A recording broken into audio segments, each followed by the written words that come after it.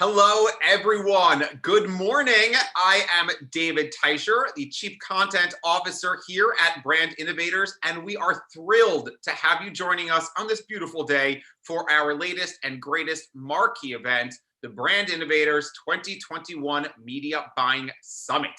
We have a truly fantastic program planned for you that will take place over the next 3 days, with what I would say is an epic group of speakers, senior media buyers, and marketing leadership from some of the world's biggest brands: Unilever, Petco, PepsiCo, L'Oreal, Diageo, Walmart, HBO Max, Domino's, Hilton, Facebook, Bloomberg Media, PhD, Danone, Group M, Experian, Inspire Brands, AB InBev, MasterCard, Coty, Verizon, State Farm, and more. And of course, we have the wonderful CMOs of both Cadillac and Petco joining us to boot. Before we get into the program, a quick reminder, we do allocate time for your audience questions at the tail end of each fireside chat. So please don't be shy. Don't hesitate to send those in. We want to make sure to get all of your questions, or as many as we can, answered by our speakers. So please make sure you use the Q&A function and get those questions into our wonderful speakers. If you are going to be tweeting along or posting on social media or on LinkedIn, we do use the hashtag BILivecast. So if you can include that, that would be wonderful. We certainly encourage all these social concurrent conversations. And before we jump into the program, we have a little bit of a quick sizzle reel for you with some highlights from our last tentpole event.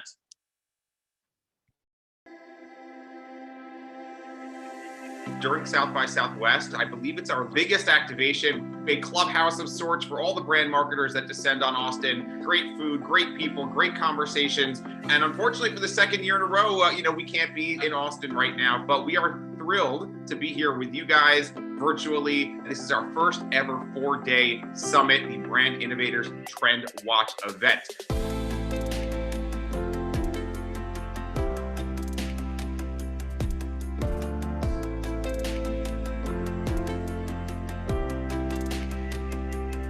Using fresh ingredients is really very important to have a great cocktail. 3/4 of 1 ounce. Voila. Ladies and gentlemen, let's raise our glass. Salute! One of the challenges in the pandemic was, of course, so much of our business came through the drive-through. A higher percentage would come into our shops because they wanted that experience. Well, how can we interject over the long term that experiential component into our drive-through, into digital, into other components of our business? We have relied on that shop experience. Then the question becomes, how do you up that experience and make it unique in a bunch of different channels? That's been, marketing since the dawn of time, but now it's that we can do it in a one-on-one scale if we have the right tools, if we have the right data, which just means we need to think about it in new, different ways. What we continue to do is stay very close to our guests, like what's happening right now in pop culture, not what happened, 2 hours ago or 3 hours ago, and basically open up a whole avenue that we call internally as live advertising. It's really understanding what's happening in society currently, like today, right now. When Pizza Hut was at its best, we were also on the forefront of innovation. And last year we were able to bring to market the first plant-based pizza launched nationally by any pizza player in the U.S. with our partnership with Beyond. We have a lot of really strong, great marketing talent out in the various markets that really understand what's going on at the local level and can help kind of take what we know about the brand at kind of macro level, but bring it to life in such a locally relevant way. The role of consumer marketing is to figure out ways in which we can increase the percentage of people who say, there's a community for me on Reddit. This is a relevant product for me. It starts to become a daily habit and something that they're finding value in every single day. We did disrupt the industry and we disrupted an experience. And I think we're still innovating in those areas, especially in results, to the pandemic, of how we're reaching consumers and how they're shopping and virtual appointments and how we're connecting with them. Most consumers today want to invest in brands that are doing good in the world. As we think about DEI, it's not just people of color, it's people in the, LGBTQ plus community, people with different abilities. As we think about our Asian brothers and sisters and what they're going through at a time like this, companies really have to pause and really embrace their internal employees. And so a lot of the work that needs to start has to and must start internally. Diversity is a fact. It's just representation. It's who we are. It's identity. Everyone is diverse. Inclusion is a choice. It's a choice that is often made by the person including versus the person needing to be included. So there's already privilege in that equation.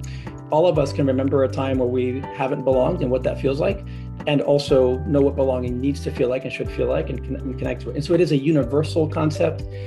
It transcends all people. It is directly connected to humanity. In the face of such hate and in the face of such violence, if what the Me Too movement, if what Black Lives Matter taught us was that this is a worthy fight, worthy of our time, worthy of our attention, and this is not just our fight. This is a cultural awakening that's been happening for a few years now. We have to continue to fight for a better future, so then the people that come after us don't have to have the same conversations. They can have a different conversation. It really takes that breaking through to the other side of bringing together a coalition of allies across all communities for us to kind of break out of the echo chamber and really turn this into a national movement. And I'm so grateful for this space where we can have that community as members and allies.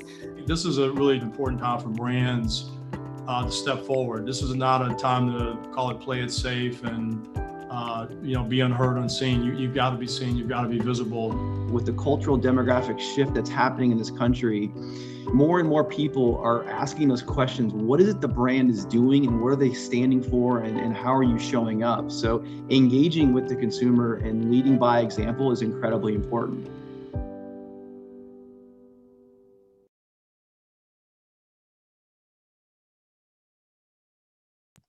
That was a truly fantastic program that we produced last month, Brand Innovators Trend Watch. If you'd like to check out any of those sessions in their entirety, they are all posted on our on-demand section on our site, as will the next 3 days of content be when the program is all done.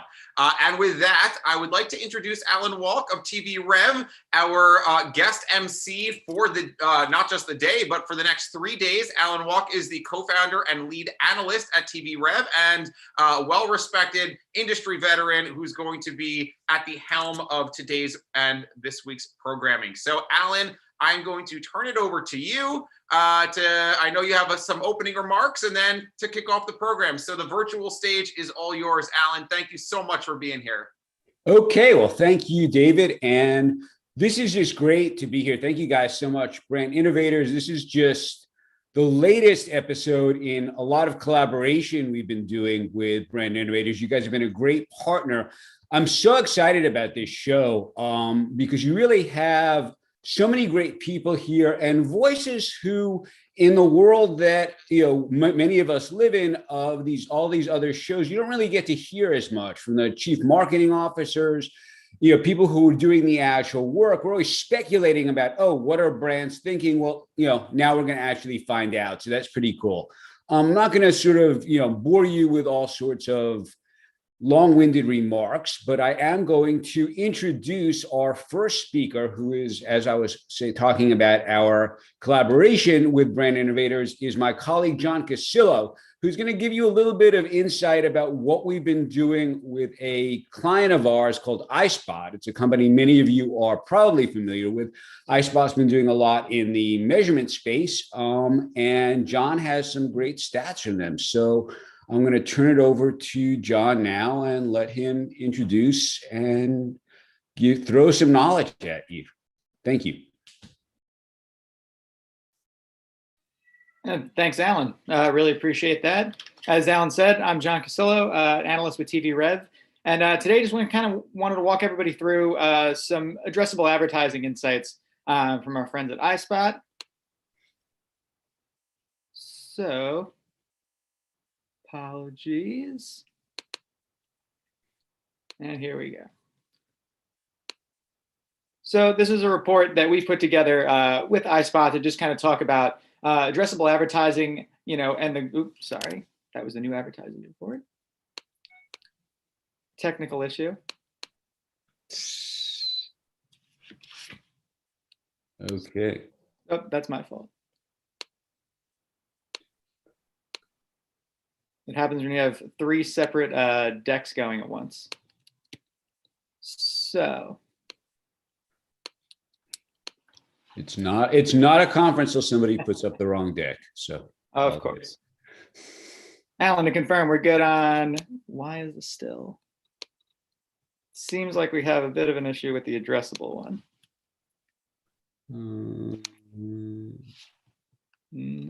Oh, we got it. All right. Apologies.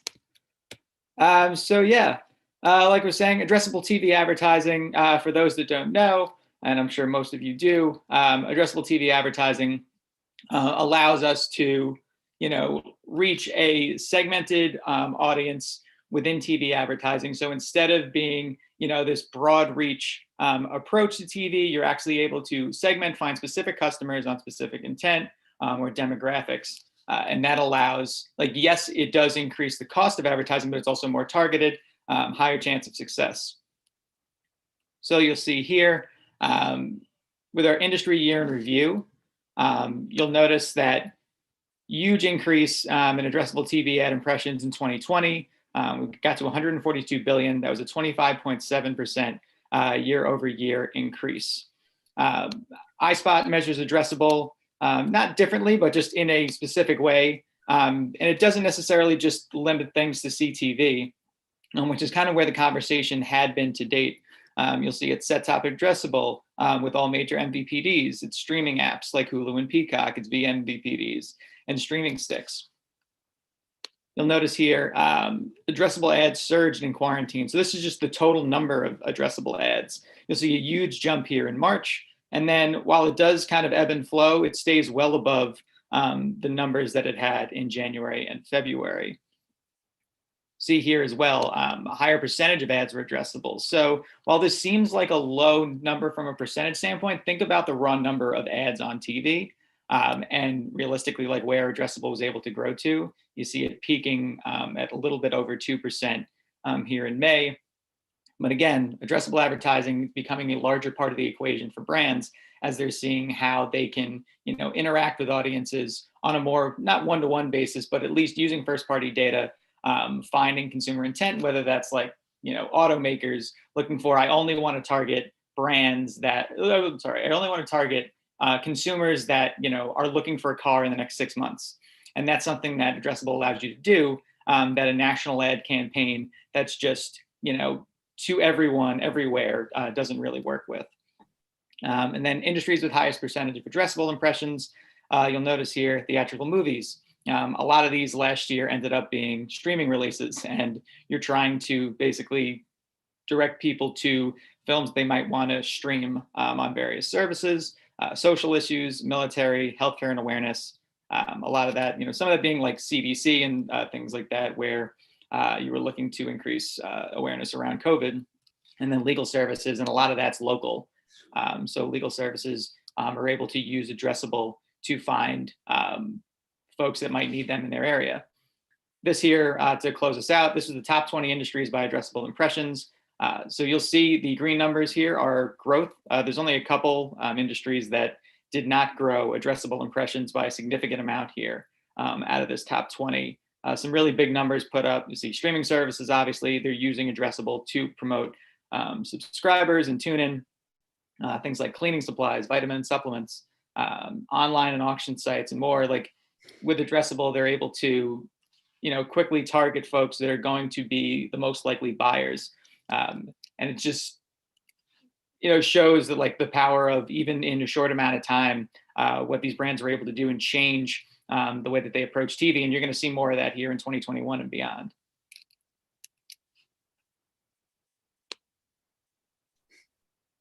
Okay, well, thank you so much, John, for finding the deck and for kicking us off here.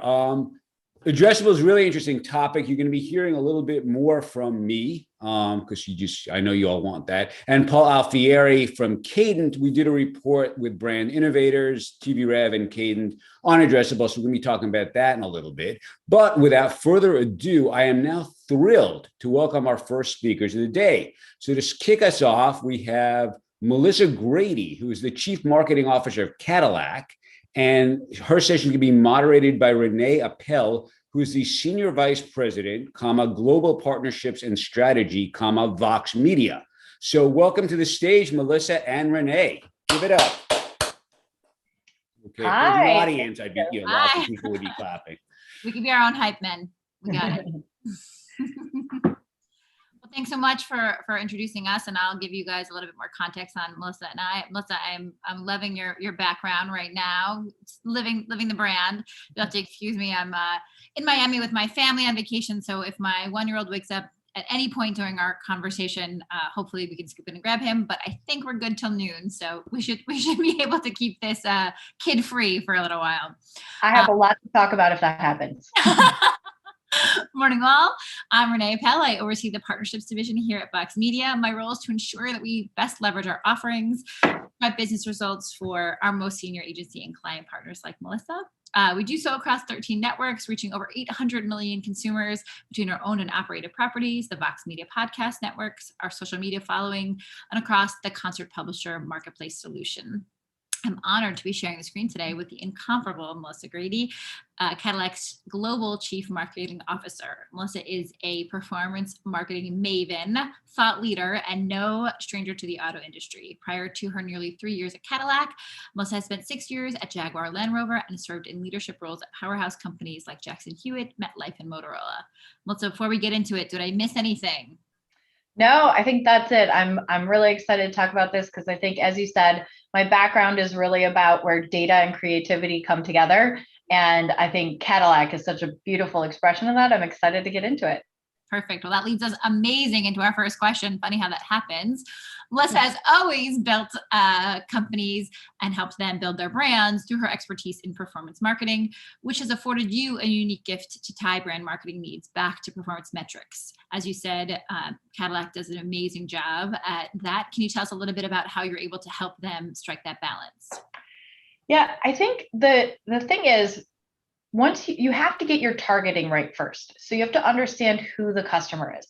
Once you understand who the customer is, everything else will sort of fall into place for you. So what we did is we built a model that really understands and predicts who the Cadillac customers are. We built this model with our agency partner. We used our own data. So we said, here are Cadillac current customers. So help us understand in this world of millions of people, and really more specifically here in the US, the millions of people, which ones are the ones that are most likely to be Cadillac? And so we did this modeling exercise. And when we started going through some of the variables that were predictive, I said, okay, hold on a minute, because I fear that we may have just built a model to predict a luxury customer. And what I wanted to do was to really hone on who a Cadillac customer was. So they said, hold on a second. And they went out and they ran the model on Polk data and looked at car ownership. And we actually had built a model that was specific to Cadillac. And in fact, the people that were in that model, so our new prospect pool, I like to call them our future owner file, these people were 19 times more likely to have a Cadillac than to have any other luxury automotive. So really amazing. That was the basis for everything we did. What we then did is, and this is where it's really important, we needed to understand what the insight was. So what drives these people, what makes them tick, and then we'll know what are going to be the right activations. And I think we'll get into a lot of different examples of that as we talk today. But you know, that's where we really started to understand. Here's one of my favorite facts about our database. We way over index on people with the title president, CEO, owner, because we have a lot of entrepreneurs. We have a lot of people who are very driven. They really, they keep reinventing themselves. And I think, you know, you see that really with one of our key brand ambassadors, Regina King, who, if you look at her life, she started as a TV actress. She got into movies more as a supporting actress. She became an Oscar-winning actress, and now she's directing, and she speaks out on a lot of important issues. And so if you look at that and this constant, and now what am I going to do? And what am I going to do next? And who am I now? She's really the epitome of who a Cadillac person is. And we see as we're moving into EV now, we're looking at how do we continue to evolve that messaging. So last year at the Oscars, we had a campaign called Make Your Way. Hopefully you've seen the Escalade campaign with Regina King, which was all about how you never stop arriving. Regina really in her life never stops arriving. When you look at the Escalade, which has defined and redefined luxury, large sized SUVs over and over, it never stops arriving. And now as we get into the lyric is really, we're calling this light makers. So it's the next expression of this. And it's about people who really bring light to the world, who illuminate the way. And we're still using Regina as our voiceover. I'm about to show you guys our Oscar spot. So I'm just going to tell you a little bit of the story. So this spot is about a woman who she takes her company public. And we see her on the day that she's taking her company public, and she's going back sort of through her life and her career and remembering, when she basically started as a valet. This spot was designed specifically for the Oscars, so it's got some twists and turns into it. It's a little bit more cinematic. And then the spots that are coming out of this campaign, you will start to see just more product focus. But I wanted to first share with you guys today this spot, which is a fun little bit of cinema and really brings the lyric to life in all its beauty.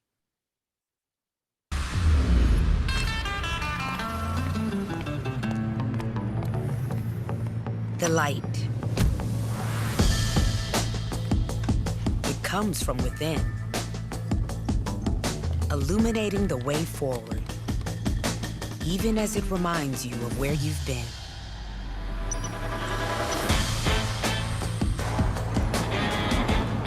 It's always there, growing brighter, a symbol of how far you've come. It's a reflection of what's possible.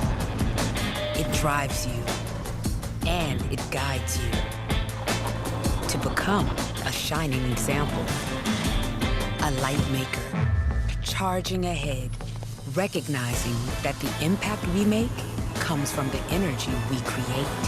Introducing the all-electric Lyric, the Cadillac of EVs, lighting the way. So I think that's it's such a great, you can kind of see the whole process. How do we start at data? How do we turn data into meaning? And then have creative that will speak to the people who really who are the people who embody what we at Cadillac are. So there's a long-winded way to get around to how do data and creativity come together for me. And that's awesome. And I think that's what makes you one of sort of the more unique and truly special marketers, and the journey that you've been on with Cadillac is so exciting to be a part of. Given the lengths you've gone to understand your consumer, as you said, when celebrating your bigger innovations like Night Vision or Super Cruise, the first truly hands-free driving experience, or Mega Ride, there are many in the auto industry who have sort of gone beyond the auto enthusiasts or the tech enthusiasts to sort of define other ownable identities and segments. For instance, partners come to us to align with culture and fashion on The Cut, or maybe sports on SB Nation, or with your friend Nilay at The Verge to get a little deeper into tech and innovation, as we said. With the great work you've done with the Oscars, knowing that the lifestyle segments are going to become more important for you guys, how do you ensure that there's an organic association between that desire to hit on a lifestyle audience? So the way we look at it, it's pretty interesting because we flip it a little bit. We don't really have lifestyle audiences that we then go out and try to find. What we do is we take our audience and we go and see where they index. So if that happens to be on The Verge, then what we would want to do is to have content that makes sense on The Verge. So you don't want to I always say, you don't ever want to slap a logo on something. You don't want to be running a spot. I have to give a lot of credit to Pinterest because this is very important to me. And one time they came back and were doing a campaign evaluation, and they showed us what we did wrong, which is not always what a partner will do. But they actually came back and said, you're running this car ad in the middle, to your point, in the middle of this fashion. It was an Oscars thing. And here's a car that is not, it wasn't Regina in front of the car. It was just car, and it looked out of place. And it's a good lesson, I think, to see, because we really work towards this. But what's really important is about integrating the content with the context. So when you're on something that is more tech oriented, making sure that you have a technology message, which we have a ton of. So like if we're looking at Super Cruise or even 300 miles of range, or things that will really resonate there. If you're somewhere where it's something more lifestyle oriented, then having something fun there. I think another good example, we have some really fun ones. So like Super Cruise, you can go tech heavy if you're somewhere more like The Verge, or we had a campaign that was very fun. Super Cruise is our hands-free driving. It is absolutely amazing. It's on the Escalade right now. It's coming out on our sedans this year, and it will be on the Lyriq. I encourage everyone to try it. We had a campaign called Time to Let Go. And Time to Let Go is about the moment when you take your hands off the wheel. And I have to tell you, it's a funny thing. I remember very well the first time that I drove Super Cruise. I was on the highway. I was driving, I think the speed limit was 70. I was in Michigan. So I'm driving 70 miles per hour. I pushed the button and I take my hands off the wheel, and suddenly the car is driving the lanes with all these cars around you going 70 miles per hour.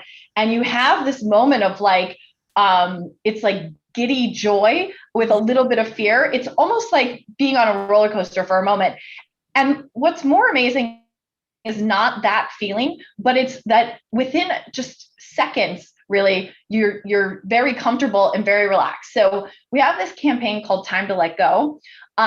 It's a really fun campaign. If you haven't seen it, go on YouTube and watch. We have, as you can see here, the Jonas Brothers, Tiffany Haddish, Sofia Vergara and her husband. She was hysterical just with her personality. It's like this, and Tiffany Haddish, like all these people, Twitch and his family, have such strong personalities that you really got the sense of what Super Cruise is. So instead of just talking about the best hands-free driving that's available, we really wanted to bring that to life. And so this campaign was really a way of like, again, understanding what do people feel when they're driving Super Cruise, and how do we recreate that delight and share it with people? So this was a really fun example. We had some other ones where we're really trying to be contextually relevant. We have something called Cadillac Live, and Cadillac Live is, it's really amazing. And this one's actually James Blake, and I'll talk about this one for a second too. First, Cadillac Live is where it's basically like this, except the presenter can't see you. So you can be sitting home at your pajamas, and you do basically a one-way Zoom call in, and you have a product specialist. It's almost like your own personal auto show, and they walk you around the vehicle. So we did some fun things with Cadillac Live. I'll come back to that in a minute. This one actually was with James Blake, and he was debuting his new song, and we partnered with him on this. And it was pretty amazing because we went out and found some of his top fans, and they thought that they were going to get to hear the new song in the Cadillac Escalade because, again, as we try to bring products to life, the Cadillac Escalade has 36 speakers. They're AKG. AKG is industry leading. And so we're trying to you hear 36 speakers, it sounds like a lot, but what does that really mean? So we had a few fun things to show customers what that really means. This one was really one of my favorites. So we had these people in the Cadillac, they played around with the sound system, so the product really came through. But then we surprised them. So this was last September.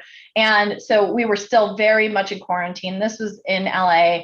We took them to a socially distanced concert where they got to hear him play the song for the first time.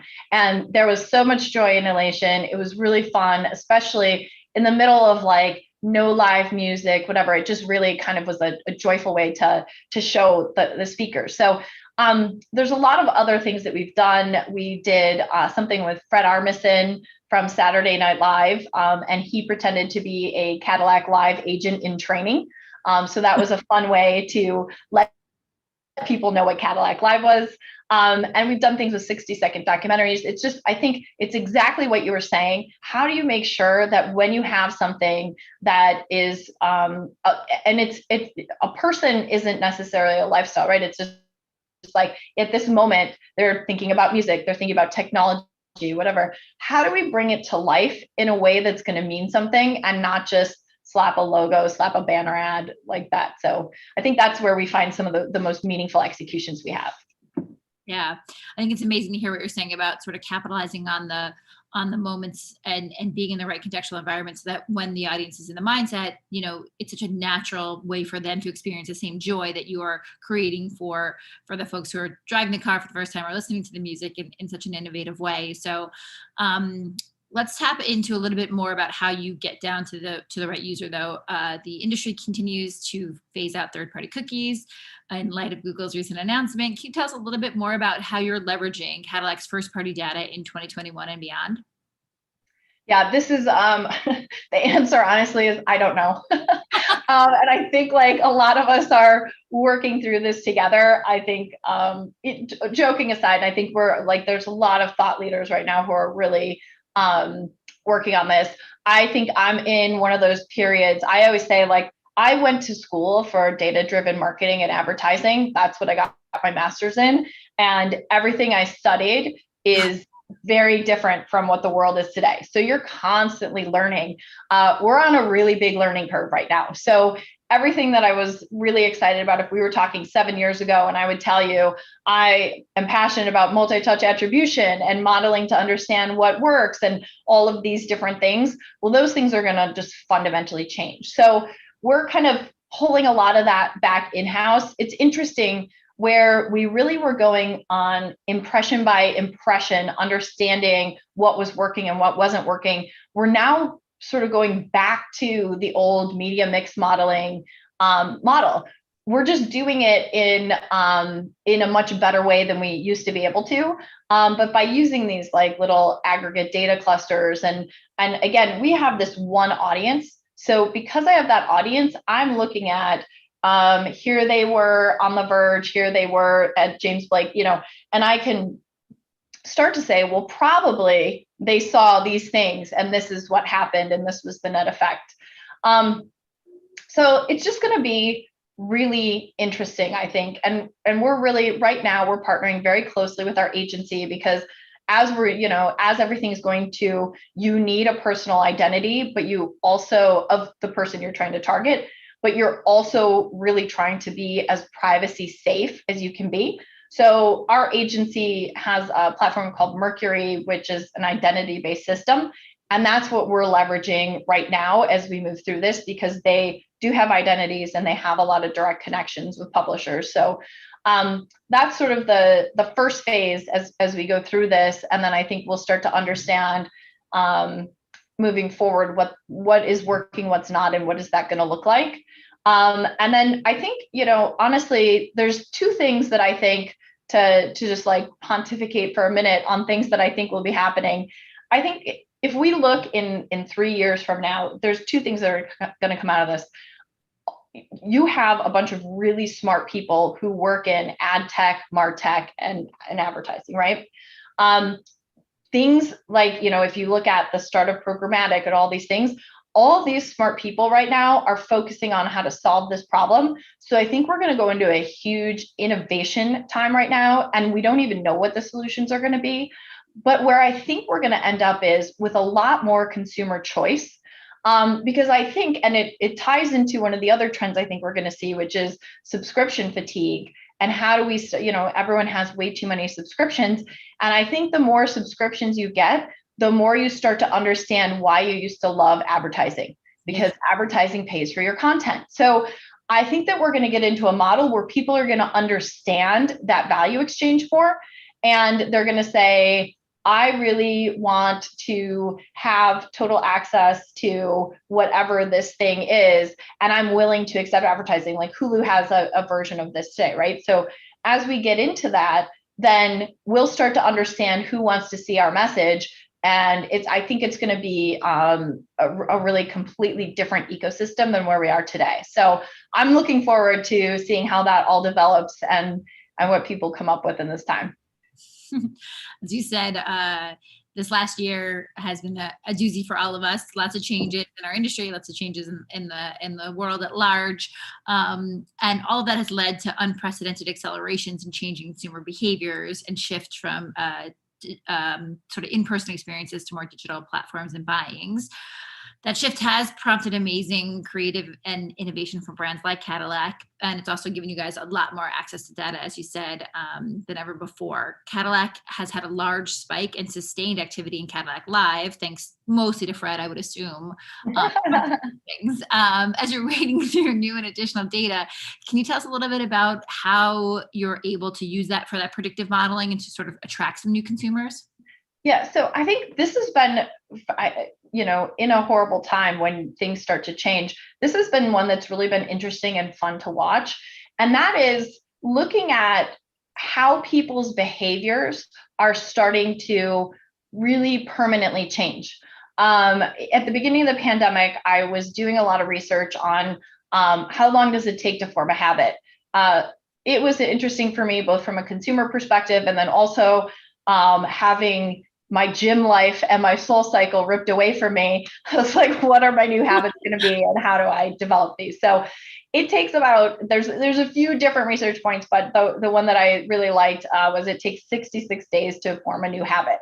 So if you think about how many 66 days we've had since last March, it's a lot. And so we're seeing a lot of fundamental shifts in behavior.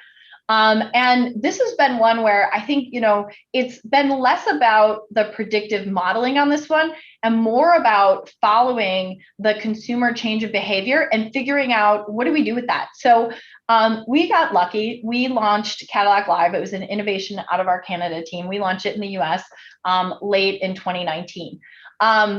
We then had this platform that allowed people to have conversations as if they were honestly in a no pressure, like sales environment, like auto show. And the beauty of it is if you see the trunk open in sort of that middle picture right there, that is Zane. He's one of our product specialists. He's really tall. He will sit in the back seat of the XT6 if you want to know how much headroom, like, oh, here's the number. What does that really mean? Zane will show you. He can throw golf clubs in there. He can throw strollers in there. It's really great. What we saw was where this was, I think something that we were really trying to drive to get people in. People just started naturally coming to this. As that happened, we were like, what else could we do? So if you see on the lower left, that is Dave Schiavone. He is amazing. He's been working on the Escalade since the first generation Escalade, knows everything about that vehicle. And he went to Cadillac Live, or he didn't actually go, but camera went in. You can see he's in his home and he answered questions and talked through. So we had a big live stream event. So this thing that was meant to be one-to-one now became one-to-many. As we couldn't do media briefings anymore, we then took Cadillac Live and started doing media briefings because we had all the vehicles there.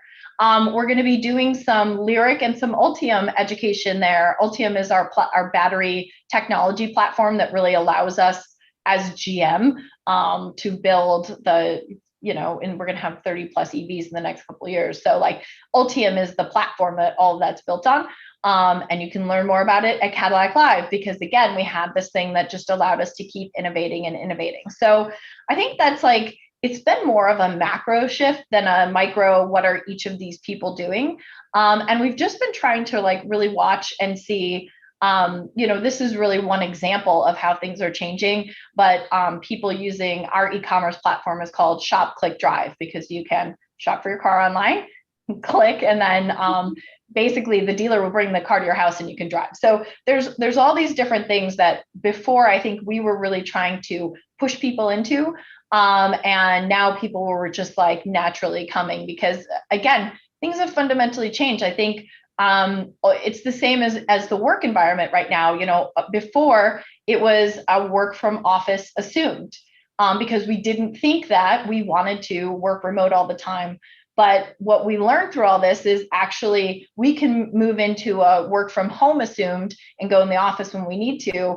I think we're seeing those kinds of shifts all over the place, and consumers are staying with this digital shopping behavior because they form the habit. Right. Well, 66 days for sure. Before we open it up to audience questions, we heard today from you about exciting new vehicles and innovations like the Lyriq, Night Vision, Super Cruise, and Mega Ride, your tireless work to understand your consumer, and Cadillac's way to sort of adapt to the evolving consumer behaviors, things like Cadillac Live. How are you ensuring that consumers that you care for so much throughout all these stages in the journey are exposed in new ways to purchase the vehicle, and what sort of exciting vehicles and innovations might be best suited for them? Yeah, I think it's interesting because, again, even before the pandemic, I was really trying to understand how the car shopping and buying process has changed. And we went to one of our partners and I said, can you help me? You see a lot. What's the consumer journey? What does this look like? And they came back and they said, the consumer journey is like a thumbprint. Everyone is different. Yeah. It's really hard to build technology and processes and everything around thumbprints. But what it really teaches you is that you need to have content where people will be. So we're looking at more like, what publishers do we work with and how do we have the right content in the right places? When people come to us, to make sure that it's interactive, immersive, so like Cadillac Live, or we have digital brochures. So instead of old paper brochures, we now have 3D in a lot of places, brochures where you can move around, you can change colors. Like it's a fun way. So if you're on your phone or on your computer, you can have a better interaction. And we're just trying to build out a connected ecosystem that really has the right content at the right time. This is a visual of the Lyriq again. And this is our visualizer that's on our site. And again, very immersive. You can spin this around.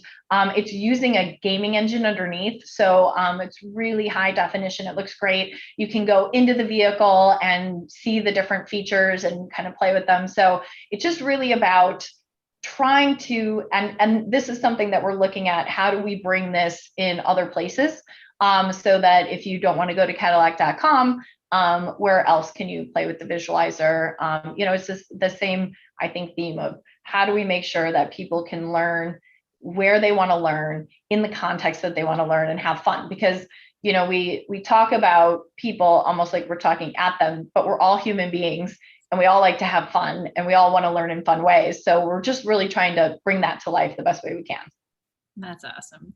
I think we have a couple questions in the chat. I'm going to head over to the chat unless our moderator has different intentions for us, but we've got about 10 minutes left together. So I'm going to pick one or two chat questions, and then we'll see if anyone comes in and stops us. One of the questions in the chat was, what are some of the unique ways that Cadillac prospects versus other luxury brands? I think you touched a little bit about this, but like differentiation between Cadillac and other luxury brands. Talk to us a little bit about that. So I think the biggest differentiation that we see, and there's a lot of different things, and I think this is an example I've been using for over 20 years, ever since I got into data and modeling. There's always weird variables that become predictive, and you don't ever really know why. So like, that's why you always have to let the data speak to you. And I'll get back to the question, but like in general, like if you go in and look for something, you'll probably find it. But if you just let the data and you go through the process and let the data speak to you, you'll learn things. And like the example I always say is like, you don't know, like blue houses might be really predictive. And you're never going to guess that blue houses are predictive. So like, you've got to just like go through the process and understand. So I'll go at the overall, what we know about Cadillac prospects is they tend to really be like a Cadillac. So a lot of this like driven, keep reinventing yourself type thing. Cadillac has been around for almost 120 years now, and has just been built on innovation. We have a lot of cool things like we had the first electric starter. You talked about magnetic ride control. We're the first car with in-car telematics, first car with hands-free driving, like all these things. That tends to be the same thing. Getting down to some variables that are funny, like one of the things that popped, so aside from the president CEO thing, one of the things that popped as being unique was owning a pool. That was one that kind of made me laugh. So I think, there's a lot of things. All in all, what we really look at is different indices. So how does college football index? How does golf index? How does technology index? Like those, and then that helps us to understand where to go. Okay, great. We've got another one. They're flying in now. Can you speak to what you're seeing around modeled scoring? Yeah, so I think, there's a few different things. When we look at the biggest model that I really look at the scores of is what is your Cadillac propensity? And so that's something that we just built a proprietary model, and we looked at who is going to be the likely Cadillac customer. And we assigned a score, and then you rank down and you have deciles. I'm assuming that this question comes from a point of more statistics, so I'm getting really statistical in my answer. So we ranked everyone by deciles and said, okay, here's who we're looking at. Then we also have scores for in-market timing, and then we've started to layer in different segmentation things. So I think that's where we really see the biggest modeled scores. We do a lot of analysis. We do a lot of test and control. So we understand what kind of lift we're getting out of different specific programs. And then we also, like I said, we're looking at rebuilding our media mix model and pulling in all that digital data to try to make a more comprehensive, cohesive model. So there's a few different ways. That's fair. One of the things that's come up for me in other sessions, and also is in the chat here, is the idea that last year some brands had to cut media spend. Some brands, went a little bit deeper into media spend, depending on where they were and the effects of COVID and other sort of social justice issues that we were all sort of facing together. Can you tell us a little bit about if your media spend decreased, increased, if you're where you are in your consideration for going forward, and if there's ways that you created ideas around efficiencies or sort of getting more out of media going forward? Yeah, I don't mean to sort of laugh at that one, but to pick a month. So I think it was such an interesting year. So the first thing was more important than what the spend was the messaging. Right. And I think we all remember, I will say that Cadillac and GM really were one of the first brands to pull everything off the air. Like March 13th was the day. And I feel like probably everyone remembers where they were March 15th, because that's when things really started coming down of stay-at-home orders and, you have 2 days and these types of things. So we had just launched our beautiful new Make Your Way Oscars campaign. It had been on the air for maybe 2 or 3 weeks, launching our sedans. And we were like, that is absolutely, nobody wants to hear that right now. I mean, honestly, if you just it's like sort of old news now, but if you really remember that first week felt like a year, and it was terrifying. We all were like, are our friends and family going to be okay? What does this mean? And so you couldn't just be out with fun music and whatever. So, we went into the, pandemic advertising, which we were part of the YouTube. I was very proud, honestly, the YouTube that had every ad sounds the same with the somber music and here's what we'll do. But for the first couple weeks, that's all anybody could hear. Oh my God, I'm a healthcare worker. I need to get to work. My car just broke down. What does that mean? Don't worry, the dealership can come to you and we have all these sanitary things. Yeah. I need a new car. We had a lot around healthcare workers, honestly. So we had first responder and healthcare worker discounts if you need a car, because suddenly you couldn't just be on public transportation. So that was the first shift that we made. Then we just pulled way back on advertising, because again, none of us knew what the pandemic was going to mean or what was going to happen, how long is this going to go on. So we pulled way back on our advertising. Tying into the first presentation, that's when we actually started to lean a lot on addressable, because the other thing that was really interesting, and in hindsight, we really see it, is that this was aside from that first, what is this going to mean? It was very regionally moving around. So Whereas New York was hit really hard, but other parts of the country, people in Texas are still, it's not there. It's more spread out. They're still going to work. They still need trucks. They need that. So we had these indices. So again, how do we use data? We looked at regionally, where do we have inventory? Because for a while we stopped making cars and we started making ventilators and masks. Yeah. And so where did we have inventory and what was the sentiment? And so we'd use addressable and had a way pulled back media spend, and we were using addressable where it was relevant. As you get back into the end of the year, there was things were, first of all, there was a lot of people who really wanted cars because it's your own personal space. And so that was something that we saw, spending really went way back up. And so I know I've given a very long-winded answer, but it was a very interesting year, honestly, going through it. And so at the end of the year, we were back at our normal budget levels and launching the Escalade. So that's awesome. And what a wild ride, car pun intended, to sort of be with your consumers through this journey, support them where you need to, but then also support your business where it makes the most sense, because at the end of the day, the consumer and the business are probably the two most important things to any marketer's job. So it sounds like you guys have done a really excellent job of caring for both. Before we wrap, I'm going to give everyone else a few minutes to ask any other questions, but is there anything else that you'd want to sort of share with this group or celebrate, or anything that you're looking forward to outside of Lyric and some of the innovations you shared already? I mean, I think when I look forward, there's a few things I think, and there are important issues right now globally, but GM has really put a stake in the ground for sustainability and electric vehicles and beyond electric vehicles, using renewable energy, using sustainable goods. And, I think that's something that to me is just really exciting to be working on. How do we transform our products? How do we transform the way we do things to make the world a better place? And I think on that same note, something that's been really, I think, beautiful to me is coming out of last year, and when we look at George Floyd, and when we look at really equity and justice for all and some of the imbalances, again, Mary Barra came out and made a very strong statement and said GM's going to be the most inclusive company in the world. And I think when she said that, I was like, well, I can obviously get behind that, but what does that mean? Yeah. And the learning process that we've all been on, and I think what's really beautiful, and this was in the intro video that they showed, but something that we talk a lot about at GM is what inclusivity really means.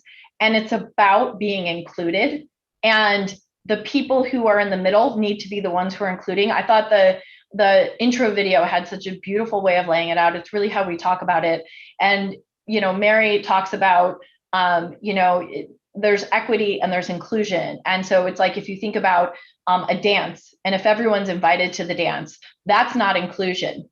It's about being asked to dance, and about that human moment of when everyone feels included. And so as we in society, and as GM really tries to lead that, I think that is so beautiful. And I think, these are things that when you think about what you do every day, it's really easy to get excited about trying to save the planet and save human beings. So I'm really excited about those two things. That's awesome. Well, let me just ask you one other question, just dovetailing off of that. So we at Vox Media are sort of proud of similar commitments, and we've tried to understand with our brand partners, how important is it for brands as they make these amazing creative decisions and they support their consumers and they make these amazing decisions as leadership brands to do the right thing. When you're picking publisher environments, there's a lot to consider, right? The right context, are your consumers there from first party perspective? How much, if at all, does it factor in sort of having an ethical alignment to the publishing place in which your ads are showing up? It's really important. I mean, I think across GM, that's very important. And so, we have very specific inclusion and exclusion lists, and we really like to make sure that we are in brand safe environments. So I think it's just something that, especially moving forward as you start to, and I think it's talk about this sometimes. It's a fun time to be leading a brand, because brands are like human beings. And the past year has made us all really take a step back in our own lives and say, who am I? What's important to me? How do I protect what's important to me?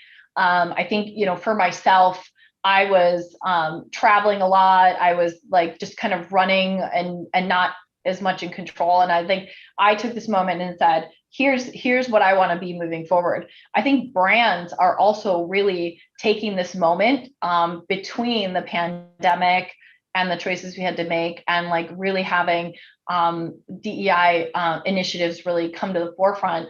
I think brands are really taking a step back and saying, who do I want to be? Who do I want to partner with? What do I stand for? What do I mean? And so those types of things are just becoming more and more important. Yeah, I think this is a beautiful way to sort of end us, given the intro video, as you said, and the idea that like the intentionality of the forced intentionality of this time period is hopefully what we all take as the silver lining to the year plus we spent talking to each other on screens, and hopefully we take the best of what we learned from an innovation, but also from a human and personalization perspective, and bring that forward into the hybrid world that we're all excited to get back into. So I will turn it over to our brand innovator host. Melissa, thank you so much for your time, for your thoughtful partnership, for your thoughtful leadership of Cadillac. We really appreciate it. Yeah, thank you guys so much. This was a wonderful conversation. And I can't wait to hear everything else. I can't wait to hear more about addressable TV, one of my passion points as we move forward. So very excited for the rest of the session, but thank you everyone for listening. That sounds good. I think you might have to go a little higher. Yes. Okay. Yes. I have to tilt the thing down to get to, because I'm on two screens because I have my little script in front of me. Thank you guys so much, and especially thank you, Renee, for taking time out of your vacation to do this. That's pretty cool. I didn't know Rob was next too. Wow, you got a crazy lineup today. It should be a good conversation. Yes, we do. One of the things that you guys talked about that I wanted to sort of point out, because this is a big pain point for us, is that too often people think when they hear data-driven advertising, especially around TV, they immediately go to direct response, and because a lot of the people selling it come from digital, and they don't realize that it can also work for branding, that you just set your KPIs to see what brand lift was and image and all that. And then it works, it works just as well, that there's no reason you can't do that. So it's great to hear you say 100%. That. I think that's been one of the things that's been so fun for me. There's a few things I'll say. I can keep talking, guys, but there's a few things I'll say. One of the reasons that I'm here in this job right now is because GM really believes in that same thing. Oops, and my dog is also very excited about it. But that you bring brand and data and creative and data together. And addressable allows me to run my beautiful lyric commercial that you guys just saw and other things, but hold out a control group so I know what did that actually do. So I think it is absolutely, we've just again it's all about. I would say to anyone who thinks that's direct response, it's all about what you're bringing to the table. So if you bring the right thing to the table, then you can do amazing things. Yes. And then on a more personal note, I just wanted to say your celebrities are really brave, because the first time I tried a hands-free driving, I think my hands were about 0.5 millimeter off of the steering wheel. Once you get used to it, it's like, wow, this is the coolest thing ever. And now I'm good. But the first time was like, that's not going to work, is it? I think the funniest one to me, honestly, was Sofia Vergara, who was like, I am not doing that. I will not do that. And then she saw her husband doing it, and she was like, oh, wait, let me try. Pull over. So it was fantastic. And then she was like, oh, I'm never putting my hands on again. So it is such a fun moment, I think. And it's just fun to watch those guys do it too. So. Definitely. I love her. So that was great. Anyway, I think we have our next panelists all queued up here. So again, thank you guys so much. Everybody give them a big hands up at home. Scare your dogs and children by clapping, into the room. What's going on in there? Anyway, so and just for the audience here, we've got a really great lineup. In addition to these guys too, we have speakers from L'Oreal, Hilton, Facebook, Warner Media, and more. So be sure to stay tuned. But right now, I want to welcome our next speakers of the day. And we're being joined by Rob Master, who's the VP of Media and Digital Engagement at Unilever. And his session is going to be moderated by Jed Dederick. It's a lot of hard vowels there, hard consonants. Senior Vice President, Global Global Client Development at the Trade Desk. So Jed is coming on screen here. Rob is already on screen. And take it away, Jed and Rob. Sounds good. Hey, Alan. Hey, Rob. Hey. How you doing? Doing great. How you doing? I'm doing well. Thank you guys so much. And just want to also thank Melissa's dog for making it okay for my dog and my toddler and my baby who may show up later. So special shout out. Rob, I'm excited to have this conversation with you today. Thank you so much for taking time. Yeah, excited to be here with you. Yeah, and that was a great session. We just got done with. So definitely tough act to follow. I know. We'll do our best. So we're going to talk about the state of streaming. We're going to talk about the state of digital video. I'll kick off with just a little bit of like setting the scene, and then can't wait to just get into it and talk. I think it's safe to say 2020 was a tipping point in terms of television consumption and TV advertising. Leading up to last year, you saw cord cutting kind of acting like inflation. It was pretty consistent, 3 to 4% a year. And then in 2020, that number skyrocketed almost 5x to 15%. And then what some people find surprising is that as you go into 2021, that number is set to potentially double. So 27% of people who still have cable are planning to cut this year. So you look at the realities of COVID in 2020 and people wanting to stay at home and wanting to binge content and have content on demand. You look at the additions of the economic pressures people felt, and they had the options of expensive cable subscriptions and increasingly great ad-supported and free content coming from the networks introducing streaming services like Peacock and HBO Max. Together that confluence of events just accelerated so much of the trend that was happening. What probably would have happened over years happened in months. I think last thing I'll say on all of that before we get into what it means for Unilever and for the broader audience here, maybe what we think is one of the most under talked about parts of the whole thing was the impact that live sports has had on the acceleration of cord cutting and the acceleration of streaming.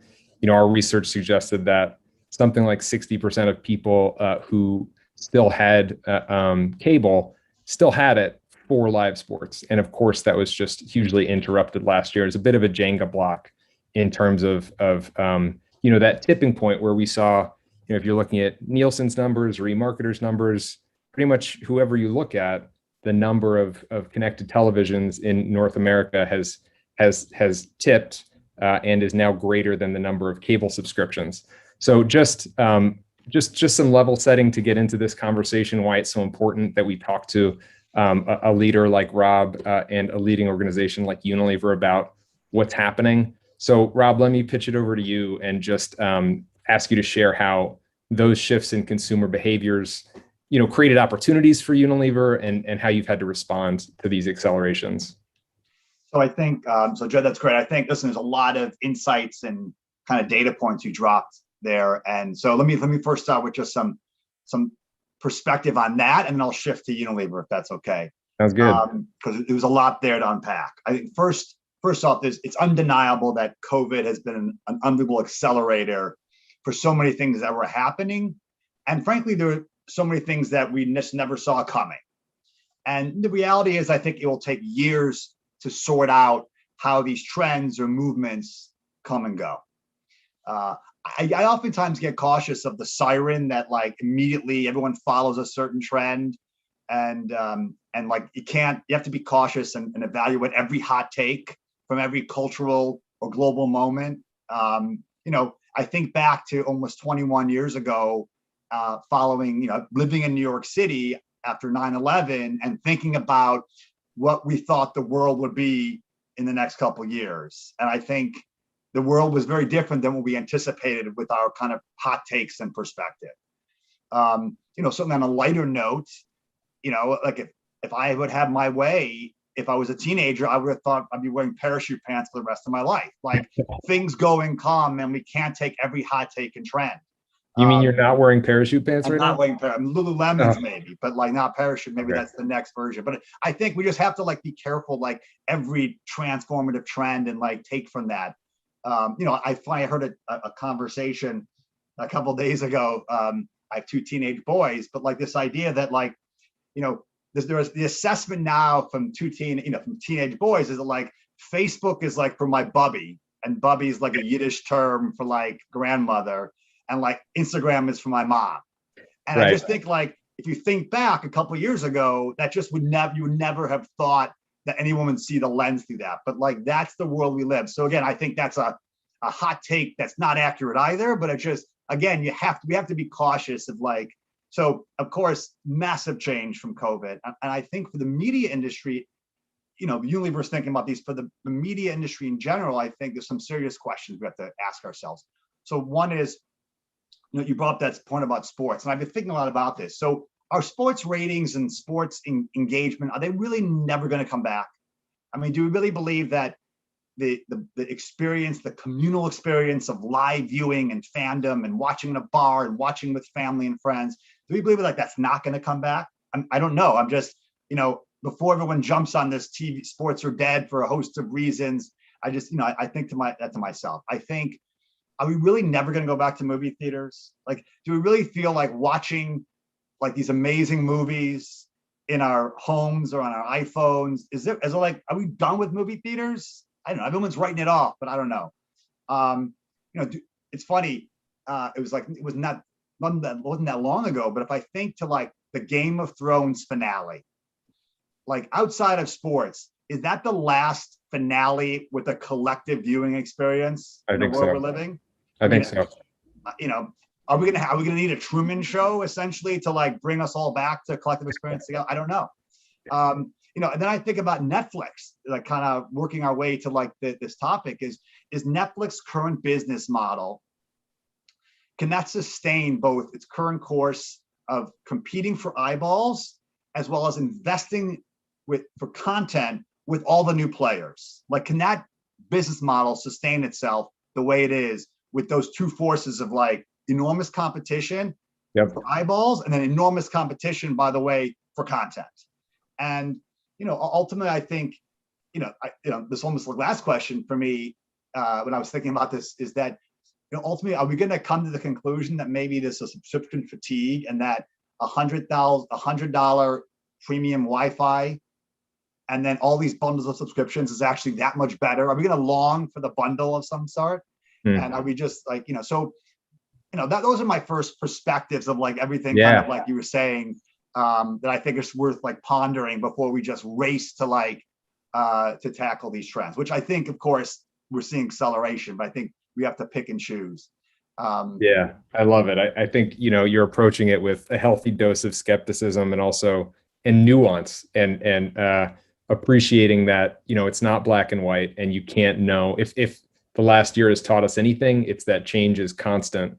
And so, you could jump to any number of conclusions when in reality, I mean, I'll add a couple points to what you said.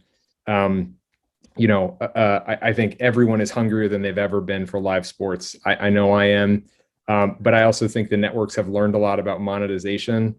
And I think streaming monetization of live sports, things like the Olympics, things like the playoffs, I mean, they were already coming onto programmatic in 2019, but watch what happens. I mean, that's going to be a really different sort of monetization strategy for those guys going forward that I think will take into account some of what we've learned and some of what we want in terms of flexibility and in targeting for advertising. And then I'll just add to your Netflix point, which I thought was great, that, compounding all of what you said is also the need for just global expansion into markets whose economic pressures actually make the US economic pressures look like nothing. And so, the need for lower cost or ad funded models to combat what you called out as subscription fatigue, which is already real, not to mention sort of streaming wars annoying people about like, how do I watch this? Oh, I can't get that on X device. I can't. That's that. I think I love how you're approaching the whole thing, but I know you were about to get into, what it means for you guys. Yeah, no. So I think it's a great segue, I think, into like how we're approaching it. So listen, we've been experimenting with you can call it whatever you want, video neutral planning for years. I think we've been looking at over the last 6 or 7 years, and certainly with the rise of YouTube, early network streaming, even movie theaters and cinema. Like, how do we think about sight, sound, and motion? And it's been a very tough nut to crack. I think we applied a lot of science, a lot of data, but we have not gotten it right yet. And we just haven't. And the truth is, it just continues to evolve, and we're continuing to expand our engagement because, it's YouTube obviously now, and with the early days of CW and then Hulu, and then now it's like we're doing Peacock, we're talking to HBO Max, Paramount Plus, Discovery, and there's just, how do you then start putting all these things into your model? And then you have, like, by the way, video without sound, and you have Facebook Watch, and so how do you begin to like put the art and science into these experiences? Because there's no question that connected TV or streaming, or again, however you want to classify it, there's a lot to be said and opportunity. So, we had a handshake agreement for many years between the consumer and the media company. And part of that handshake agreement was some advertising and some sponsorship. And this was brought to you by, and I think over the last 20 years plus, we've broken that handshake agreement as an industry with the consumer. And there's just too much now, too much clutter, too many ads. And we've all been part of that process. I'm not going to just say it's the media companies. Obviously, advertisers in our pursuit of cost have they've expanded pods, and we've gone from 30-second ads to now 15-second ads and 6-second ads. So I feel like that is an opportunity for us to reset the balance here. And I feel like that's a huge opportunity, and to create a much better ad experience. Yeah. And so I think that's big for us. That's part of our process of thinking about this. The other is, the reality is, younger consumers are streaming. We're going after young consumers in addition to older consumers, where we used to be able to reach everybody in the television space. Now it's fragmented, and so streaming is important there. And so I think the opportunity to target with the power of what we've gotten accustomed to in digital in the television space, I think is very exciting. Me too. The reality is, we're not there yet. At least we're not there at scale, and that's kind of the business we're in. And so I think that if you think about like scale and targeting and the use of data, it's an unbelievable promise, but it has to also be priced right. I think we're very cognizant of like some of the first movers and the enormously high CPMs, and like that's not scalable proposition either for many advertisers to take advantage of, like television. So I feel like you need to find a balance, but overall very bullish and exciting about the future of connected TV and the enormous opportunities it presents for advertisers like us and the industry at large to re-engage, to like reconnect on that handshake with consumers and create a better experience. Yeah. Well, look, is it fair to say, Rob, like, a lot of that broken, I love the way you talked about the handshake and the sort of broken agreement. A lot of that comes from pressures put on traditional advertising channels to just ram in more cheap reach, just kind of like you talked about. And anybody who watches linear these days knows 20 ads per pod. I mean, it's made a lot of experiences kind of unwatchable.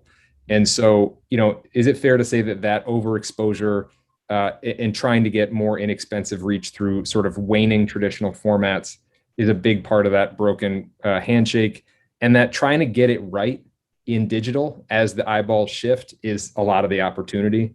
Is that fair to say? I think it is. I think, in the end, consumers want a good experience. So for us, people oftentimes say, what do you look for in a streaming partner? And the first answer is a good consumer experience. Yeah. A good consumer experience that we could then be part of in an appropriate way, I think is really what we prioritize. And then certainly, I think the promise of connecting what we've seen in digital to streaming at scale is just an enormous opportunity for bettering the consumer experience, and thus making it better for advertisers. And so, that better consumer experience that we're shooting for in digital, that we're shooting for in streaming. I mean, I think about that and I think fewer, better, probably more expensive ads, right? But they perform better. And so part of that is, to your point a minute ago, you got to make the math work in that equation. That has to make sense for you for reach. It has to make sense to you for targeting. It has to make sense for you for efficiency. And so as you said, the targeting that's available in digital, the frequency capping capabilities that should be available there, those should be key inputs to making that math work. And they should be key inputs to a better consumer experience, because if you can spend the same amount or less and show fewer ads that hit the target better and that achieve optimal frequency, right? That's how we start to make that math work, it seems to me. Yeah, great. And what an awesome sort of transition into the upfronts as a topic. They're upon us. They're upon us. They are. I would love to dig into it with you. I mean, we see and hear you guys do audience first so much globally across all channels. Obviously, that bleeding into television creates a new paradigm. And then again, I'll just cite research and say, we see 60% of marketers saying that they're planning to decrease upfront commitments in 2021. And that half of those are planning to shift more into programmatic video. When asked why, they're saying they want to be more data-driven with everything they do. They want to be able to measure performance better. They want flexibility to optimize mid-flight. They want optionality to be able to, potentially react to the changing ecosystem. And even many of them are saying, a third of them are saying they want to cancel without penalty, which can be hard. So I would love to just hear, what you're willing to say and how you guys are coming into the upfronts this year. Yeah, so I think I actually always love the upfronts. I love the pomp and circumstance of it. I love the opportunity to kind of see the programming, kind of hear from the leaders of the media companies, how they're evolving their business. So, obviously a little bit different this year. And who knows, again, if they'll go back to ever the way they were, because things simply aren't the same.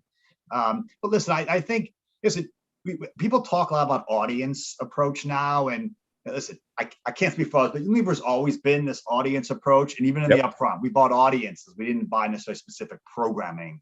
And I do think sometimes we lose sight of the media business, because it's always been, particularly actually even television, has been rooted and steeped in data and audience information. It just, we try to translate that into like what we've seen over the last decade. But that was built on this foundation of, I think, really good thinking and working in the kind of traditional media space, both television, print.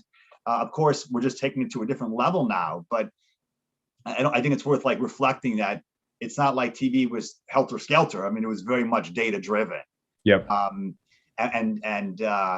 So we follow consumer eyeballs and frankly their ears. And so we did that with Facebook, Snapchat, we're doing with TikTok, Reddit, whatever it is. We're pushing for our brands to be at scale, but also in quality environments and surrounding good content that ultimately is relevant for the consumer. So in that context, we look at the upfront, we think it's going to be a different type of upfront. We think all the big players now have streaming opportunities and services, and how does that all link together? We're living obviously in very volatile times. So although we're certainly now, we can go maskless outside if we are vaccinated, there are parts of the world that are just facing their own kind of a COVID crisis now.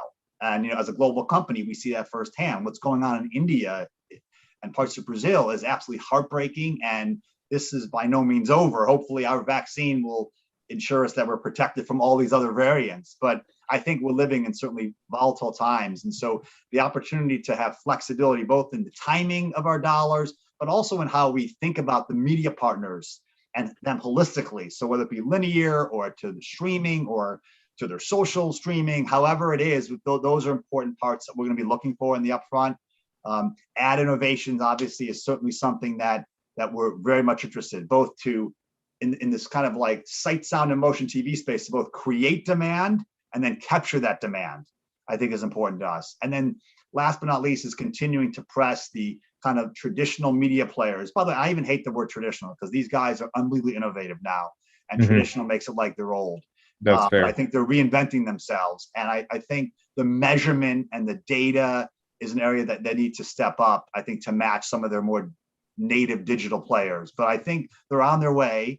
And And it's important for us as we think about the entire media mix to kind of work with them in the early days here. But I think we're coming to a place, and I'm sure you're going to ask me about measurement at some point, but that's a conversation for later. But I think that's an area also we're going to be pushing in the upfront. Yeah, that makes a ton of sense.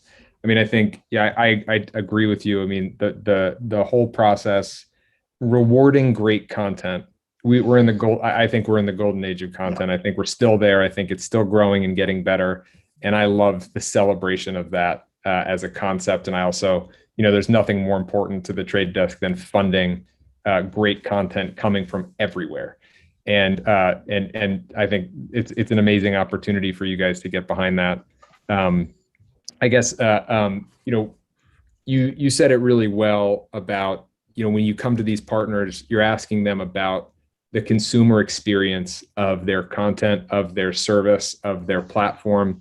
And you talked about sort of the handshake and the value exchange. What role do you see Unilever playing in improving and sustaining that consumer experience on those platforms? And like, what are the key levers that you think you can pull to make that a strong and better, handshake and relationship upon which so much of your growth and global sort of output growth is based on from advertising, right? Yeah. So I think, so just like the media companies didn't get into this situation on their own, I think they're not going to fix it on their own either. Yeah. Right. And I think so us as advertisers, I think, have a responsibility, have an opportunity. And so, listen, brands are storytellers. We tell all kinds of stories. And I think for an organization like Unilever, who really has purpose at its heart, with our brands, have rich stories behind them.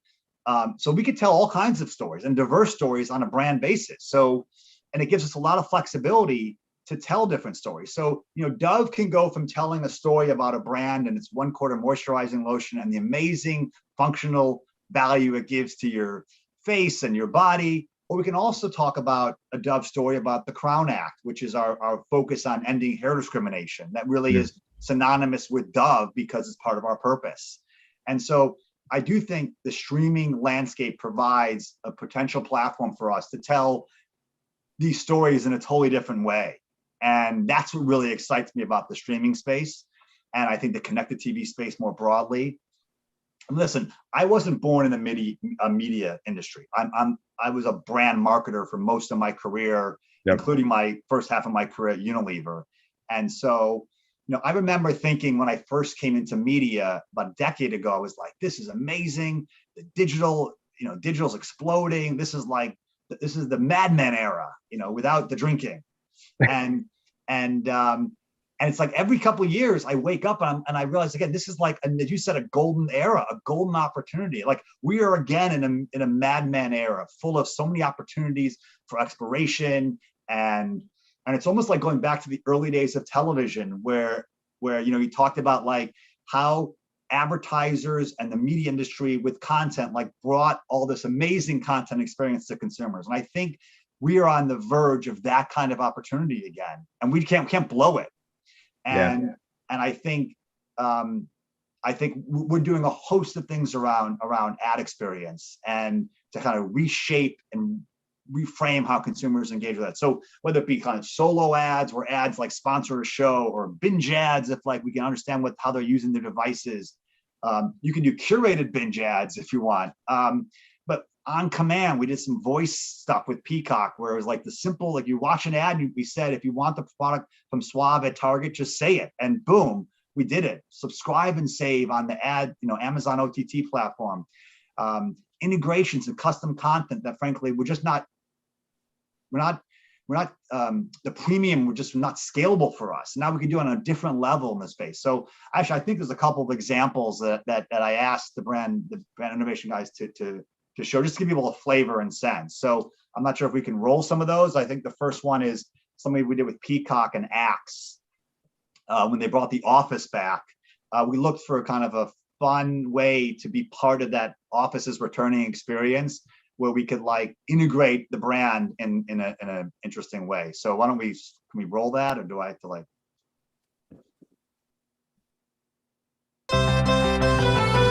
The hardest part about working from home is making it feel like an actual work day.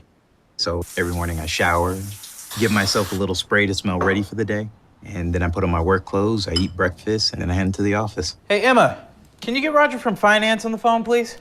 What? I'm in the middle of calculus. Leave me alone, loser. I'm gonna have to let her go. At least we have the office.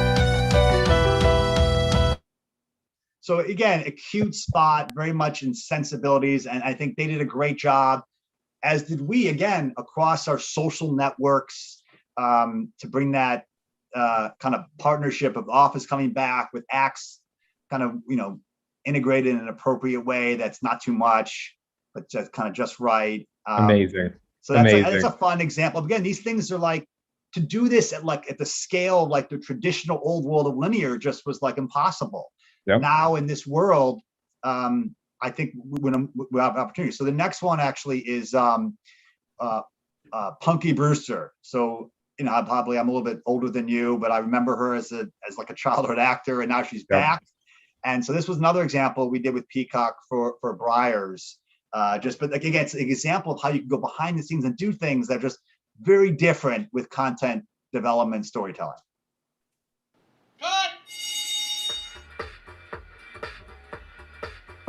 Soleil, we're ready for you. 1 sec. I just need one last touch up. You can't rush Punky Power. Watch the new Punky Brewster, now on Peacock, thanks to Briars. So another cute way to kind of storytell. We work together to promote the platform, promote the show. And I think, again, I'm going back to the golden era of television and the opportunity to reinvent it with these kind of opportunities. I think it's a lot of, we were blessed. We work in an unbelievable industry to change trends, change minds. And by the way, it's a lot of fun. And so I think these are some examples. I think there's like some other images just to give people a flavor of some of the things we're doing. Are there any more examples to like share? I sent a bunch, I know, just.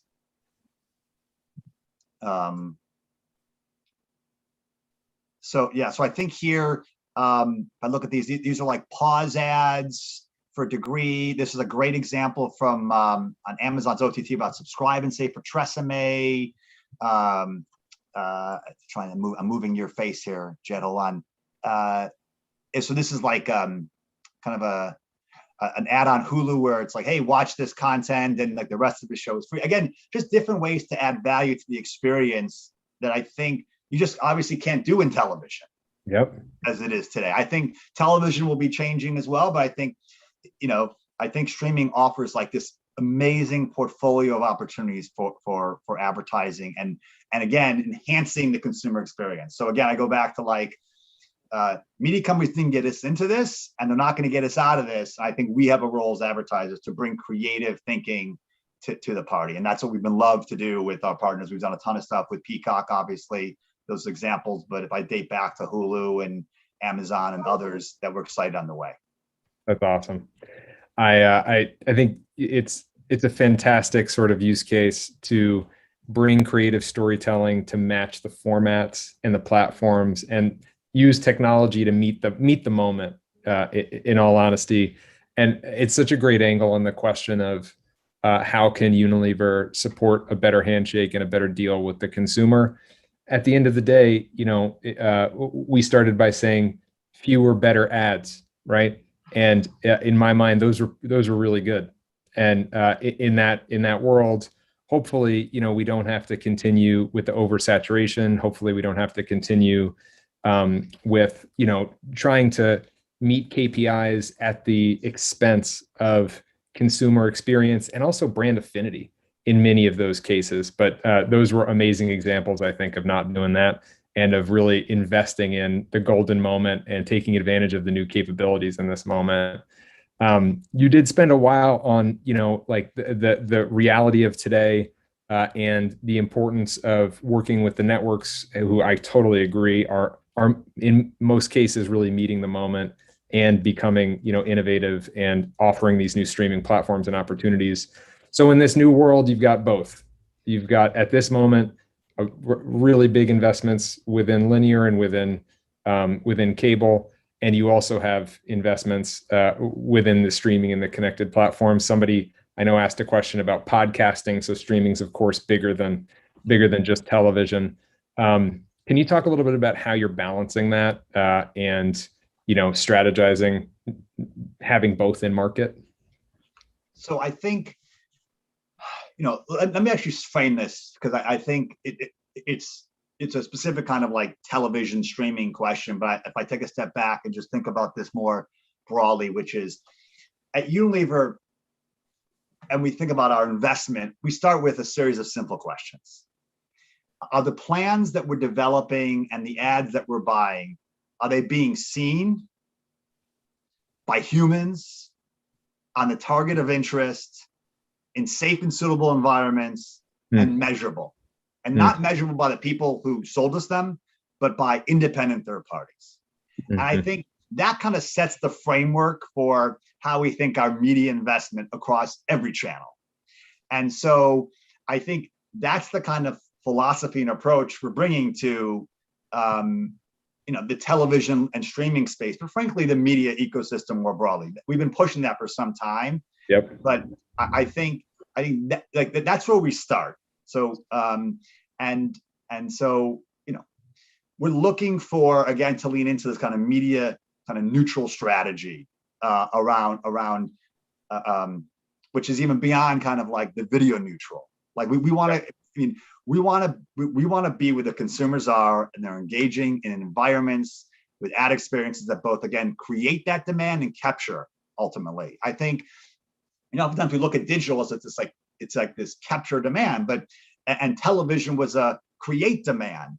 And so how do we kind of bring those together? Because in many cases, people are not necessarily ready just to buy right there. And so time and time again, we see that if we get too focused on like the click to buy or that performance component, that we lose sight of like building a brand and our storytelling, and it becomes about a price point or a coupon. And that's not a way to build a sustainable brand. And obviously Unilever's built on brands that have been around for decades, if not 100 years. And so you don't get there by just doing that click to buy. I think it's really thinking through the entire journey.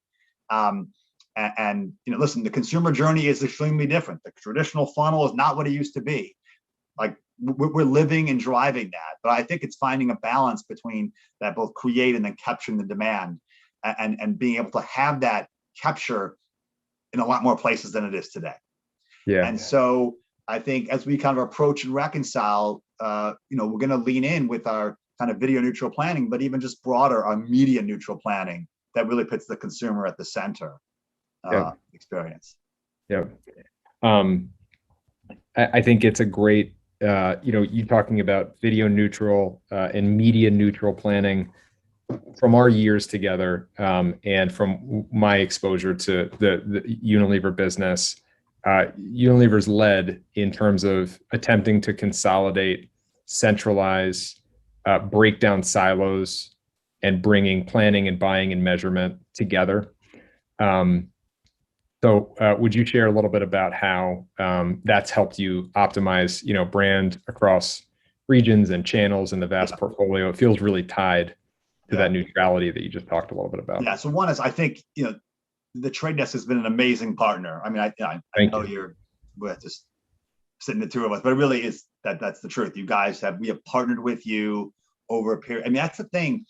I don't want to lose sight of, is that the importance of sitting down and sitting with your partners and nurturing those relationships. Because listen, I remember the Trade Desk started, we were working with somebody else, and it was like, and you, to some degree, you can't sign long-term deals. You got to place some bets, and you figure out who can I nurture, and if it's not working, you go on to someone else. But you guys are someone that we started nurturing and working with, and I think you guys met the moments, the expression you use, and I think have done a terrific job, and I think have helped us in this journey. Because frankly, that's what it is. We're doing a ton of work in the space, but we are, we're just not even at midfield, I think. So we've been building capabilities internally with partners like yourself.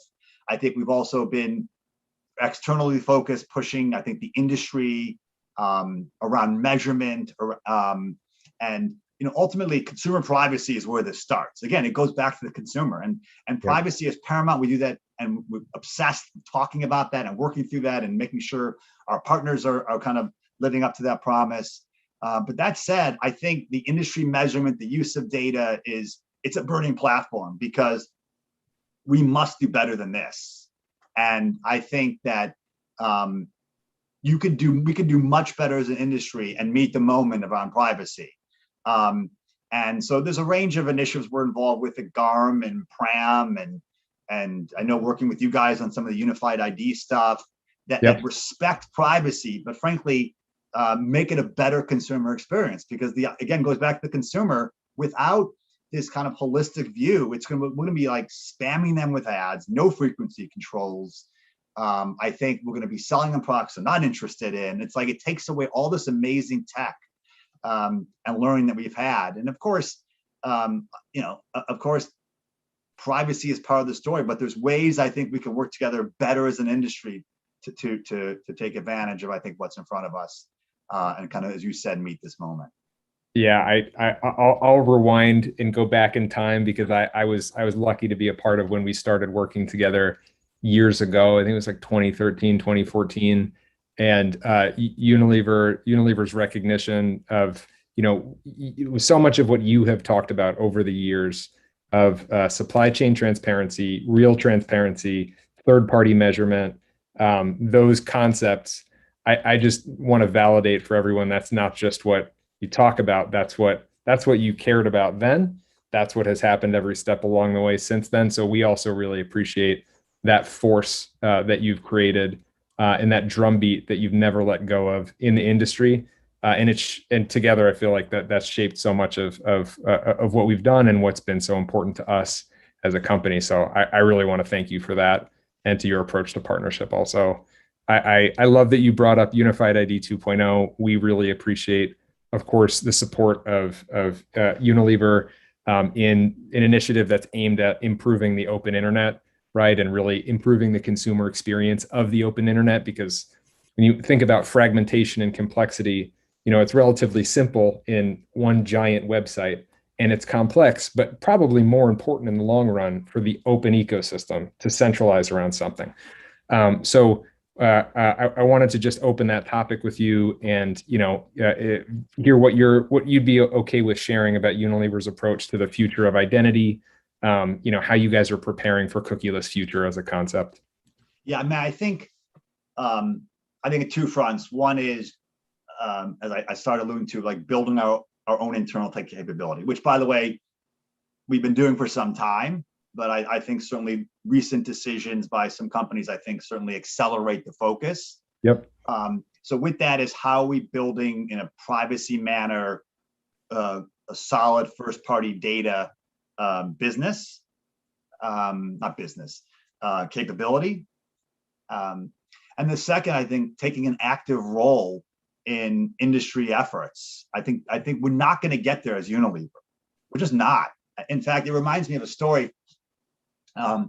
Many years ago, we have a digital advisory board of like digital leaders from across the globe. It's a global advisory board, and I was speaking at it, highlighting the competitive advantage that we've gained from using viewability and fraud, like fighting bot measures and like third parties to help us optimize our media buys. I remember like explaining to the digital advisory board how we're doing this and the competitive advantage we have from it.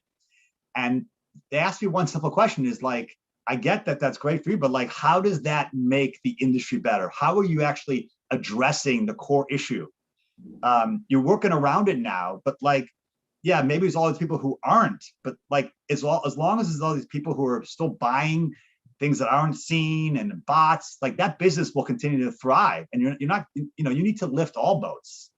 And I think I walked away from that meeting like I'd been missing the point to some degree. I was so focused on like Unilever's experience and like competing in this like Wild West, or like I like to joke that for Game of Thrones fans, that the media team, we are the Night's Watch. We sit on that wall protecting our brands and from like the crazy ecosystem of the media environment that's out there, the White Walkers, and so I realized that actually we need to bring others on that wall with us. Yep. And I think that was like a totally redefining, like Keith Weed, who's our former CMO, Luis Tacoma, who runs media globally. We were all there. We all walked away and said, we need to be much more proactive here. And that's when Keith went on this whole blitz at Cannes a couple of times, talking about the industry efforts we need to undertake to really evolve the space. So I think there's things that Unilever's doing, pushing with our dollars, pushing internally. But I think most importantly, we're going to get there through a coalition of the willing and working through a number of industry initiatives. Yeah. Well, that's certainly, when you think about bringing the entire ecosystem together to meet the moment, as we said earlier, of this hugely fragmented, hugely data-rich opportunity, which also, presents tons of potential pitfalls and ways to disrespect the consumer experience. There's just never been a more important time to think like that as an industry and as a partner. When we look at our support of the industry initiative around Unified ID 2.0, part of why that's so important is being an email-based solution. It's applicable to streaming. It's applicable to all of the channels that we just talked about: podcasting, audio. This is the principal way that musicians, journalism, content producers are making money in this new reality is through ad-funded formats, and they need the ability to do targeted advertising, to do frequency capping, to do better measurement, all of the things you talked about to improve the consumer experience. So you need an identity solution that meets that moment and can do all of that, and can represent a clean supply chain. I would go as far as to say, never worked with anyone who's been as focused on a clean supply chain as our partnership with you guys. And I think understanding an identity solution that underpins streaming presents the opportunity to understand that supply chain in these new formats in a way that got a little messy in digital for a long time. And there were a lot of potential bad actors, introducing fees and funds. And so I think, that coalition thinking can really apply to these new channels in digital. Yeah. I mean, in the end, a former colleague of mine, Babs Rangai, used to say that, we're the good guys. We're the good guys. Advertise the good guys. So I do believe we are the good guys and can be a force for good. So. Me too. Well, Rob, let me get to a couple of the questions that have come in. There's a question about how flexibility and fluidity impact the deals that you do with media conglomerates. So I'm sure some of that is privileged information, but curious if that has the increased importance for you guys that it has as it's a big buzzword, I think. It is, but it's real. And I think we saw this last year, how real that really was. Yep. And you see, like we are this connected global world without sounding like corny. We are. So when a boat gets stuck in the Suez Canal, and the impact that has on prices and for everybody. And so I think that there are all kinds of global issues in this kind of volatile time that require us to have a need for flexibility. I think it was unlike others. And so you have to, and excuse me, they're doing some lawn work, my neighbor outside here. I can't hear it. Oh, okay. I don't know if you can hear the person parked outside blasting music, but that's my version of that. So, I think it's going to be a critical part of our strategy and our conversations with the big media conglomerates. Again, not just like, hey, we need money back, but hey, like you have a hit on streaming that's not there, or something's happening on linear, or let's remonetize and think together, like that Axe example. Like, so it wasn't just like we just did the content, put it on Peacock. They put it like in their curating content trends, and we both leverage it our social platforms. And so I think there's a lot of power to do things and take advantage of all the work they're doing beside just the 15 and 30-second spot. And we're really gonna be pushing them to do so. And by the way, you referenced before about streaming. Like, so streaming is a whole other space that a lot of these media companies are getting into. And so I think we need to be ready and flexible to deploy dollars, again, wherever the eyes and ears are of consumers. Mm-hmm. Yep. Another question that came in was for you. What was the biggest learning or surprise in the past year? I think the biggest learning surprise is how our team and organization rallied. And when I say our team and organization, I don't just mean Unilever. I think we did an amazing job from supply chain to our sales to our marketing, but all the partners that we work with, from PR agencies to ad agencies to our media partner, media agency to frankly our media partners, and how flexible I think we're able to rally around the moment, both in operating our business, but also stepping up in a time of need. You know, businesses can't sit on the sidelines anymore on issues. And so, you know, certainly Unilever's been at the front end of this, but, you know, we need to step in. And I think, you know, we launched a program in the, in March and May of March through the end of last year called United for America, around kind of Unilever giving back and engaging. And you guys actually were a partner. And we had our first last year was a day of service where our employees broadly virtually volunteered, and our factories, what we did was that day was our factories, everything produced that day, the equivalent of our 11 or 12 factories, that day of production, we donated to Feeding America directly for other organizations. And actually, we're now a couple of weeks away from our second annual day of service. Well, on May 14th, we're going to be doing the same thing where all of our employees, our factories, our corporate business partners are going to be kind of rallying around the moment. So I think, to me, was like the biggest surprise, and in a very tough environment and context we're living, that I felt really good about how we as an organization at Unilever, our partners, and then the broader ecosystem of people we work with, agency partners, media companies, rallied around the moment. Yeah, you said earlier, we're so fortunate to have the opportunity and to work in the industry we do. It's fun, and we have the opportunity to make a real impact and difference and shape some very important forces for the future. Yeah. I remember that day last year. I remember the team getting together and doing that work as partners. And it was a lot of fun. And it also presents the opportunity to feel like we're collectively making an impact on something bigger. And actually, by the way, even now, I think, as I think about like a couple of weeks away, the ability to get outside and, so we're working with the Boys and Girls Clubs, Feeding America. Again, we're part of the Ad Council's vaccine education. So we're going to be out we're out working with them to let's get people vaccinated. Let me start this. It's crazy, it's been politicized, but let's get people let's answer the questions they have. Let's educate people on vaccines. Let's get them comfortable with what the science is. And so people can feel comfortable getting vaccinated. And then let's get back to being together. I mean, I hugged a person for the first time a couple of weeks ago outside of my bubble family. And it's just it's crazy. We are meant to be social beings. And certainly everyone loves a little working from home. And, some people who are introverts, which I'm not, have certainly enjoyed the experience. But I think even the introverts I know, they want some more human connection. So I feel like there is a spectrum where the introverts started going crazy too. Yeah. That's what I noticed. I saw when I saw the introverts say, "Oh, I really need to hang out with you or talk to you." I was like, "Oh, this must be bad. We must really be."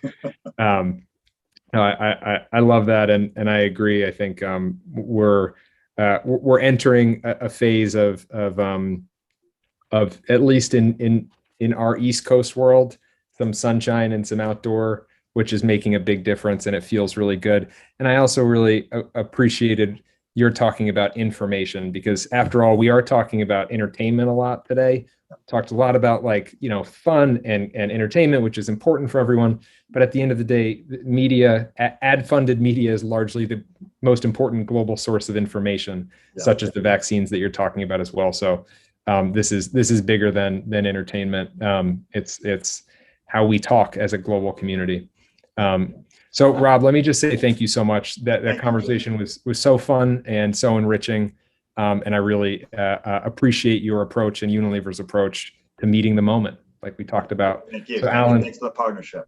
Absolutely. Okay. Well, thank you guys both very much. Rob, you had me at Facebook is for boobies. That was great. And also, I if it makes you feel better, I was doing one of these last fall, and the leaf guys showed up, and I was just riding the mute button the entire time. I talk and hit the mute button because they were right outside the window and could not get their attention. I can't hear. If you hadn't said anything, I wouldn't have heard it. Jed wasn't just trying to make you feel nice, feel good.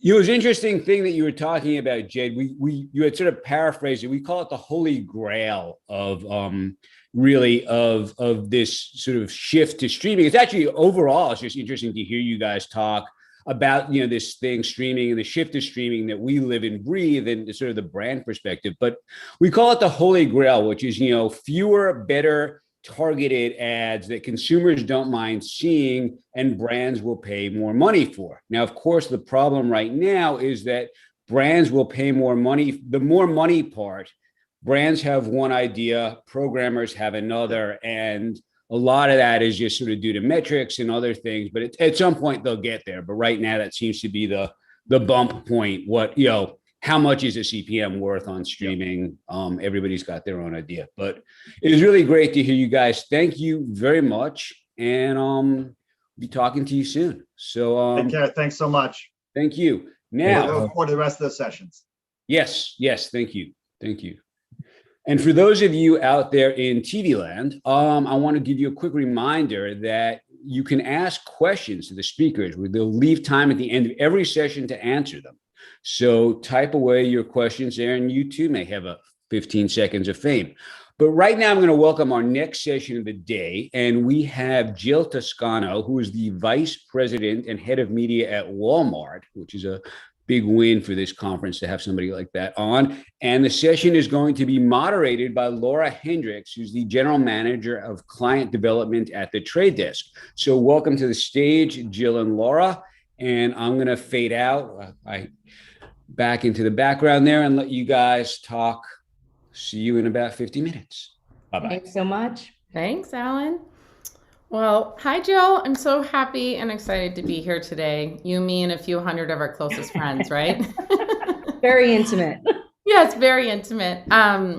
But really, so just to add on, I am the global client development lead for our partnership with Walmart from the Trade Desk, and I see overall that partnership across both the Walmart DSP that's coming out later, but more importantly, the day-to-day work that I do with my colleague and friend, Jill Toscano, who is the Vice President and Head of Media Strategy at Walmart. She's a very busy woman, so I'm so excited that you've taken time out of your day to spend some time with us talking about a really exciting topic. But Jill oversees organic social, content and affiliate partnerships, and paid media and strategy.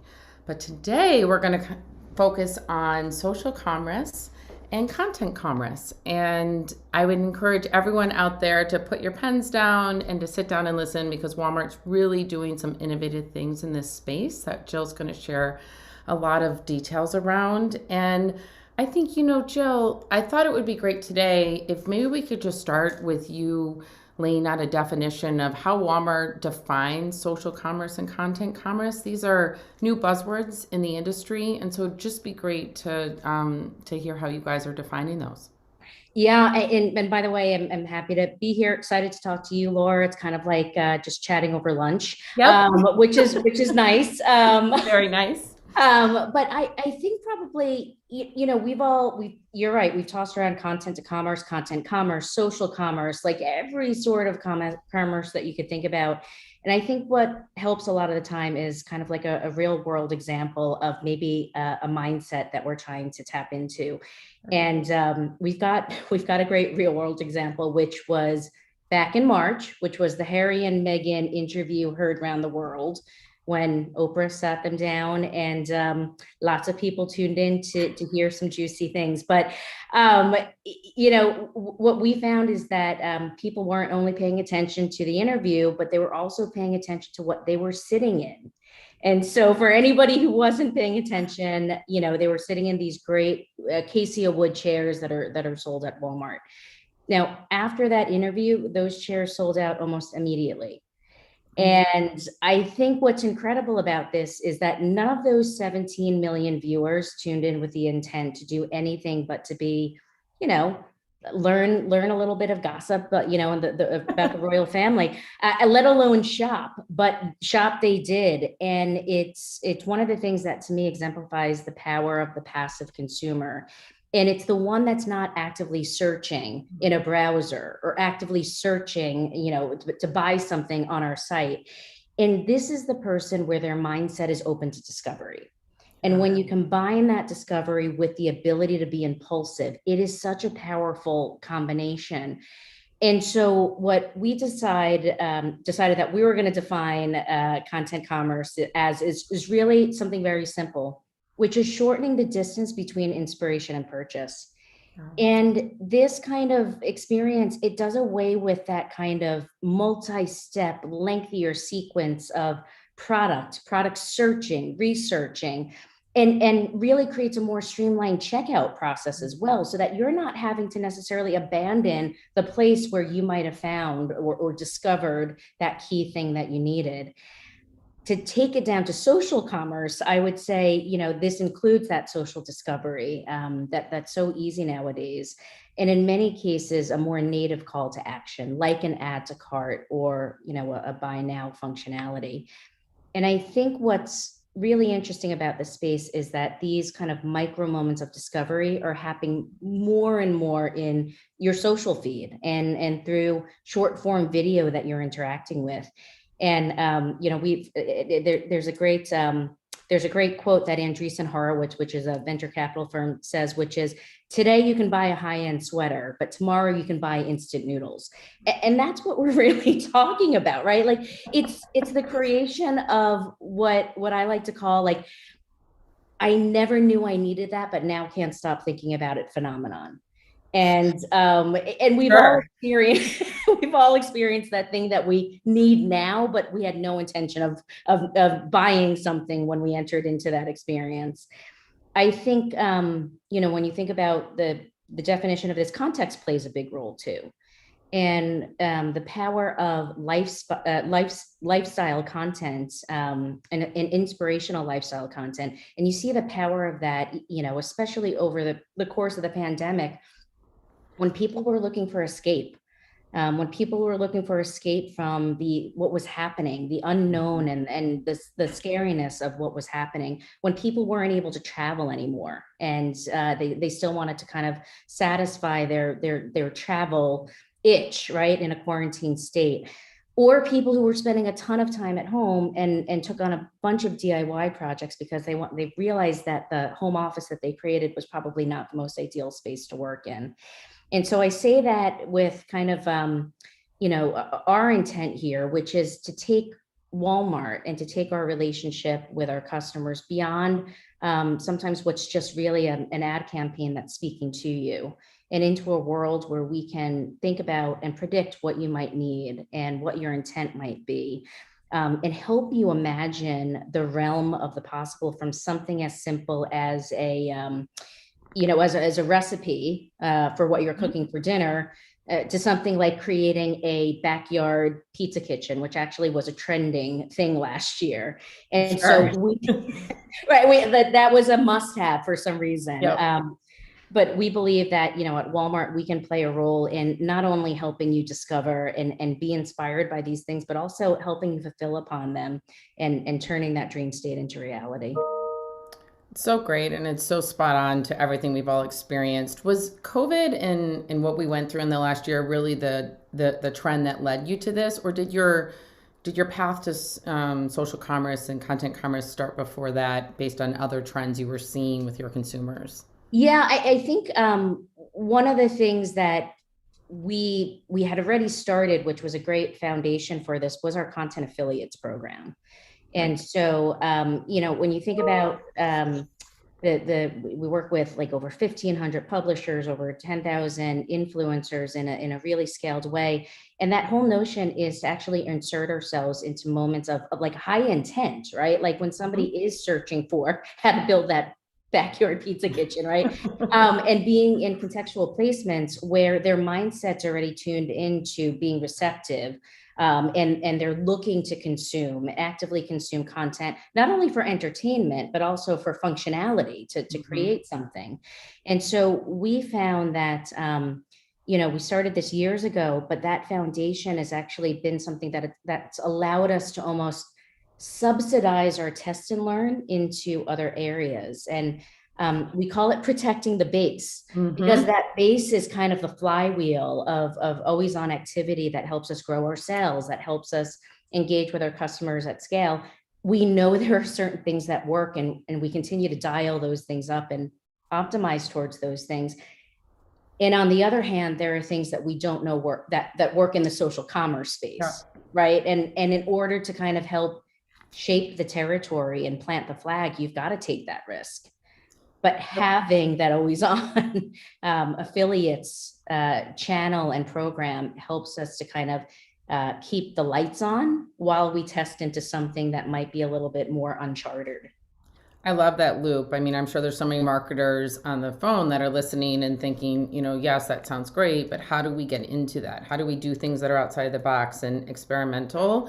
And it's great to hear how you're utilizing what you have already set to help you do new things and to branch into new territories. So I'd love to hear, can you start to give a couple examples or something that, where are the consumers finding this type of content? And can you give us an example of something you've done? Yeah, there's a couple of examples, but I'll probably just talk about one, which was definitely a big leap for us. And for anybody who wants to understand the kind of magnitude of the space that we're in and the potential for social commerce to grow, all you have to do is really look to China. For China, it's a $315 billion market, and almost 12% of all e-commerce in China is direct social commerce. And I'm pulling this fact because I know my PR partners would kill me but I'm pulling this from eMarketer, but it is something that is ingrained in us, right? We know that there's a big potential. We know that our growth perhaps is lagging in the West to China in terms of adoption of social commerce, but it's still an industry that's expected to hit over $52 billion in 2023. Now, what's really interesting about that to me is that there's an aspect of that, which is live streaming. And live streaming itself is expected to hit $25 billion by 2023. And it's one of the fastest growing ways that we think consumers are combining entertainment with shopping. And so, one of the things that we've kind of taken a test and learn approach with by working with partners first is live streaming. And our partners, in many cases, have built-in audience scale. They themselves are building a roadmap that caters to e-commerce, and that's accelerating the e-commerce experience. They're growing their capabilities. They're iterating on top of it. And we had recently launched back in December, right before the holidays, the first shoppable live stream on TikTok in the US. Amazing. And it was, but I'll tell you, back then, we had 3 weeks to plan it. So that, show a little bit of it. Do you want to show a little bit of it?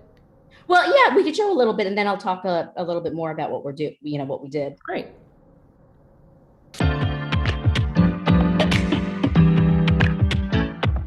Welcome. If you don't know what's going on, this is the Walmart Spring Shop Along Beauty Edition, and we are here shopping. We're showing you guys amazing products. We already did my skincare, which is why I'm glowing, but you can still grab the things we talked about before down here by tapping on the cart. Okay, now we're ready to dial up the glow with makeup.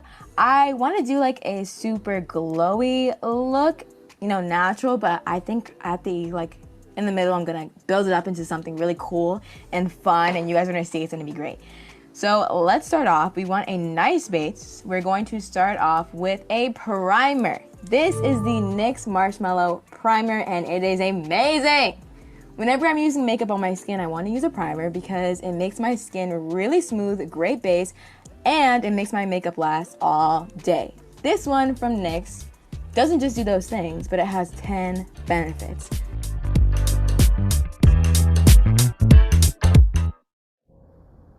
So that was the wonderful Gabby Morrison, who we had actually worked with in our last live stream, which was in spring. And we did a kind of second edition of what we did around the holiday time period, what we call the Holiday Shop Along Spectacular. The second one in spring was the Spring Shop Along Beauty Edition. And we worked with Gary Morrison. We worked with another creator called Nabella. The first one, we worked with 10, very diverse TikTok creators. Michael Lee, who is one of the most popular TikTok creators out there. We worked with Avani, who we've partnered with in the past on fashion. And the great thing here is it is one of those things where when you start out, a lot of the times, you say, well, what are the case studies? What are the best practices? What are the learnings? How do I incorporate all of those things that those who have forged, before me have figured out and leverage that to create my strategy? And the thing that we were so excited about was the fact that none of that existed here in the US for TikTok, for a shoppable live stream on TikTok. And I sometimes think to myself, like, how often do you get to say that you have actually helped to create those standards and those best practices with the most downloaded social platform in the world right now? And so it was a little bit daunting, but at the same time, it was super exciting. I mean, I think that's amazing, because I think that's what so many marketers are always looking to Walmart. What are you doing to push the envelope? And that is really outside of that, big envelope, to do something that's first of its kind. I mean, that's just amazing. Are you willing to share any results or any learnings you had about who this appealed to and why? Yeah, it definitely. And it definitely appealed to Gen Z. And Gen Z is a segment that is really accelerating the growth of social commerce right now. And I think there was something in a recent Shopify social commerce study where it's really about the fact that the pandemic is what kickstarted this kind of shift and acceleration into e-commerce. But it's going to be Gen Z that continues to drive that forward long after the pandemic is over. And so obviously working with TikTok, it's really the sweet spot there, which is a Gen Z and a younger millennial audience. We didn't start out with the mindset of driving sales. We gave ourselves permission not to do that, because this was a test. This truly was a test. And we're fortunate enough to have leadership within Walmart that says, absolutely, do not handcuff yourself to having to drive sales. This is about learning. And so this wasn't about ROAS, not yet anyway. Right, exactly. That's fun. That will come, right? This really was about engaging with a younger audience and understanding signals that would indicate whether or not they had intent to shop. And intent to shop with us, and whether they were engaged. And we were really pleased with what we saw. During the first event, we got 7 times more viewers than we had anticipated and projected. And we grew our TikTok followers by 25%, which was kind of like a side benefit, right? That wasn't our primary objective. Our second live stream back in March nearly doubled the previous viewership. Maybe even more than what the Oscars just got. I'm just kidding. No. And our follower growth. That's a low bar though, right? Right. Exactly. Right. And our conversion grew as well. But there's definitely things that we learned, things that, the good stuff, the bad stuff, the ugly stuff. And we had a great conversation with Jason Goldberg, who's the chief commerce officer at Publicis. And he had said to me something that I loved, which is, in first mover opportunities, it's like the story about the dancing bear. It's not amazing that the bear is a great dancer. It's amazing that the bear can dance at all. And I love that. I love it. I use it when it seems right. I think that's the perfect kind of encapsulation of the freedom that you should give yourself, right, when you're testing and venturing into new territory like this. I think a few specific things that we had learned is there's got to be a reason for the time-bound nature of it. You've got to create FOMO through the experience, through the products. And maybe it's because it's the launch of something new, a new line. Maybe there's limited quantities. Maybe it's a really unique collaboration, like what Elf Cosmetics did with Chipotle, which I thought was brilliant, and you can only get it through the live stream. Or it's a great bundling of products that a creator has curated or an expert in that space has curated. I think at the same time, you've got to look for ways to extend the long tail of sales and engagement after the live stream. One of the things that we did with our fashion live stream is we had a complete the look experience on our site where you could go and actually shop the things that would create a holistic wardrobe that you didn't get to see on the live stream. And so I think things like following up with tips and tricks on how to use those products well after the event is still useful and relevant to those who might not have even been able to join. I do think that there's, if you're going to work with creators in this space, you've got to balance it with their ability to sell. And there are some creators that are fantastic at live selling in a way that comes across as authentic to their core audience and not too salesy, right? And they're still entertaining at the same time. The experience itself, we found to be really seamless. The fact that when you were shopping and you clicked on the cart or you clicked on one of those product pins, our page actually opened up on top of the experience. So you didn't abandon that core experience.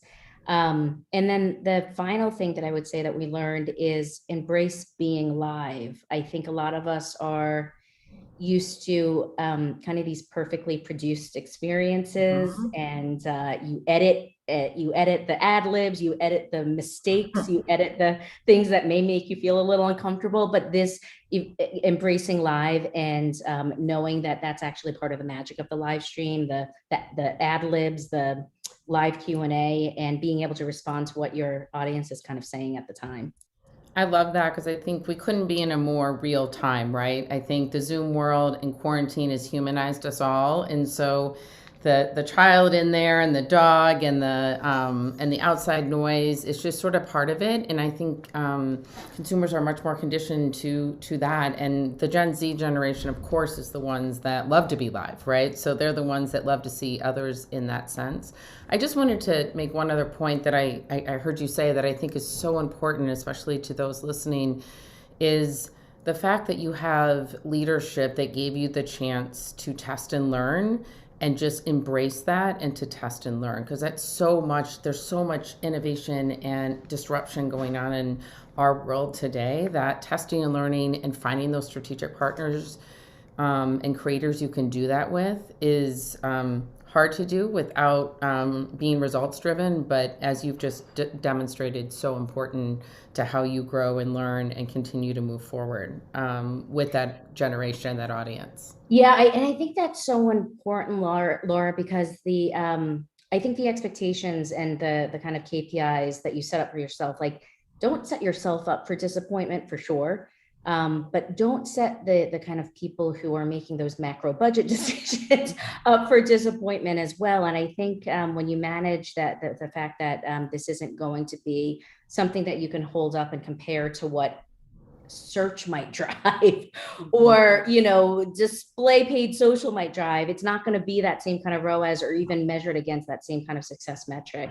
I think that's an important, almost like non-written contract that you make with your stakeholders to really give it a chance to survive and not cut it off at the knees before it even has a chance to breathe, and to for us to learn and iterate upon what works.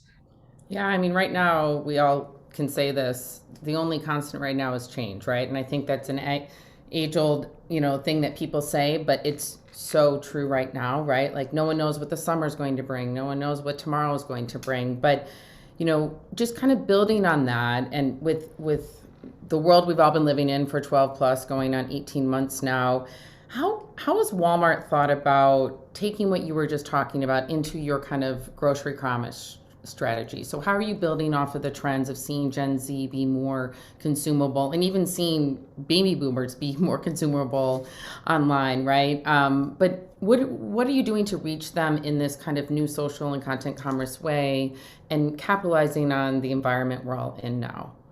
Yeah, it's a great space for us. It's a great space for consumers right now. And I think it's one born out of the need and the desire for convenience and time back. Right. And that's probably not going to change. I think, there's a Mercatus report that came out, 41% of, there's a 41% growth of new online grocery shoppers. But probably more importantly than that is, I think that the pandemic has really fundamentally changed how we shop for groceries. And about 90% of current, online grocery shoppers are expected to continue to be online grocery shoppers. I do think that that's increased the expectation for us to provide convenience, for us to provide a more streamlined experience, for us to provide time, for us to help with your maybe tighter budget that everybody's operating under. And so, grocery has always been important to us, but we're continuing to evolve. Kind of the age-old question that we always try to answer with any programs that we do here, which is how do we help our customers, get a better understanding or better help for what to make for dinner, because that is a daily pain point. It's a daily stress. It's accompanied by, like time spent on a daily basis trying to figure out what everybody's going to love. And so how can we be your trusted partner who can not only help you get the things you need at the lowest price, but help you find inspiration and maybe even enjoy part of the process along the way. And what's that? I picked my children up yesterday at 5 p.m. and my oldest said, "Mom, what's for dinner?" And I blatantly said, "I don't know." Right. And it's 5 p.m. Yeah, and this is where, we think that there's a way that we can help our customers. One of the things that we're excited about is our expanding partnership with Meredith. And one of the programs that we brought to bear is it's called Make It a Meal program. And this was about pulling in your localized price and availability for products in your local Walmart store, which saves you time and saves you a little bit of stress and the headache of having to make a shopping list. But it also helps you get more out of your dollar. And we had co-created tools like visual ingredient search, which really allowed you to almost take a picture of what was in your pantry, what was on your countertop, and find an easy trending recipe with it. We created recipe meal cards that showcase kind of like recipes that were trending in your area. And, Meredith has a great AI kind of proprietary technology that helps you determine what's trending, and even using things like voice activation to search for ingredients, search for recipes with Google Home. And I think another important part of this when we talk about this kind of streamlined and more seamless journey is taking steps out of the process. And so one of the things that we've brought to life at scale is one-click shoppable recipes, where you get the inspiration, right? So you see the kind of video of the meal, and but then you're able in one click to actually add all of those ingredients to your Walmart basket. And you can make alterations, things that you want more, things that you want less of. But it saves at least 5 steps in the meal planning process, which is a huge value in terms of time back. And we've done this with Verizon, we've done this with Side Chef, we've done this with emails, we've done this with, and our foray, kind of our launch partner was BuzzFeed and Tasty, and we've got a good clip of what that looks like. Let's watch the video. I think we'll pull it up here in just a second, but I do have to say, when we were talking about this conversation we were going to have, I was out to dinner with a few of my girlfriends. So I will tell you, this is only a focus group of 7, but 7 busy moms and parents, all when they said, well, what's content commerce? And I said, oh, it's where you get to watch a video and you click on it and all the ingredients go to your cart and you click and you can go pick it up or it can have it delivered. And they all went, oh, I need that. What do you mean? Where do I find it? So focus group of 7 moms, but seems Thanks for promoting our work, Laura, on your downtime. Right. All right, let's watch the video.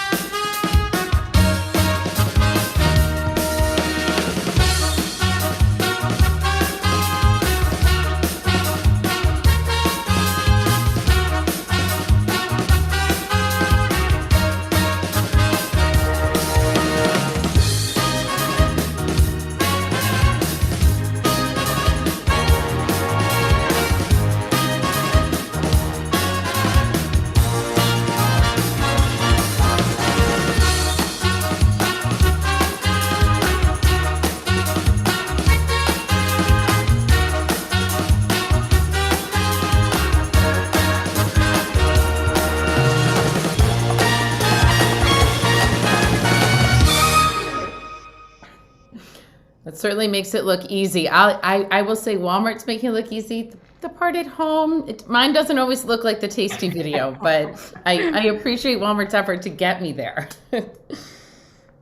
That's really great. I love what you guys are doing. Now, where do I find something like that? Will you guys, is this an ongoing strategy or something that you're looking at through tentpole events? No, we're expanding this with even more partners, and obviously we're looking for ways to make it even more streamlined.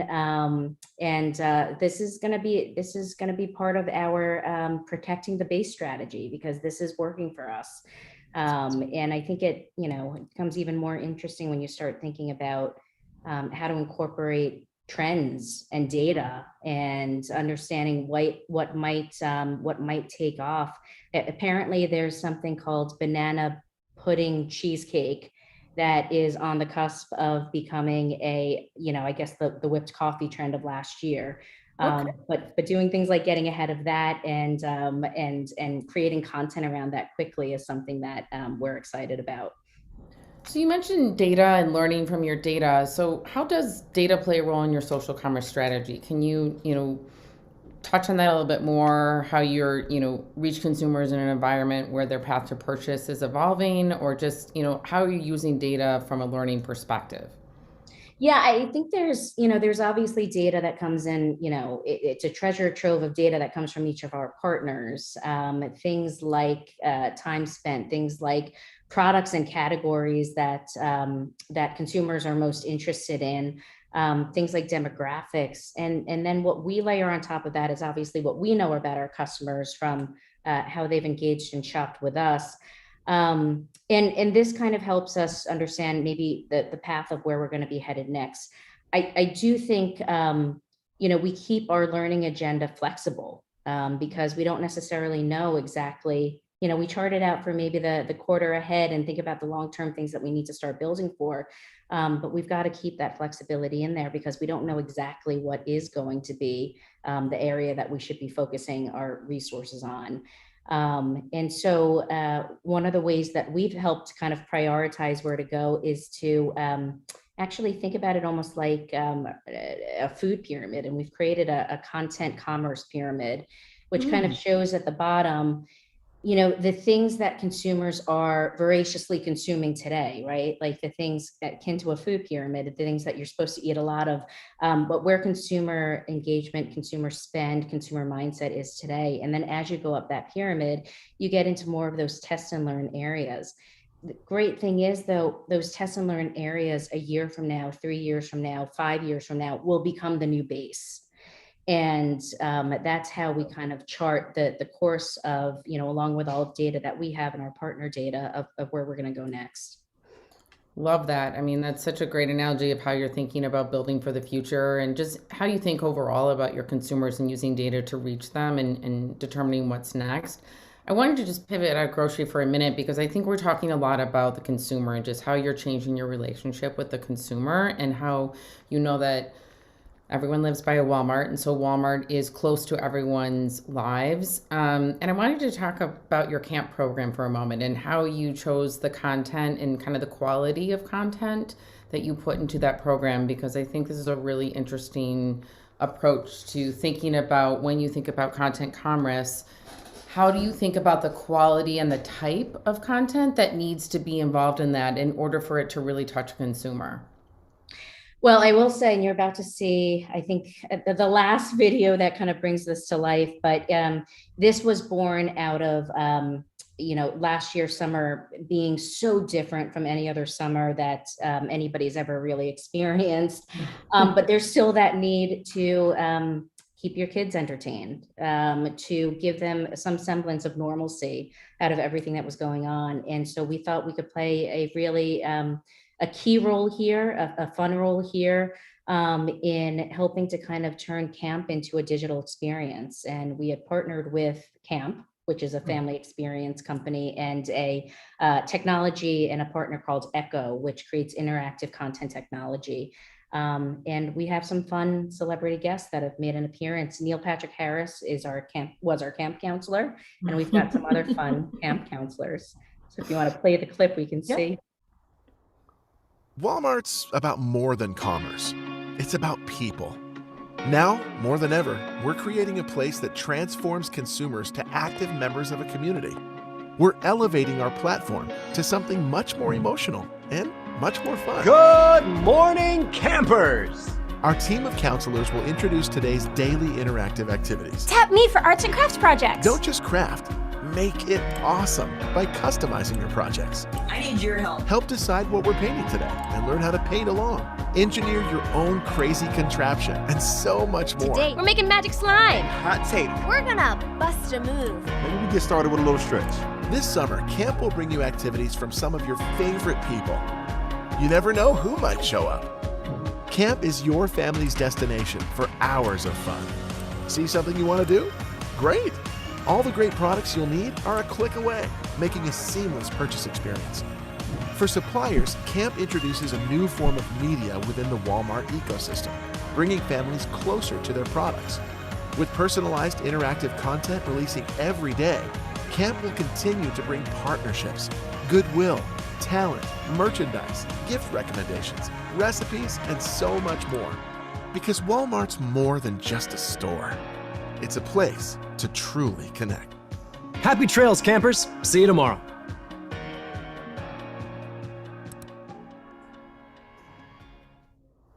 I gotta know, is there gonna be camp this summer? Because I got some kiddos that probably could use it. Yeah, there is. We've kept that program on. It's actually an always on program, and it's no longer about camp, but it's still about family fun, and it changes with the season. So we had some great holiday and Thanksgiving sort of crafts and learning programs, and so this is a program that we're going to keep. And it's on your Walmart app if you want to experience it, but it did so well that we've kept it on year round. Oh, that's amazing. I love hearing that. I mean, the groundbreaking work you guys have been doing and the convenience you've been providing to consumers in the last year is just amazing. You touched on this a little bit, but I think it's important with so many marketers on the phone. You guys have now sort of built this foundation of learning in social commerce. So what are you most excited to see to do next, or where are you excited to push the envelope next and kind of experiment in this space as it continues to grow? Yeah, I think there's a lot of great things that are happening around augmented reality and virtual reality that are taking it from what might have been kind of like a bright, shiny, fun, technology years ago to something that's going to be a lot more pervasive. Especially as we think about the rise of the homebody economy, where it's changing the way that we do things at home, and that includes shopping. And so I think virtual reality, augmented reality is an area that's going to help render what used to be perhaps like an in-person or an in-store experience to something that helps you get to that purchase decision through a digital experience. And so I'm excited about where that's headed. We've done a number of tests. I am excited about kind of connected home commerce.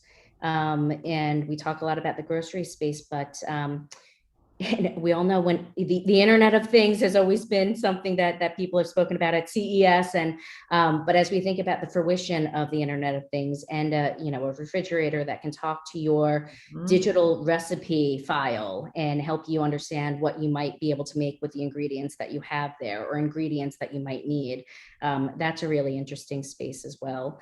And then just bringing more of a creator partnership at scale. I think we've got great influencer relationships now, but perhaps what we don't venture into as much today and are excited about doing that is the creator video space and thinking about leveraging influencers as kind of a new sales force for us, right? Like it's coming from their voice and giving them the flexibility to create content for us, and that they know is going to resonate most with their audience is that's where the magic and the authenticity comes into play, because we know Gen Z is adverse to ads. Like anything that sniffs of an ad, they are adverse to. They are programmed to block that out immediately. That is true, for sure.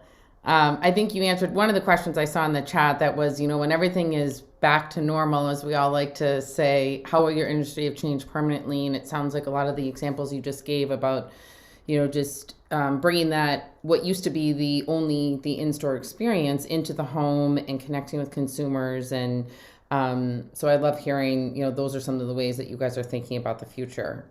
Alan, I see you're back. I am back. So I'm better than that sort of playoff music that they didn't have at the Oscars this year. Right.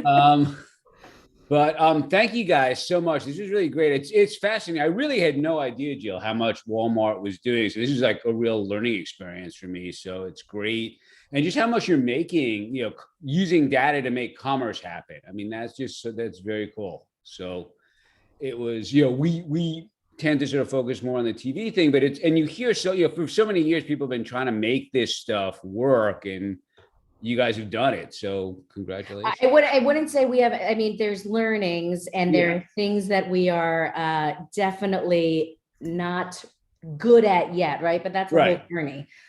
What would be your foundational basics to share, just for the marketers on the phone that want to jump into social, just to end it up, for the marketers on the phone that want to try social commerce, what would be your kind of key, before they hit the ground running, what should they know? I mean, one of them I think came through as I was talking about this, but don't let perfect be the enemy of good.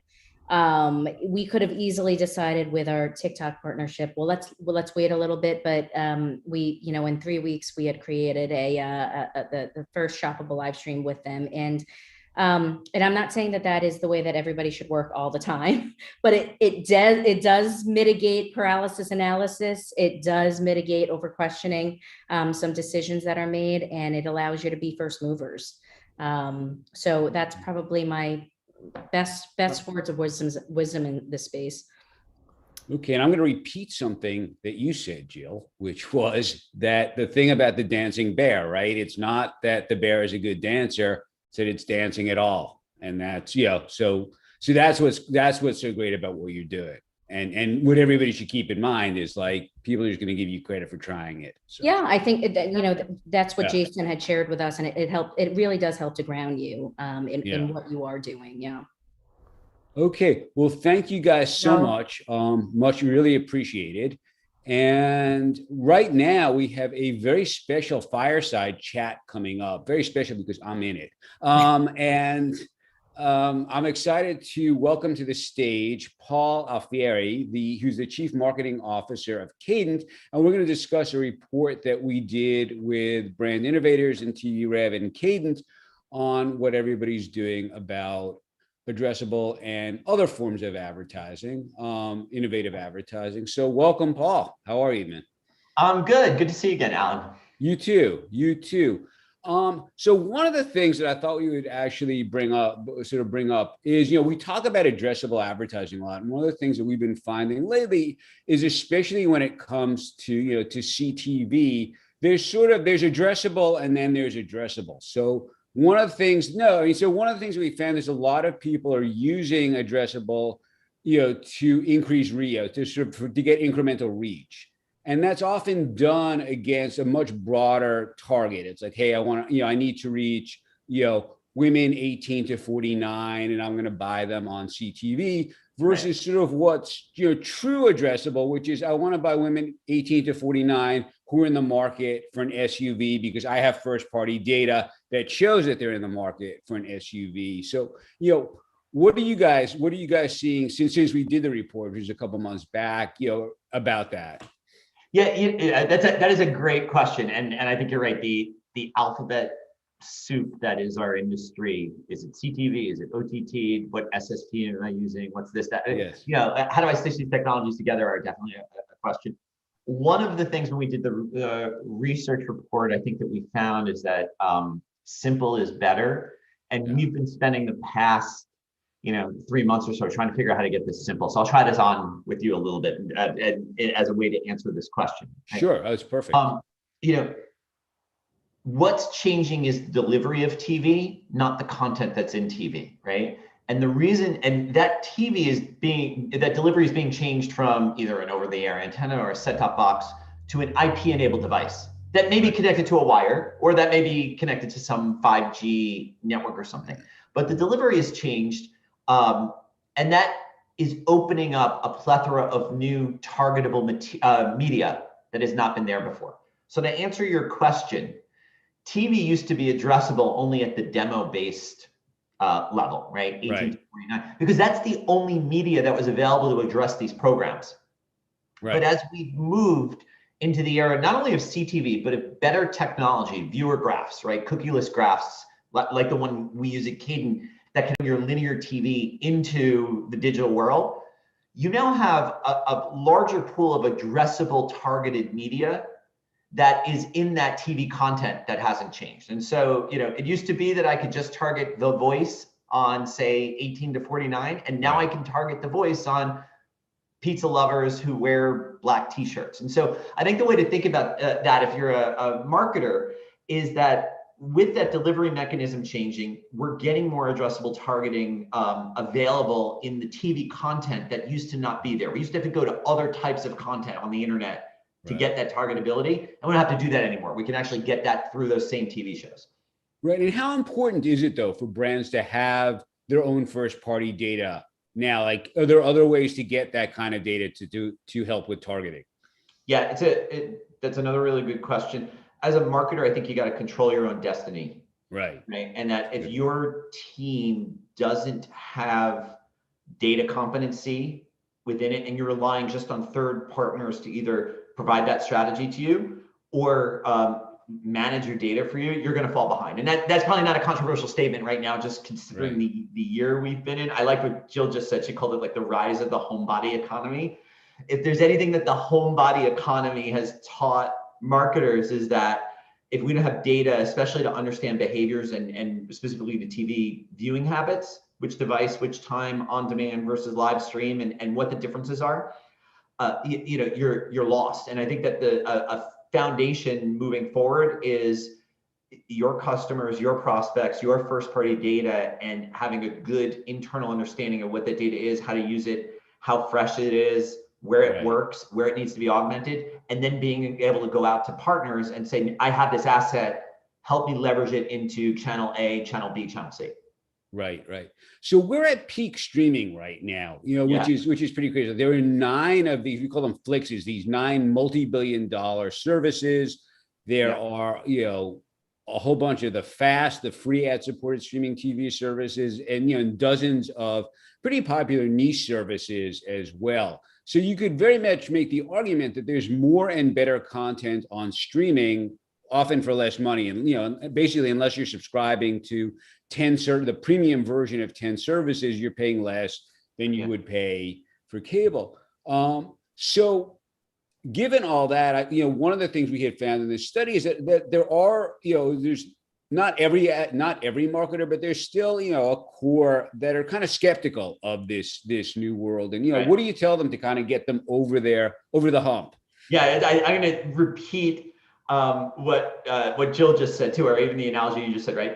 It's not how well the bear dances, it's the fact that the bear is dancing. And so the way that I think about it is like, don't let perfect be the enemy of good when it comes to moving into connected television, because by the time it's perfect, your audience is going to be already there and settled in and watching your competitors. What's important right now is to have that data competency and start moving into more addressable mediums when it comes to television, because the learnings you get, whether it's the campaign results, whether it's just the operational learnings you get within your team with your external partners on how to make it work more efficiently and how to streamline it, are super important moving forward. As that audience continues to migrate to those more targetable mediums, right? And I'm going to say one other thing about those Flixes you said, and I'm one of those marketers, right? That every marketer, especially when you're learning. I got my first agency job. You always dream of like doing a Super Bowl commercial, right? So I love TV and I love the TV industry, and those streaming services are producing good content. But let's not forget that some of those streaming services are streaming what we consider linear TV or live TV, right? Now, that are on there. And so that content doesn't just include the new stuff that we're talking about, the Hulu original series. That content includes the back catalog of Law and Order or Friends or those other things that are tried and true series, and the stuff that's coming out today. I have a 10-year-old that loves watching Guy's Grocery Games, and he watches it. Yeah, he's 10. You figured out. He loves watching it live on the app because it's just that's how he knows to navigate. It's easier for him to navigate to the Food Network app. I think now it's Discovery Plus, right? Yeah. It's either there, but he watches it in real time. Why? Because he's like texting with his buddies about, ew, can you believe they put hot sauce in that? And that kind of communal experience on live is super valuable as well. So I think it's a kind of a corollary and important for marketers is, like I said, the delivery mechanism changed, but the viewing experiences are still there. You have that sort of communal live experience and you have that on-demand experience. It's just, am I clicking on an app or am I clicking, on my remote control on my set top? Gotcha. No, that makes perfect sense. And to your point, a lot of this, well, not a lot of them, but say Paramount Plus is an easy example. If you get the premium version, you get the live feed of CBS and the Super Bowl, and all of the networks that have access to the Super Bowl made sure they got streaming rights in the last 11-year deal that the NFL so cleverly put together. And so, it's you will get your commercial on the Super Bowl, absolutely. Well, even if you're doing streaming. Right. Taking back to your question prior is should I do this? Right. If I'm a marketer, and the answer is absolutely, because that audience is now, they're all watching Paramount properties. They just happen to be watching it on two different delivery mechanisms. And so the marketer challenge is, how do I know how to bring that audience together after the fact to see what result I got? And that's technology is solving that problem today. That's what our viewer graph does at Caden. There are multiple places there, but the research that we did said, I don't know if I should move here because I want to be perfect. And that was a lot of the hesitancy we saw in the data. And I think the answer is, look, it's not perfect. It's messy, right? This is TV. People watch in different places and times. And, you can watch, when we're all back in the office, we can watch on an elevator on our phone right now. Right. It's messy. You need tech to sort it out, but don't let that messiness prevent you from getting started. No, that's an excellent point, and it's going to be messy for the next while. Like things, TV changes slowly compared to other media, right? We're humans. We're not ones and zeros. There's always going to be analog and fuzzy natures because we're all not robots, right? And I think that we see that in every other aspects of marketing, right? When I was at a DSP, I used to say, sometimes the reason why someone didn't click on the ad wasn't, everything the algorithm told you. It was because they spilled coffee on their shoe. And then they were late for work and they left the laptop running. And that's human nature is a part of this, but you can't let that stop you from trying to reach your audience wherever your audience is. No, that's an excellent point. And on that note, I'm getting the beep that we should be wrapping up here and bringing on the next crew. So thanks, man. It was great. It was great to reconnect. Good to see you again. Yeah, you too. Those of you out in the audience, you can download the paper from the Brand Innovators site. I'm sure from Cadence site as well. So thank you very much, Paul. And next up, we are going to have Josh Palau. I'm probably pronouncing that wrong. The Chief Media and Activation Officer at PhD. And his session is going to be moderated by Mike Moreau, who is the co-founder and COO at Habu or Habu. I'm missing pronunciations here. Boy, you got all the hard things to pronounce today. Yes, I do. So did I get anything right? Close enough. Okay, good enough. Well, anyway, guys, welcome to the stage. Take it away, and I'll see you back in about 50 minutes. Bye-bye. Great.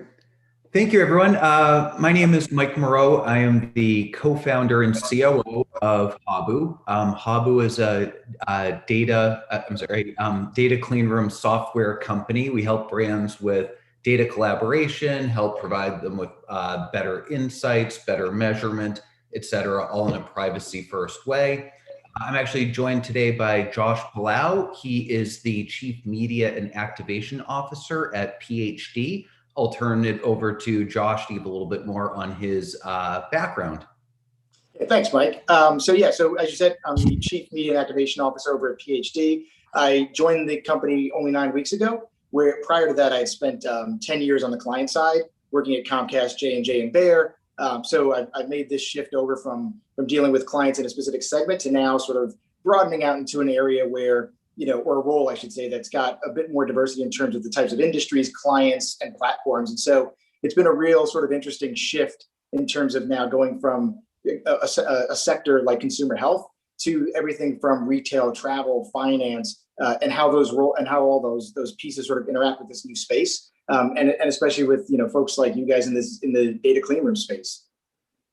Great. Well, thanks, Josh. I'm really excited to talk today and hear your insights with both sides that you just mentioned. The agency experience and then the brand direct experience. And one of the trends everybody is certainly aware of right now is first party data.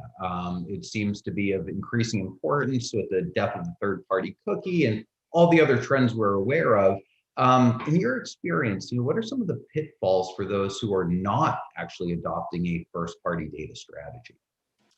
So, well, like everybody else prior to me has said, that there's not. So I'll get through the easy ones. Of there's not one clear answer. There's everything is changing. I mean, Google has set this date. Who knows if they'll actually get to that date? Not for any reason other than they just might not get there based on testing of what they're doing. So there's a whole lot in this space. I think, regardless of all that, though, I do think we've, at least for the first time, have a sort of date to path towards, and therefore it's incumbent upon agencies and brands to start to figure out, okay, how do we live in this space as it sort of shakes out? Now, all that said, for years, there have been plenty of companies that haven't had a ton of first-party data, and not because they didn't have a great approach to first-party data, but some industries just don't have the reason to want to have a relationship with the consumer, or you don't want to have a relationship with that brand. I want to buy that product, I want to learn about what you're doing, and then I'm off.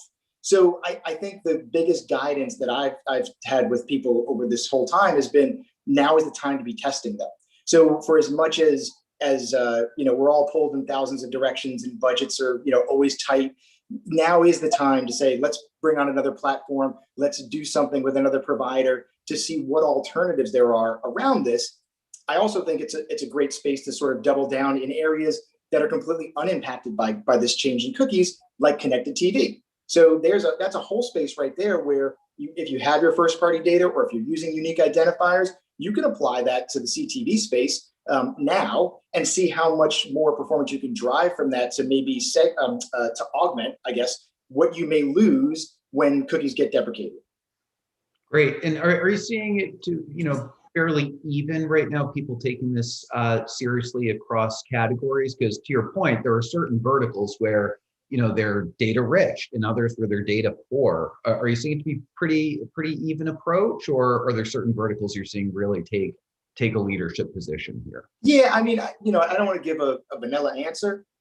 I do think, though, it's equal across the board. I think not to minimize the impact of this, but also I'm not one who likes to blow it up. It's going to change things, though. It's going to change fundamentally how we've done business in the past. It's going to impact companies that, I don't know, may or may not have a business model anymore. So I don't think one industry over another is sort of doubling down or pushing in this a little bit further. I will say, I think the ones that are maybe leaning in a little bit more are the ones, to your comment earlier, like they might not have a lot of first party data. So they've been relying on third party data to begin with. So how quickly can they be piloting identifier based platforms or working with companies that have that sort of solution? I think that's where I am seeing more people leaning in. But those who aren't leaning in are like right there, like very close. Yeah, absolutely. We've actually seen a lot of the same, and it's those that historically have relied more on third-party data and those that weren't data rich that are really investing right now in that first-party data asset. And I think we'll see that trend continue. Another trend that we're seeing here is with brand safety. It's certainly not a set it and forget it thing anymore. It's more important than ever, and we've certainly seen that over the last few years. I'd love to hear your thoughts on brand safety. Yeah, it's very interesting. The entire concept of brand safety is interesting in just, I think, how much it has changed over the last, I'm going to say 4 years, maybe it's longer, but that's the number I'm working with. But I do always enjoy how much of what is happening today has its roots in what happened 20 years ago, or even shorter than that amount of time. But my point being, brands always had a brand safety piece around programs they would be on or networks they would be on, or what kinds of shows, whether it was, again, you could be on this show but on a particular network but not other shows on the network. So the bones, or I guess the roots of brand safety has always existed. Of course, multiply that by a billion when the internet sort of blows up.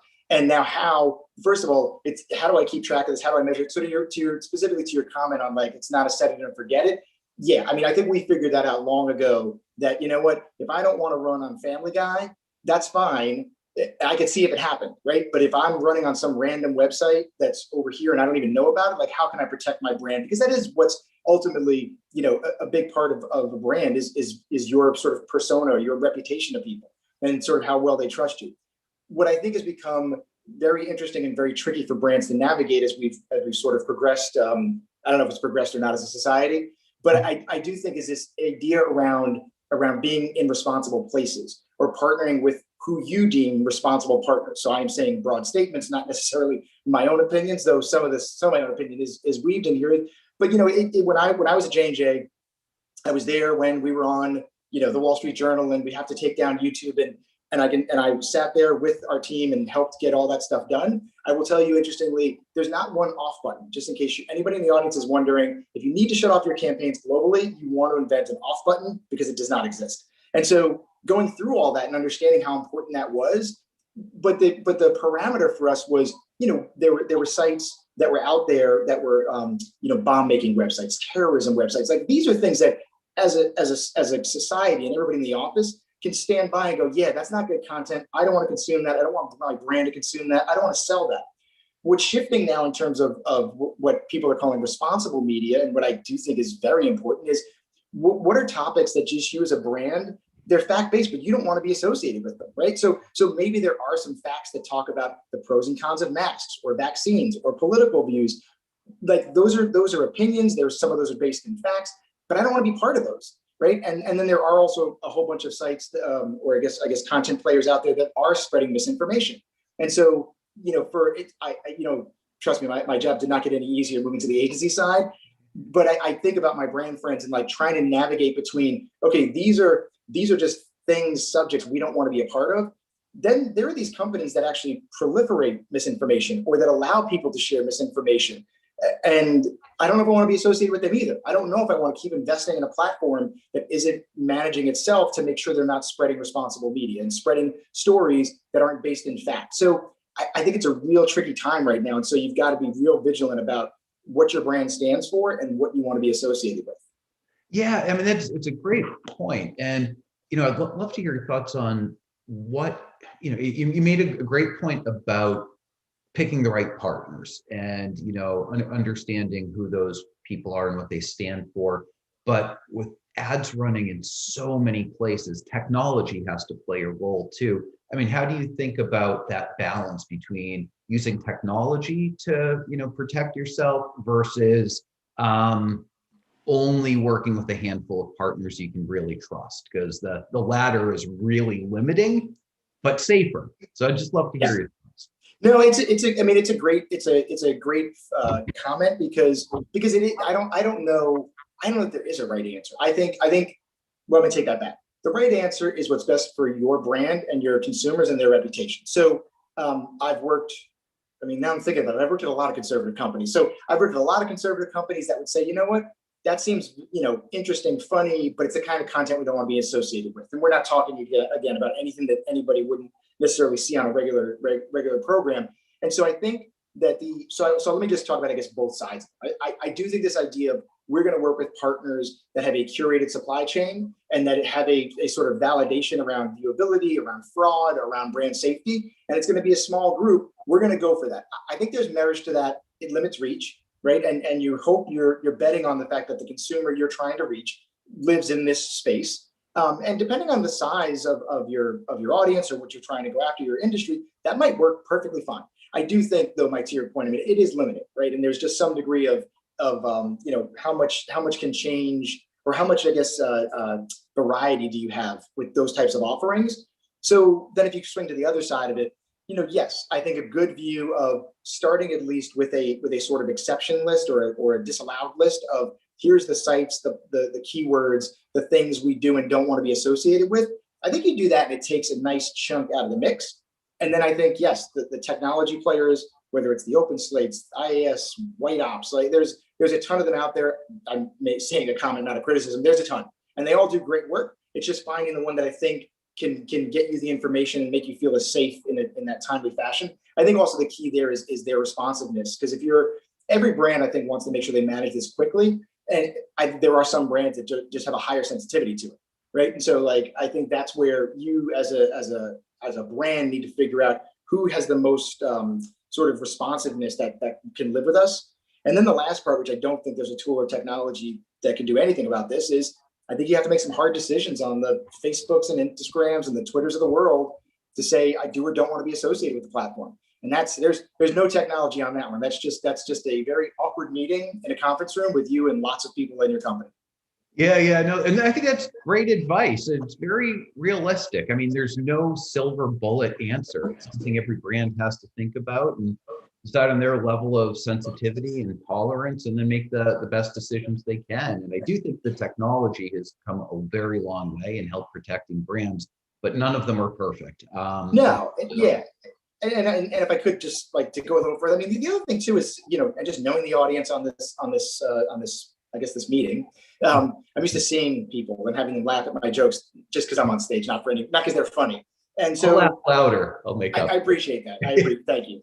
And so I do think though, there's this, for years, I always have this conversation about like, as a marketer or as a media person, you mean, and this is going back quite some time. So I remember meeting with a client and we were saying, yeah, the ability to like ping your mobile phone while you're actually in a Target with a coupon for something in that store, like as a marketer and as an agency or a brand person, oh my gosh, sign me up all day long.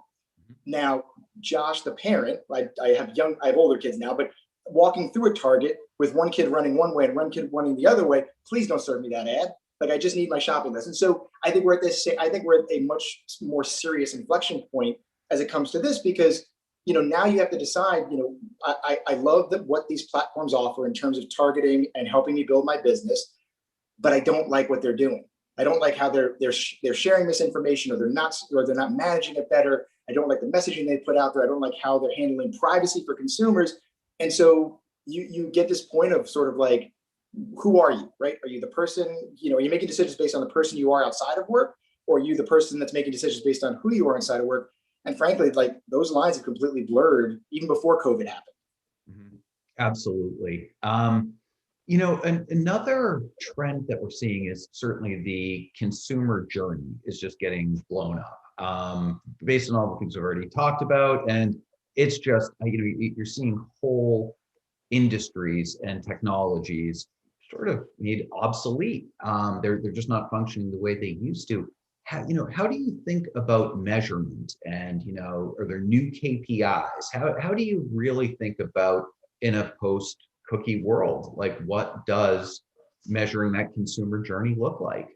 Yeah. So this is another, like between obviously, hey, just so everybody's in the audience knows, Mike and I talked ahead of time. So I have some ideas to what he's going to say. So he's hitting on two things but I did say like of the multitude of topics he shared with me, these were the two that I was most passionate about and frankly felt the audience could get the most benefit from. And so I will say this is another one though, in terms of passion areas, because I do think, I believe wholeheartedly that once the mobile phone got great adoption, the purchase funnel just completely changed, or the purchase funnel just completely changed.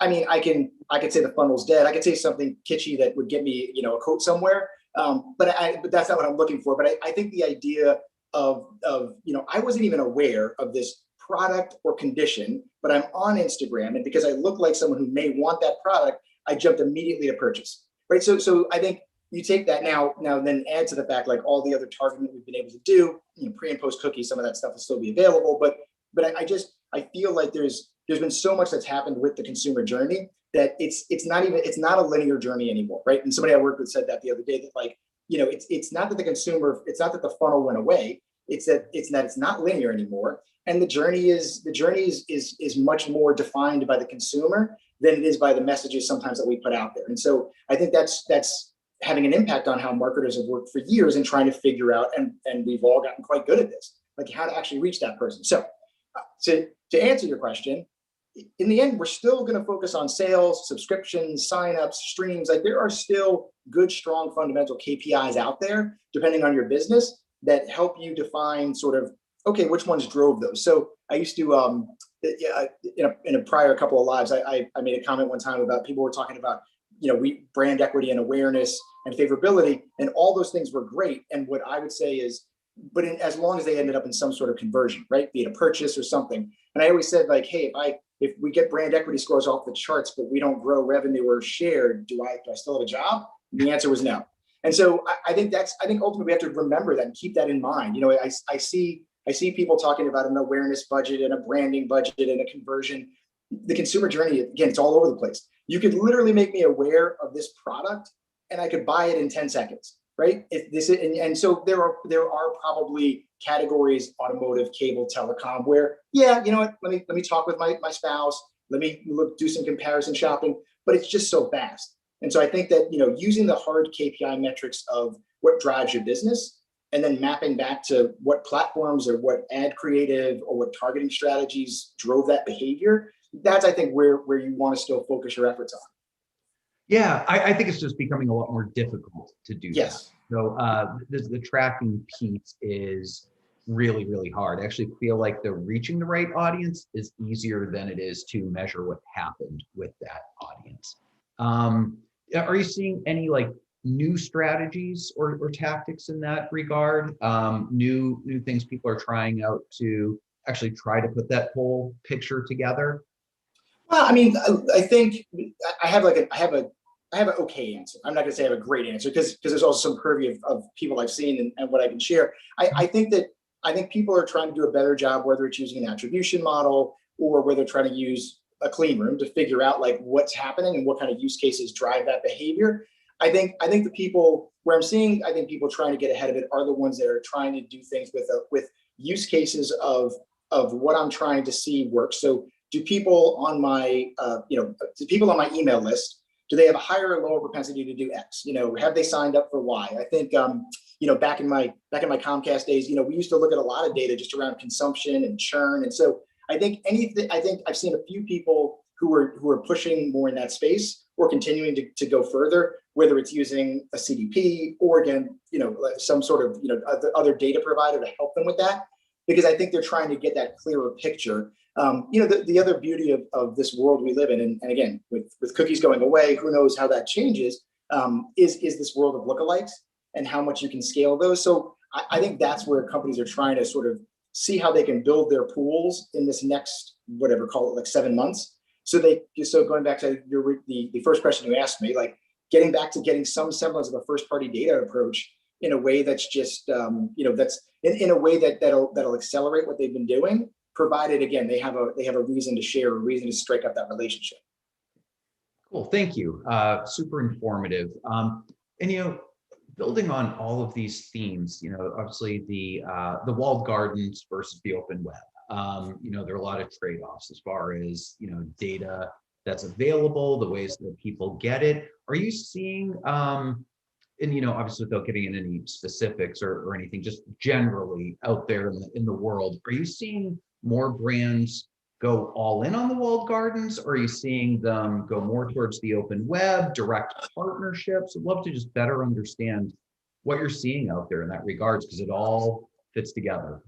Yeah, I mean, it's again, I'll give an answer that covers most of it. It's all over the place which, by the way, it was always kind of all over the place. Now we all know that, though, when I say all over the place, a majority of the money is flowing to Google, Facebook, and Amazon. There's no confusion there. So what I do think is starting to happen, though, is, well, first there is that conversation we're having about just a mindfulness of brand responsibility. So, I mean, nothing I'm seeing in anybody's earnings is telling me that people are pulling back from some of these platforms. I do think there is some degree of where do we want to be associated. So that's happening to a certain extent. I don't see any of the conversations that you're seeing from sort of the regulatory space influence where investments are happening. I think where you might see some people, maybe investing more heavily in the walled gardens are those that realize, look, they've got data that we can't scale against. I mean, again, Google's going to have a great solution for you to target Google people, which there happen to be billions of them. So, cookies or not, spending more with Google and working with their tech stack is probably going to be an advantage for you. I think on the other hand, or the other side of that coin, is partners like the Trade Desk have been incredibly smart and thoughtful and first to move on CTV, which, as we all know, is not only taken off, but if you think about the amount of media that's consumed, there's all those stats say how much media is consumed and how it's taken off. Keep in mind that Netflix, Apple, Disney, and I think I'm missing one. They don't even give me as an advertiser an opportunity to serve an ad. So while there's an increase in consumption, some of the supply is going away because we don't even have a chance to reach you on those platforms. So I think that's making people say, where can I reach folks and actually build something that I could use for longer term growth, and where can I use it for longer term audience development. But I think there's also just some degree of testing and direct partnerships that's happening because I have to learn how these things work.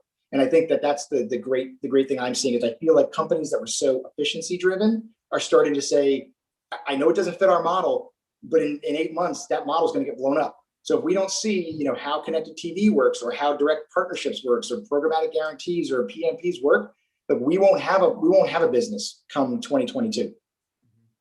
Totally agree. Actually, we have a question that came in, so I will flip over to that.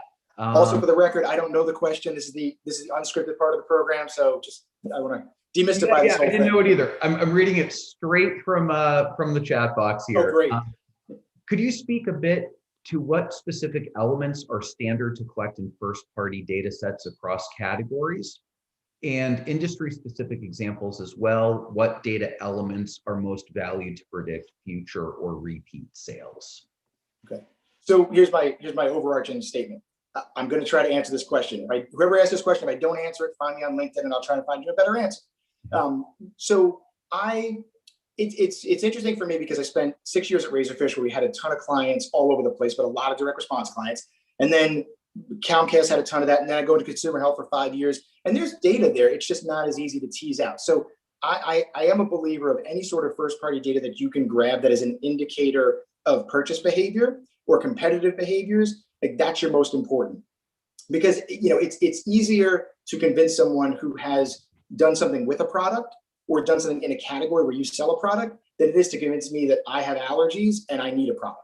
And so I think anything you can do, at least with those kinds of information pieces that you can gather those in, I think there's a ton of information out there that are behavioral signals, which I think are valuable, but I don't know if they're as important. So I'm a music lover, I'm a runner, I like books.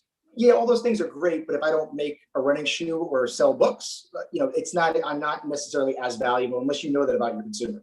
And so I think it's those kinds of indicators, and then anything you can do post. The big thing is, you get this first party data, but what do you do in terms of building out after that? So what is lifetime value? What is their reorder? And again, I'm being very specific, like how many streams do they watch? How much content do they consume? And like that to me is where you start to learn who your valuable audiences are and which ones are just there for one time. And then you're not going to have anything else beyond that.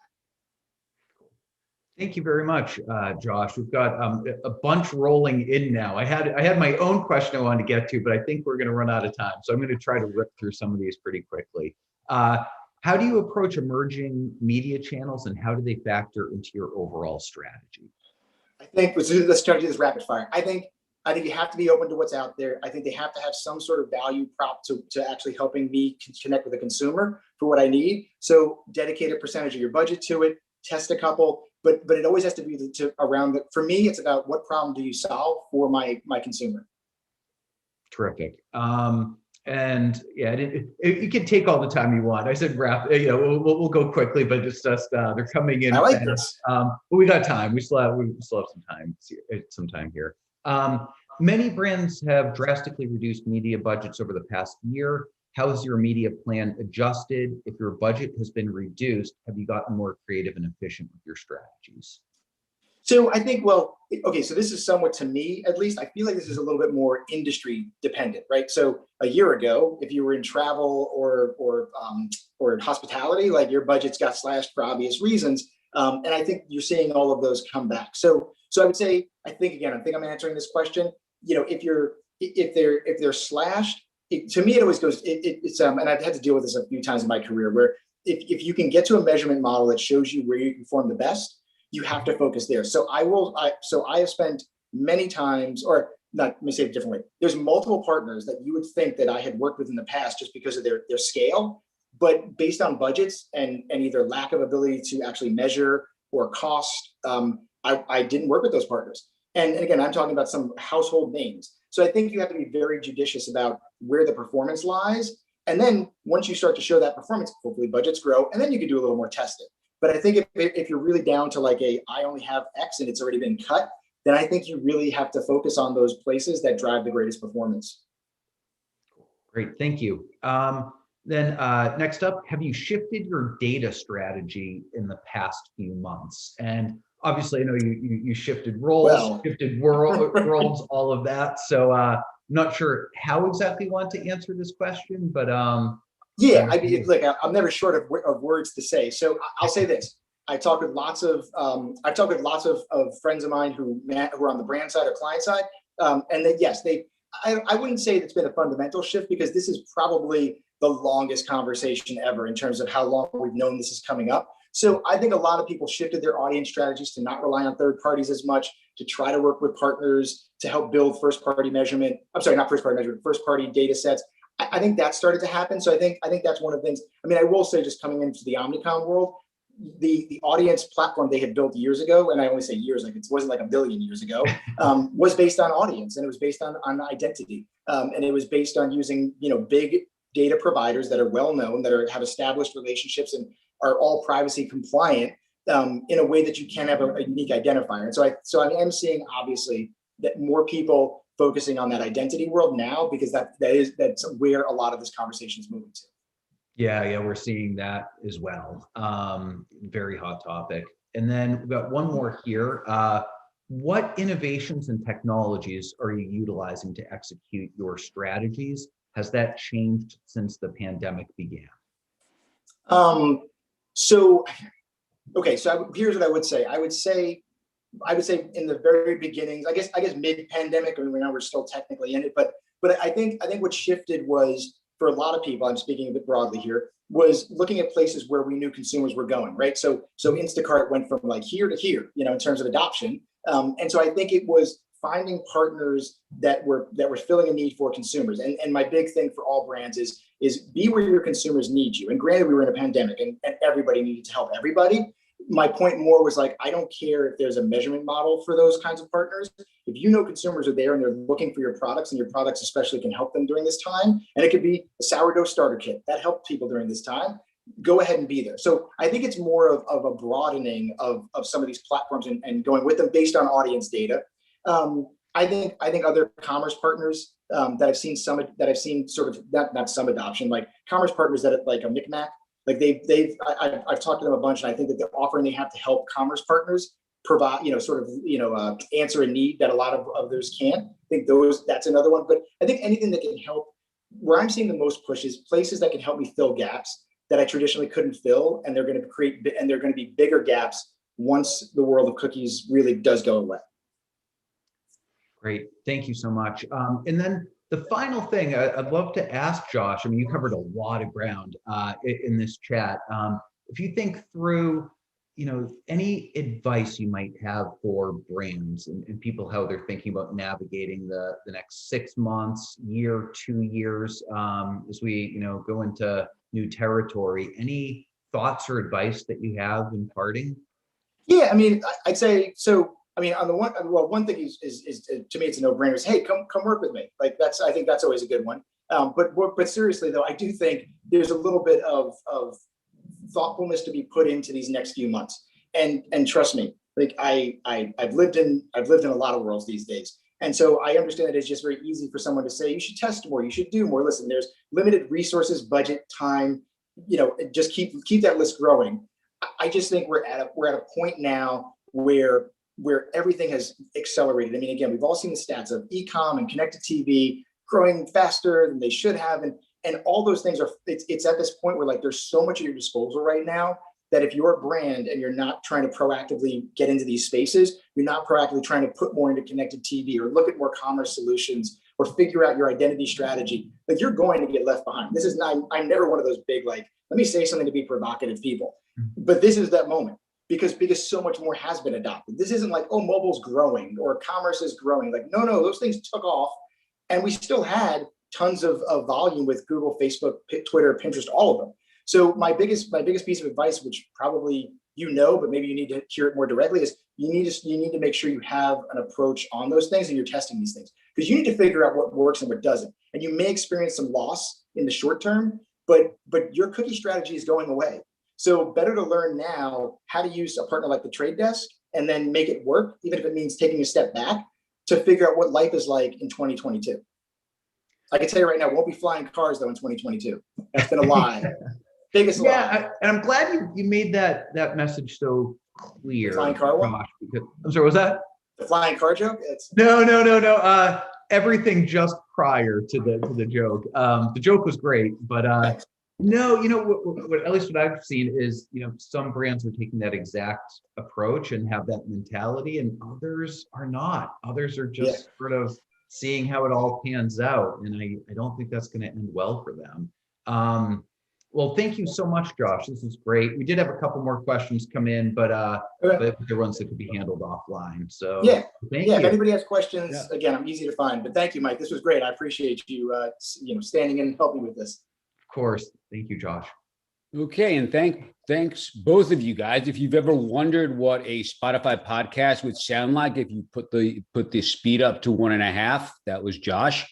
So thanks for that. And one of the things that's really interesting that's sort of coming out from these talks is this notion that the world is moving so quickly that we really, testing things, taking it slowly, just going to leave you behind. That time to jump in on things. And speaking of jumping in, we are now going to jump into a pre-recorded keynote from our friends at Zynga. So Gabrielle Heyman, who's the head of global advertising sales at Zynga, will be sharing some of their work and insights into the intersection of mobile gaming and ad sales. So we hope you enjoy. Take it away, pre-recorded Gabrielle.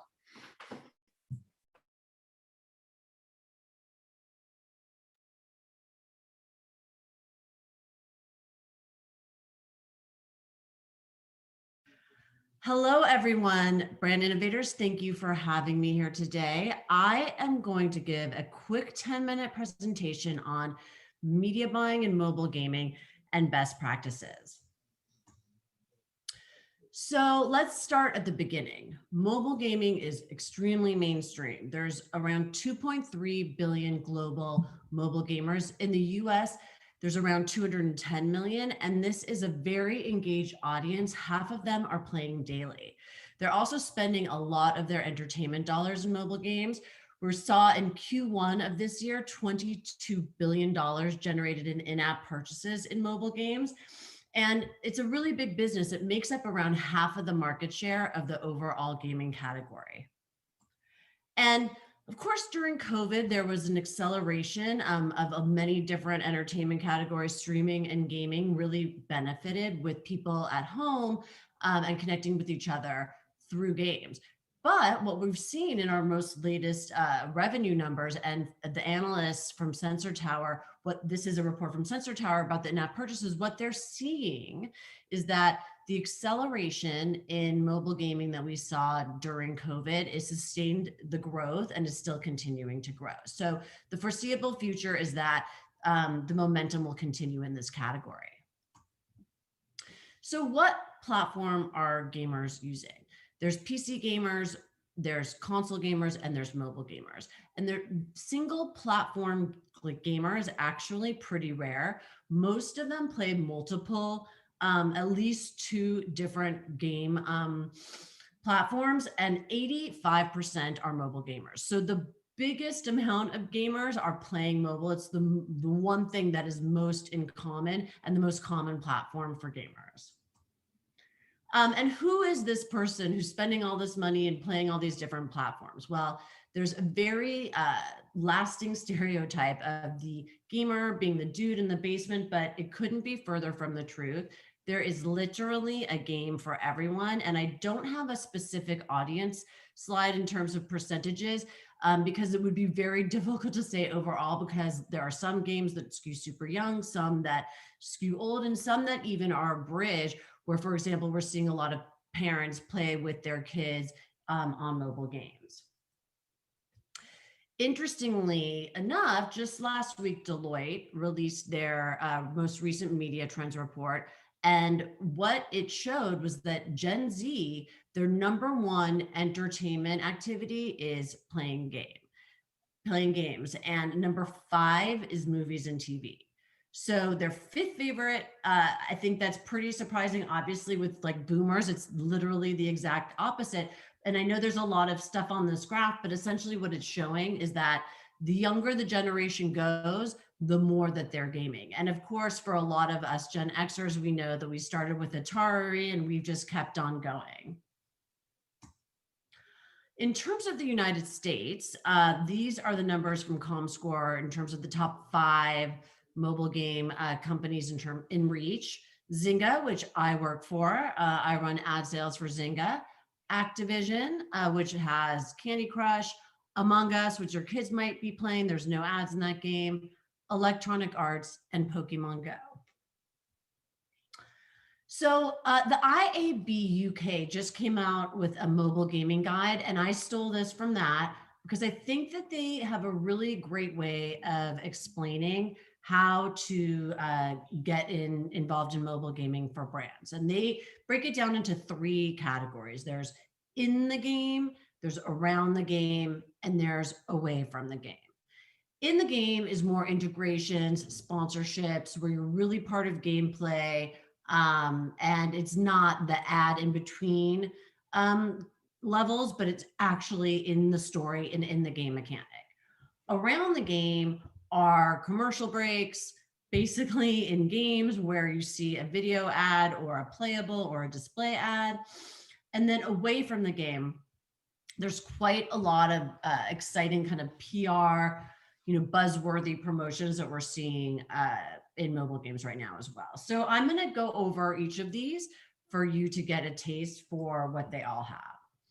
So here's an example of an in-the-game sponsorship. So in this case, you've got Boss Baby, and they're playing a game, and you can play basically against Boss Baby characters from the films and from the animated franchise. So you can see that it's kind of true to the personality of the character. So, Tim, it's really easy to play against him. And then Mom is pretty easy, but Dad gets harder. And of course, Boss Baby, being the smartest, person in the room, is the most difficult to beat. So with this type of integration, what we see, and this is an example from the stats from one of Zynga's integrations like this, is that we're seeing around 2 million players, unique players, engage with this type of sponsorship, and around 600,000 finish it.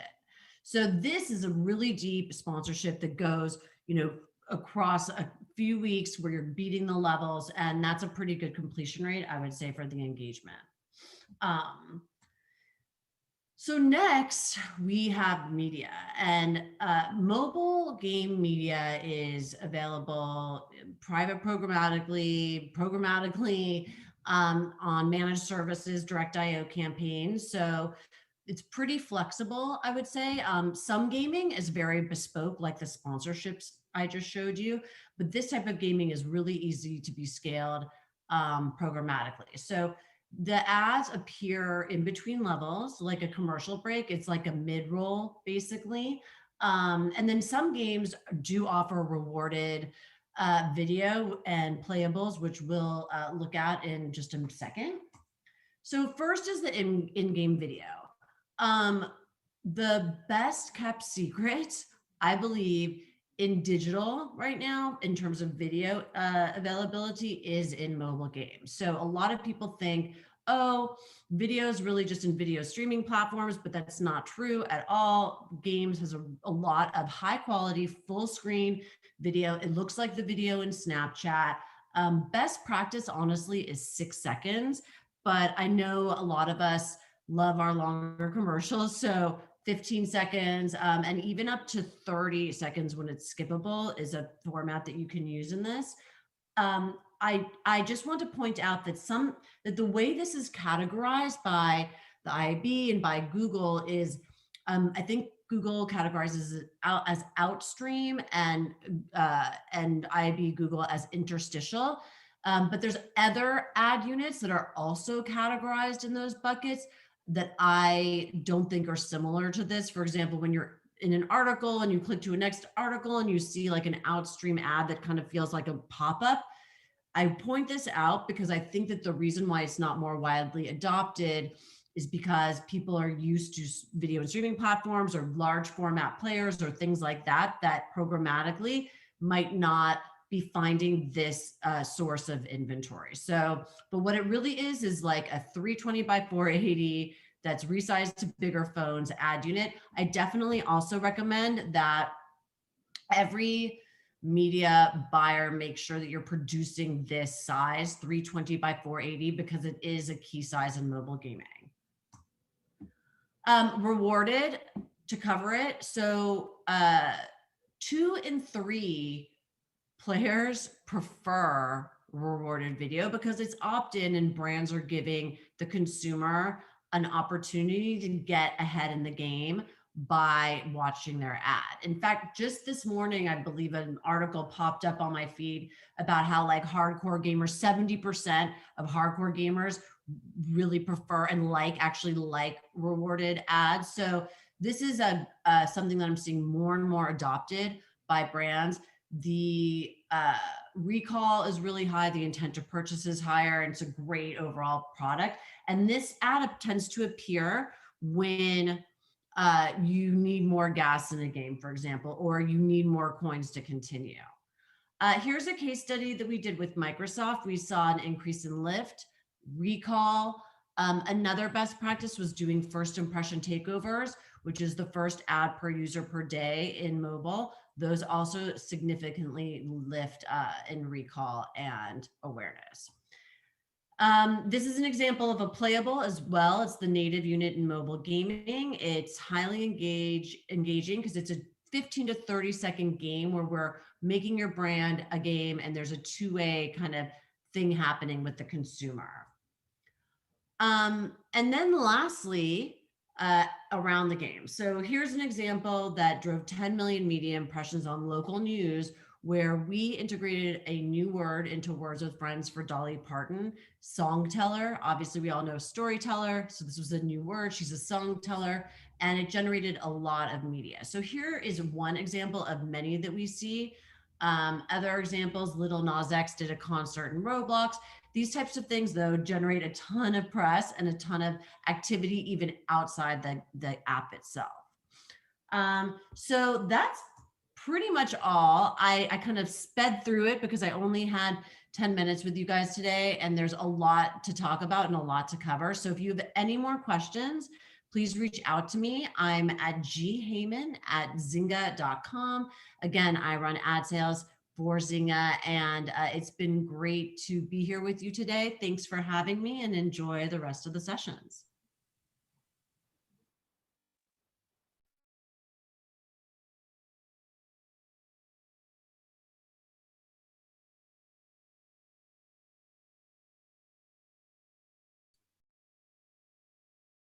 Hey, so I hope everyone enjoyed that keynote from Gabrielle, and please feel free to reach out to her. She left her email address there, gheyman@Zynga. If you have any questions, gaming is just huge. It's not all, just Twitch. There's a lot more going on. It's definitely something to check out. And, again, keeping with the theme we've been going with, he who hesitates is lost, so to speak, at this point in time, because things are changing so quickly. So we're going to go from gaming to beauty now with our next session of the day. We're going to be joined by Shannon Reed, who's the Senior Vice President and Head of Media at L'Oreal. And her session is going to be moderated by Michelle Nevitt, who is the Head of U.S. Enterprise Beauty, Home and Personal Care at Snap. So welcome to the stage, Shannon and Nevitt. Take it away. Shannon and Michelle. I don't know why my script said Nevitt, but it's all good, Alan. Okay. I'm used to it. Yes. Thanks, Alan, so much for that intro. Hey, Shannon. Good to see you. Hi. Nice to see you too, Michelle. So I'm excited for this conversation because we've had the opportunity to work together for a few years now. But I will just to set the stage for our convo for everyone that is watching. As the media landscape continues to evolve, marketers have been forced to reset and explore new ways of working. And today we have you, a veteran of both the agency and client side, here to join us in a conversation around in-housing. And we'll talk about the challenges and benefits, and really importantly, explore how in-housing and agency models will evolve in the future.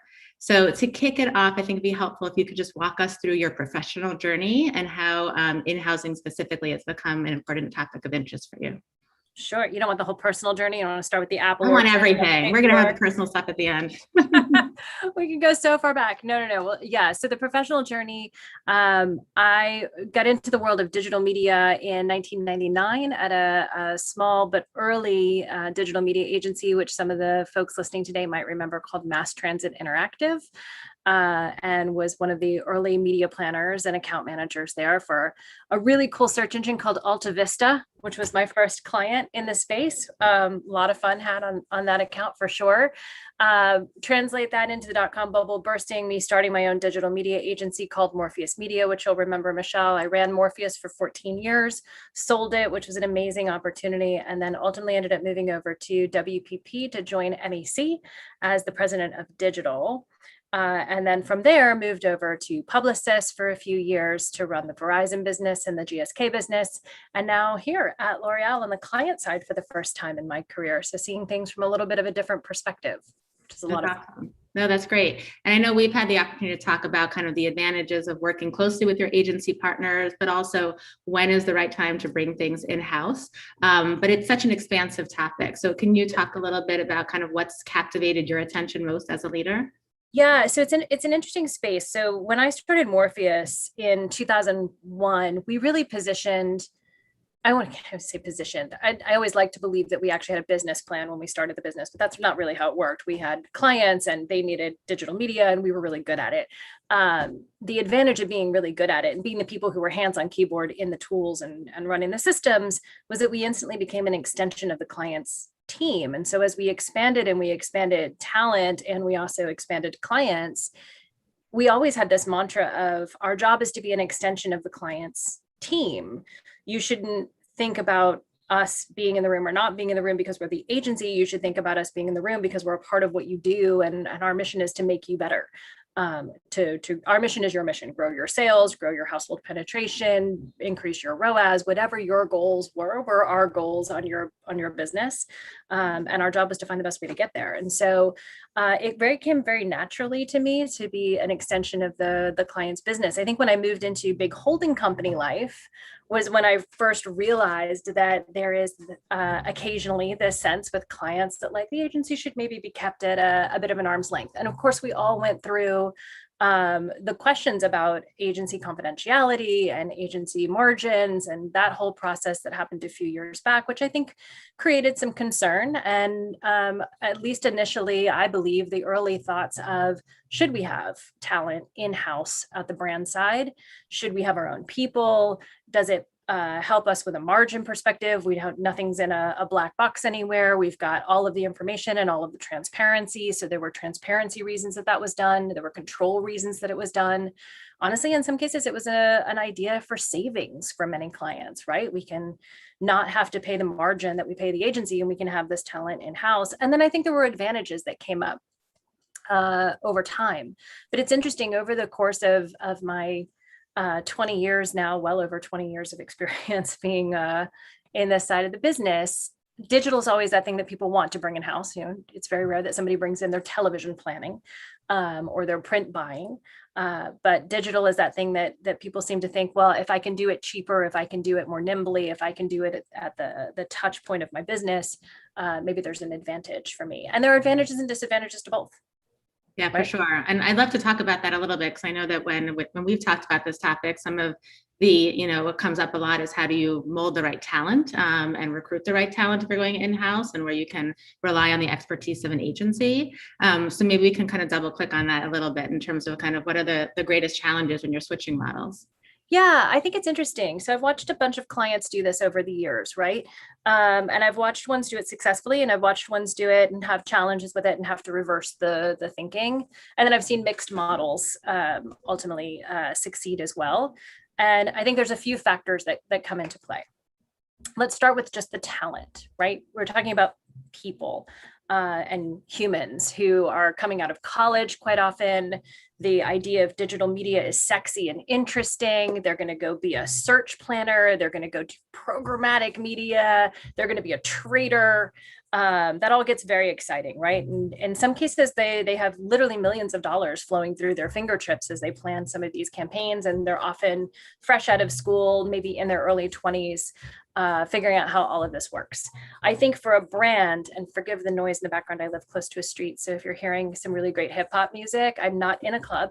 Although it could be interesting. You're good. Can't hear anything. All right, perfect. So I think there's something interesting about how do you educate this talent? Let's just start there, right? The very basics of how do you make sure that they are the best programmatic traders, the best search marketers, the best social media activation people. Somebody has to give them those basic skills. And while there are a few college programs out there that teach that, I actually taught one of them at Iona College. I was an adjunct in the School of Mass Communications for a couple of years, which was a lot of fun.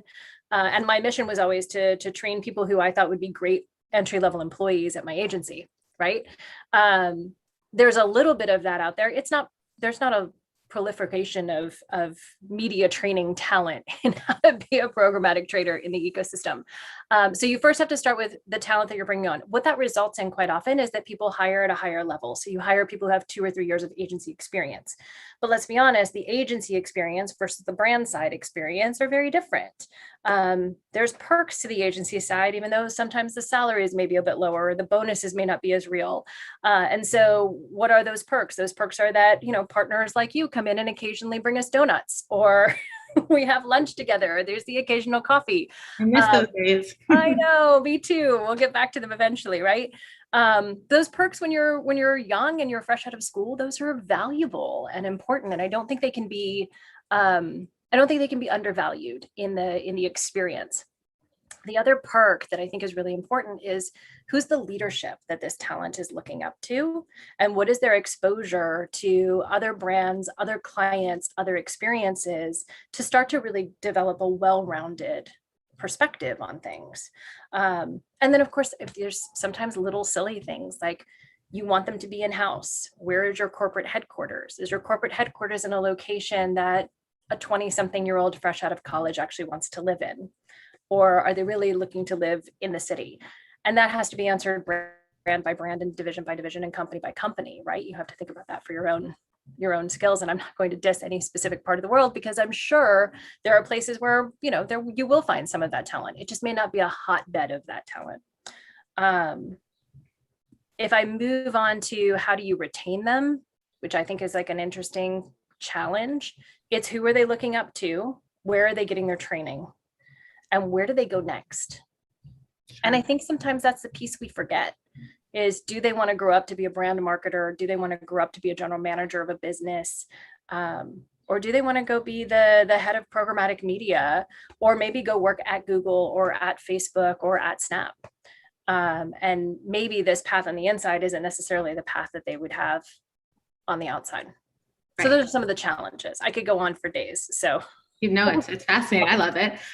Go back a little bit. I think in the beginning you talked about, where you've seen success is when clients can make agencies really an extension of their brands. And I know from our side, on the media side, we value our agency partnerships and certainly see that it works best when they are, hand in hand with their clients. Could you talk a little bit about kind of giving advice of how organizations can effectively do that? Yeah, I think, look, not every brand can afford it, but I will always recommend that you want to have the people who work on your business to be as close to dedicated on your business as you possibly can, right? And I've seen many clients do that over the years. And I think there's a strategic advantage in that. If you know that they're working for you, then their priorities aren't split. But if they're still within the agency world, then they have access to other accounts, other things, not competitors, let's be clear, but other accounts where somebody might be trialing a new tool that's coming down the pipe, or another brand within the portfolio of the agency might have access to a new creative execution that is launching on Snap that maybe somebody else hasn't seen before or tried before. And so this is an opportunity for them to get insider knowledge of how that activation actually worked and bring it to bear on behalf of the business. But I think if you have a team, first of all, that is as close to dedicated to you as possible, then they're not distracted by having to manage to multiple masters. And nobody on a client side ever wants to hear either, I'm sorry, that's not in scope, or I'm sorry, I have another client that's more important than you today. Not that they would ever say it that way, but that's how it feels, right? I can't get to that today because I have other priorities. No client wants to hear that, right? I want to be the priority. I want to be special. I want to be the most important thing you have going on because I'm the most important thing I have going on. Right. And support. And so how do you get them to be dedicated? And I think how do you also find ways to make sure that they are that they have the right level of access, right? And that access can be something as simple as how do you get them in the building?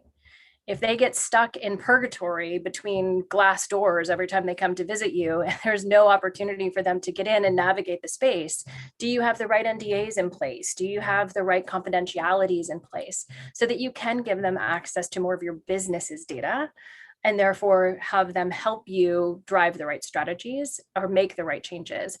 How do you remember to make sure that they're invited to all of the right meetings? Because when they're there, the speed of communication actually helps you move things forward faster. Yeah, and that's so important. And I think it'll be interesting as we see in time, as we shift back, post-COVID, of how we're incorporating everyone in meetings when it's going to be a hybrid of, both virtual and in person. So I think that's going to be so fascinating. I think the neutrality that has come from being in boxes on a screen has had some really fantastic advantages for team members, junior team members, senior team members. You're no longer, the most important person in the room always sits in this seat and everybody fans out from around them, right? Which we've all seen happen at different clients over the years.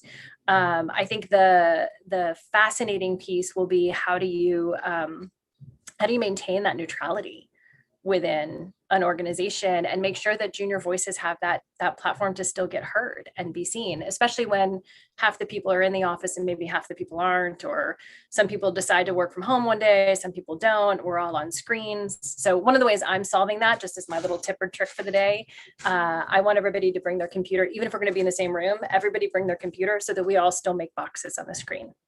Oh, I think that's we great. We may still physically be in the room together. I also think there should be a no muting rule. No muting or meeting? No muting, no mute. Do not use the mute button. I think it's the thing that used to drive me crazy about conference calls was like the people in one room would mute and then they would have a sidebar conversation and then they would come back. If you were physically in the room, you can't do that, right? So why do we give ourselves permission to have these little sidebar conversations when if we were physically in the room, we just have to have the conversation, just have the conversation. I love that. I want to adopt that. And we talk a lot about, to your point about grooming talent from multiple markets. It also gives an opportunity if majority of the people or team members are in New York, like how do you give the voice to the people in the other markets, like an equal playing field in that meeting? So I think that's great. Yeah. Shifting gears a little bit, I know when we're talking about the world of digital, innovation is moving so quickly, and the teams are really having to stay on top of discovering new tools from partners every day. I know, at Snap, we are knocking on your doors and talking every day, whether it's AR and e-com and content, and you have a host of other partners that are bringing you innovations. How do you ensure your teams are really up to date and like seizing those opportunities? And you referenced to at the agency side, like cross-pollinating, so that make sure that we're sharing learnings. Yeah, it's probably one of the biggest challenges. I think reading is obviously always really, really important. And I say that realizing that I've got the blue screen up so you can't see what's behind me, but on the shelf behind me is a book called Overcoming Dyslexic. I'm dyslexic, my daughter's dyslexic. Reading takes me more time than it takes everybody else, right? So getting through the trades and getting through all of that information takes a lot, but it's also super fascinating. So I always find that the things that I read are super fascinating. So it makes it a bit easier to plow through them. But I think if you can encourage cross contamination of knowledge and really easy sharing. So I've been a really huge fan of Teams. we launched it at Publicis before I left and had it already up and running long before the pandemic, actually probably well over a year or more actually before the pandemic. We were using it at Publicis and still trying to like put it through its motions and figure out the right ways to use it, how to get people chatting and communicating, how to share files there, et cetera. I feel sorry for the folks at Microsoft who were on the Teams team who probably didn't expect that it was going to be this much of a powerhouse product as quickly as it got there, but I think they've done a really good job in trying to keep up and make the tool accessible. But how do you, this goes back to a bit of that neutrality, how do you make sure that information is shared and shared quickly? And I think I still struggle with speed of communication versus accuracy of communication. And of course, you never want to put out information that's inaccurate. But is it better sometimes to share, this is what we know so far, more details to come, versus this is the complete thing, and now it feels like I've gotten 10 different rumors before I got to the complete picture, right? So I think a bigger fan of making sure that information gets shared in progress, with caveats that there will be more information to come. There will be things that change, and that's okay, right? And I think everybody has something to share and everybody has something to bring. So how do you make sure that, again, the voices of the team get heard, whether they're on your agency side or whether they're on your brand side? And the beauty of having your talent on the agency side is that they're going to continue to bring that robust knowledge of what they're seeing and hearing throughout the agency. And then what you'll get on the brand side is that robust knowledge of what's happening in the business. And so we'll know things about in stocks or what's changing with a retail partner oftentimes before the agency will. But that cross-contamination of knowledge and knowing that everybody shows up to the party with their own piece of information to share means we all brought a dish. And it makes for a better party when we all bring a dish. For sure. Love that. Is there, when you're looking at the agency models and whether it's a hybrid model or from your experience at the agency, you know, a model that you feel like works best, especially as within digital, like the worlds are getting blurred a little bit. So the video team and the social teams, you know, from where we're coming from, obviously then there's like the e-com teams. How do you make sure that those teams are all working in tandem? Yeah, it's really interesting because you can have this deep vertical knowledge, and then how do you make sure that you maintain this cross-contamination, right? Contamination is probably a bad word for that. Pollination. I like cross-pollination. Cross-pollination. That's better. Now that we're in spring, it's pollination. Yeah, I think that's going to be very different company by company and brand by brand, right? And part of that depends on the ecosystem of your media mix, what you're putting into market, how complicated what you're putting into market is, and how many people you have activating it. If you have in-house talent or agency talent or a blend of both, running an actual tactic. I do think you always need to have somewhere, either within your agency or within your company, a level of center of excellence somewhere. So somebody or some group that continues to behave as the expert, deep expertise in a specific area. Can you start to have people who are cross-disciplinary, managing search and social, managing programmatic and paid social or retailer media? Certainly, those things are all possible. Again, it depends on the size and scale. The cautionary tale that I always put around those types of moments is if you are looking for somebody who has strong paid search capability and strong programmatic media capability and strong retailer capability, you are asking for a lot of strength in somebody with probably not a lot of years of experience. And so just be cautious about a jack of all trades and maybe not a master of most yet. It's not to say that these people don't exist. The challenge, and this is again one of the challenges having in-house talent versus agency talent, if you lose a talent on the brand side, you have a gap in your ecosystem until you refill that talent, and now it's your responsibility on the brand side to fill that talent. If you lose a talent on the agency side, that stinks, but the agencies, because they are so vast and because they have often the flexibility of an account coming in, an account leaving, an account scaling up and an account scaling down, they have access to hundreds of times more the amount of talent for that specific discipline that you're looking for, and can often rotate somebody in much faster than it would take for you to hire somebody from the outside. So how you manage that balance, I think, is always something to keep in the back of your mind. Sure. No, I think it's great.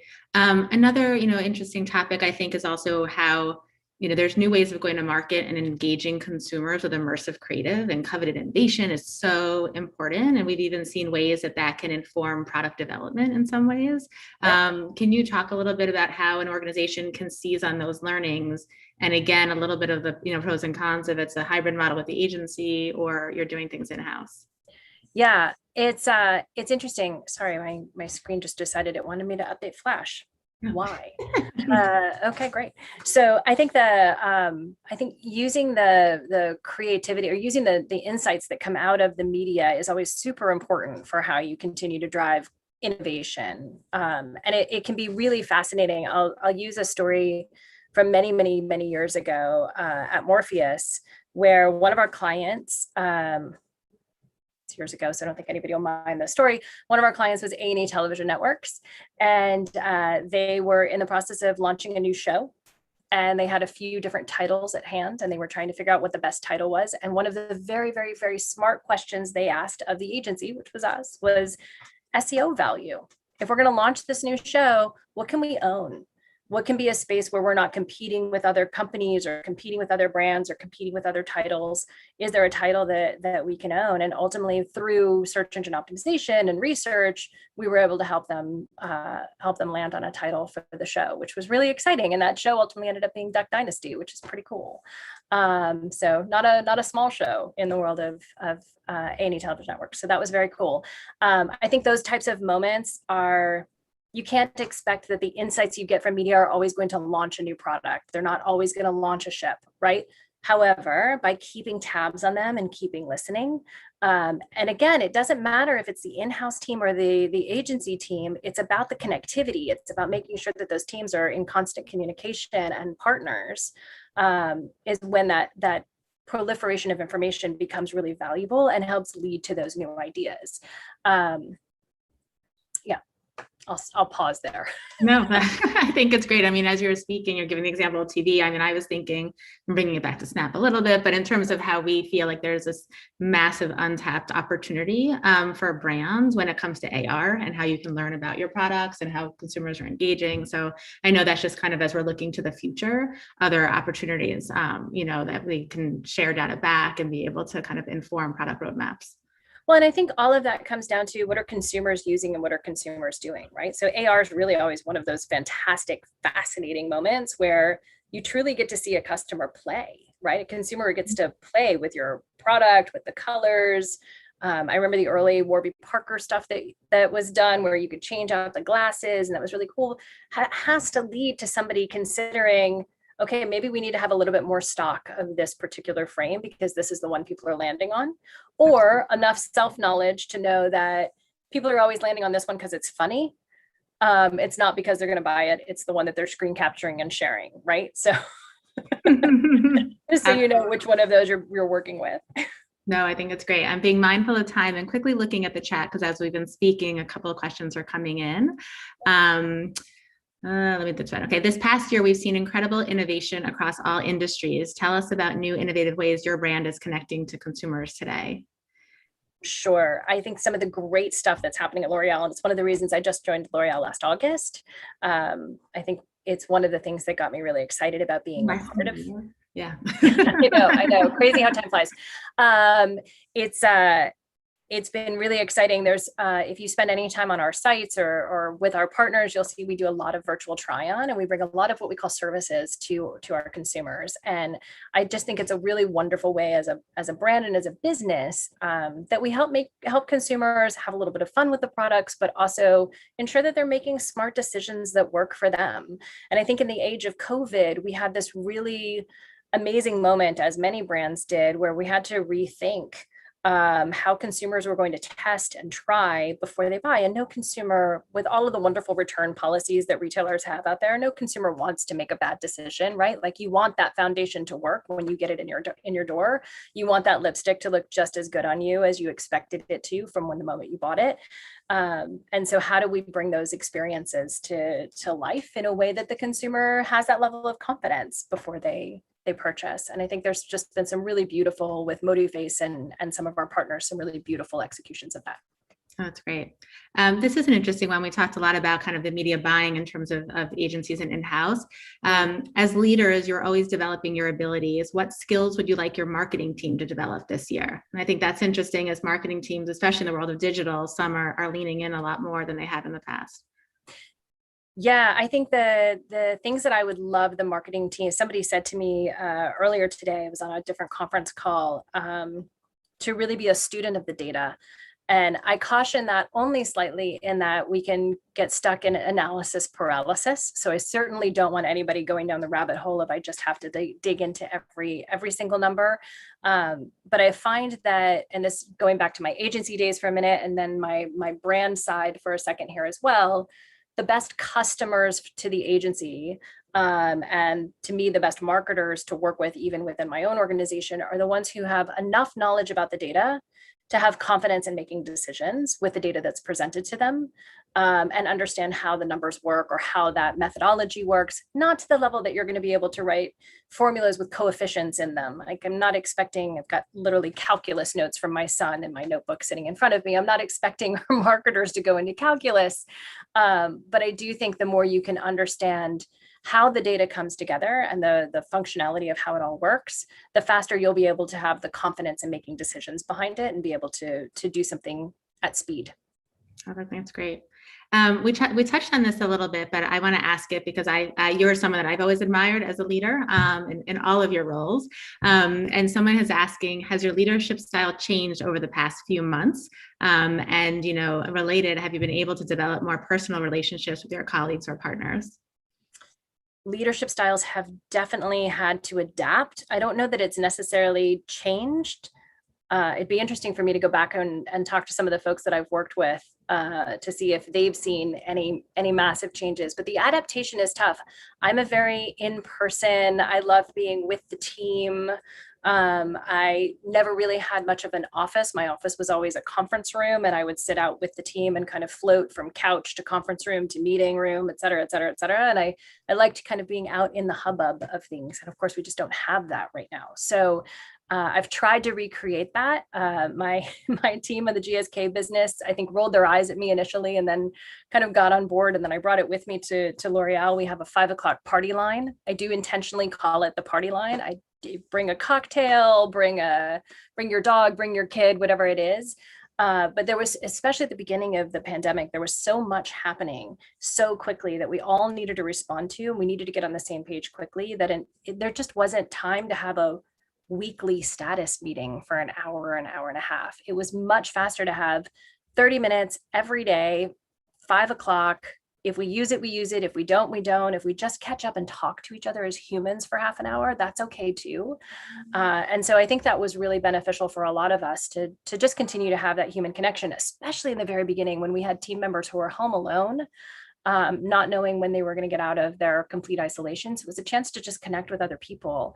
And so, yeah, I do think my leadership style has had to adapt to this virtual world. I said before, like, I'm a huge fan of Teams. So I've been quite the advocate of, share a funny story, make sure you use the little hands clapping, send praise. I don't know if everybody knows that there's a praise button in Teams if your company has it turned on. And I think it's just a great way to just shout out to so-and-so for doing a great job presenting that deck, or being in a meeting yesterday that they got called into last minute, or whatever it is. I think we've had to heighten our expressions of praise for people, because it's really hard to feel it from a distance. Yeah, no, I think it's great. I think from as the media partner who oftentimes we're presenting, and sometimes there could be 100 people on the call with their cameras off. I think similarly, I feel like you get the excitement from how everyone is reacting in the chat, and that's okay. We've all learned to use that as a moment of expression. I think the cameras off versus cameras on thing is also really interesting. And I think when you have large meetings, it's really hard. It can be a drain on the system, although things have gotten better. I'm a big fan of cameras on Monday through Thursday. I've really tried to institute cameras off on Friday, like just, summer Fridays when we get there and all of that. But like, we do visually need a break. I think it's why print magazines are starting to see a really nice resurgence in the number of people who are subscribing to the actual print magazine, because we're a little tired of screens.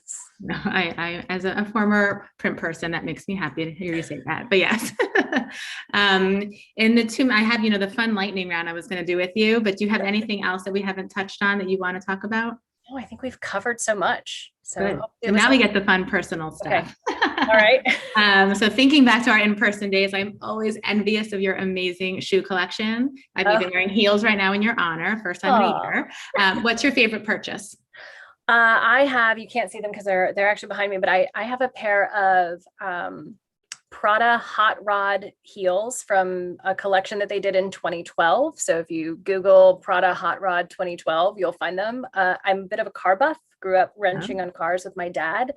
And they have chrome. The ones I have 1965 Cadillac taillights and flames. They're super cool. Oh my God, I want to see those. That sounds so fun. Favorite go-to home cooked meal this year? So I think you know this, Michelle, but my husband actually went to culinary school a couple of years ago. So I am spoiled to live with a trained chef. He's actually a practicing attorney, but he's also a trained chef. And his duck breast is to die for. That's way better meals than I've been cooking for my family. And my very last question, your must-have beauty product that you cannot leave home without. Okay. So this is long before I ever started working at L'Oreal. It's from La Roche-Posay. I'll put it in the chat if everybody needs it. It's called Anthelios. It's a daily wear sunscreen. Please do not leave your house without sunscreen. I don't care what your complexion is. Please, please, please. I will definitely share a link to it because it's a phenomenal product. Perfect. Well, thank you, Shannon. We appreciate the time today. My pleasure. Thank you, Alan, for the opportunity.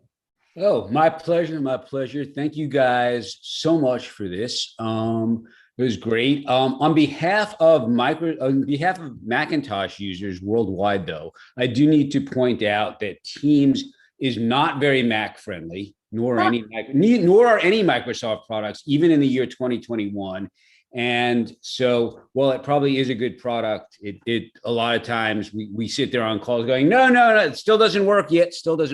So. I'm going to argue that if you have the desktop installation, it is much better on a Mac because my Mac is my daily computer. So yeah, it's just but the problem is a lot of times you get people and they don't have the they don't have it downloaded and blah blah. So anyway, that's my 2 cents. I was like, wow, shoes, you have Crocs, but they're great for walking the dog. But anyway. Thank you guys so much. It was really insightful. You could really make a show out of this conversation if somebody in the audience wants to do branded content.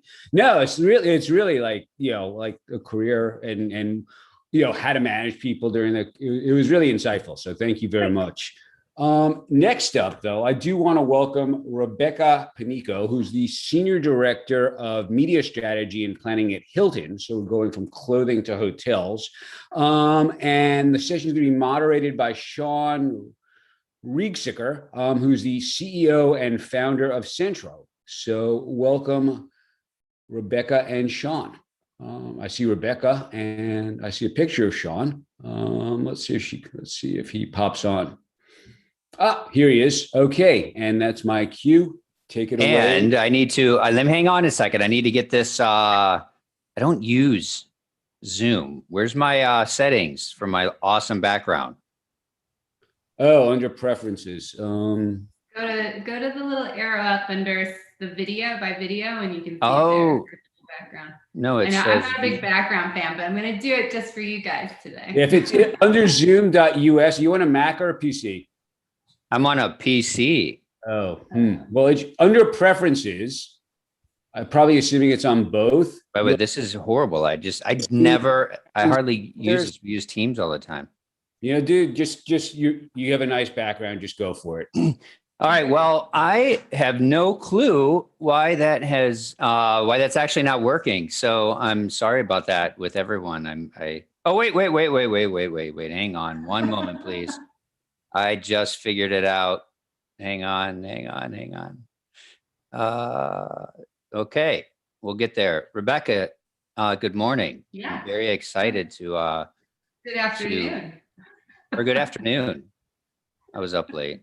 It's all right. Hang on one second, everyone.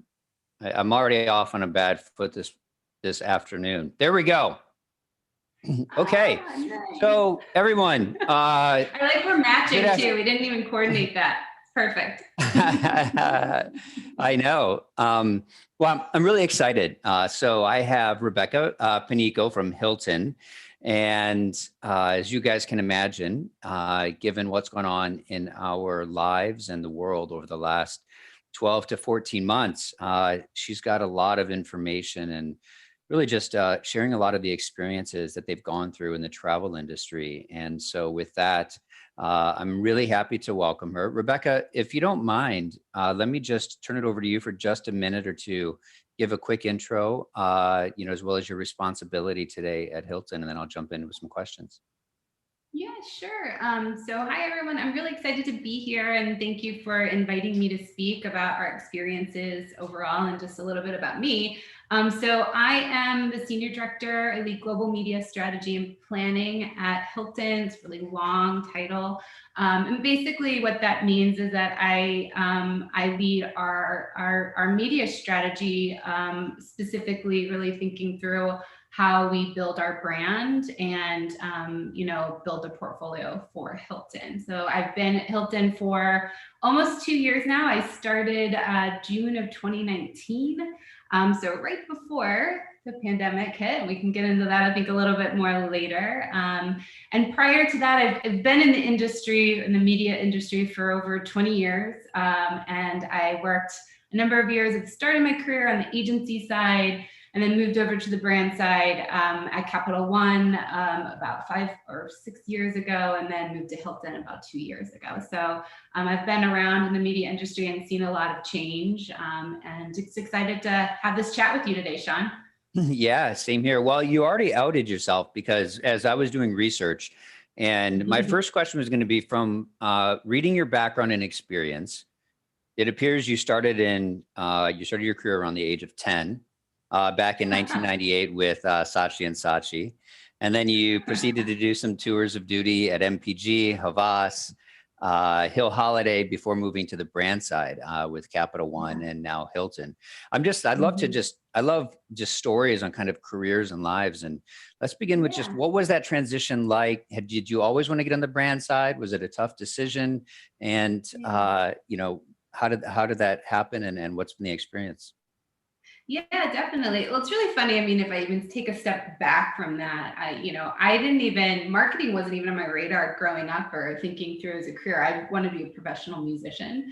And then as I was, going to school and everything, what I really realized is that I love people, and I love thinking about, how to connect with people. People watching is one of my favorite things to do in life. And so I learned that through kind of that passion and love of just kind of understanding people and dynamics of human behavior, that marketing was an area of focus that probably would resonate for me from a career perspective. And so from that standpoint, that's how I kind of got into the marketing profession. And then media being kind of the center point of creating and connections between brands and people, it really became this, this area of focus for me overall. And that's how I got into this industry.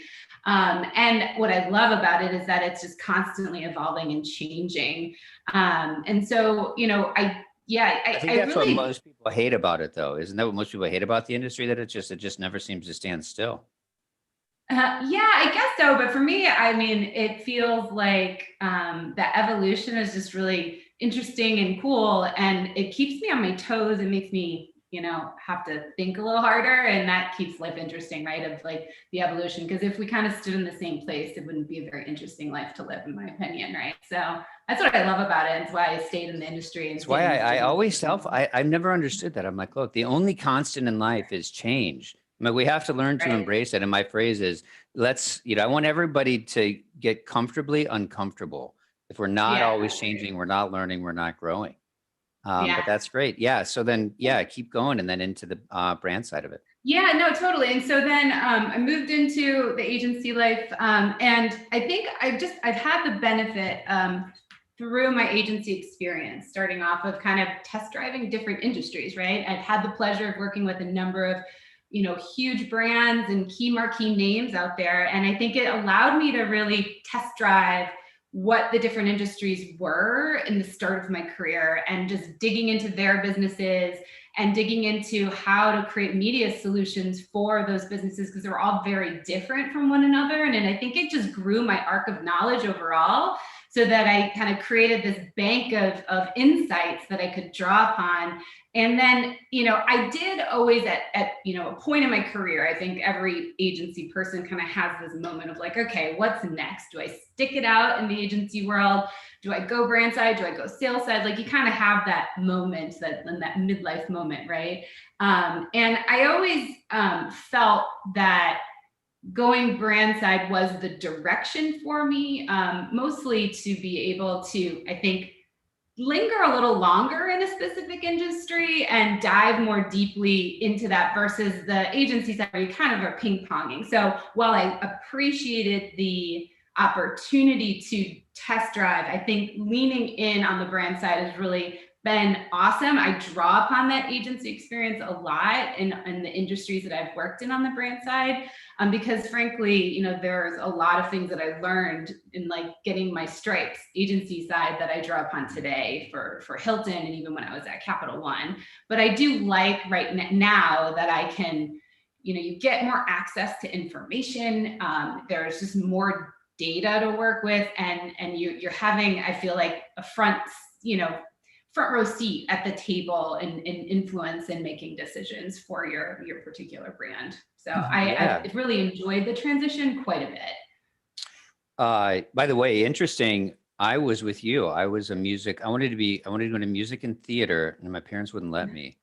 Oh, really? And so I chose advertising. I said, this is, as close as I'm going to get to theater and creativity in my life. I mean, it's creative. I know my parents were actually really mad at me when I chose to leave the music space, because they invested a lot of money in my training. Like, I don't think they thought I was any good, because they're like, you're going to have to pay your bills at some point. It turned out okay. I'm not complaining. Yeah, clearly, I think you're doing all right. Yeah.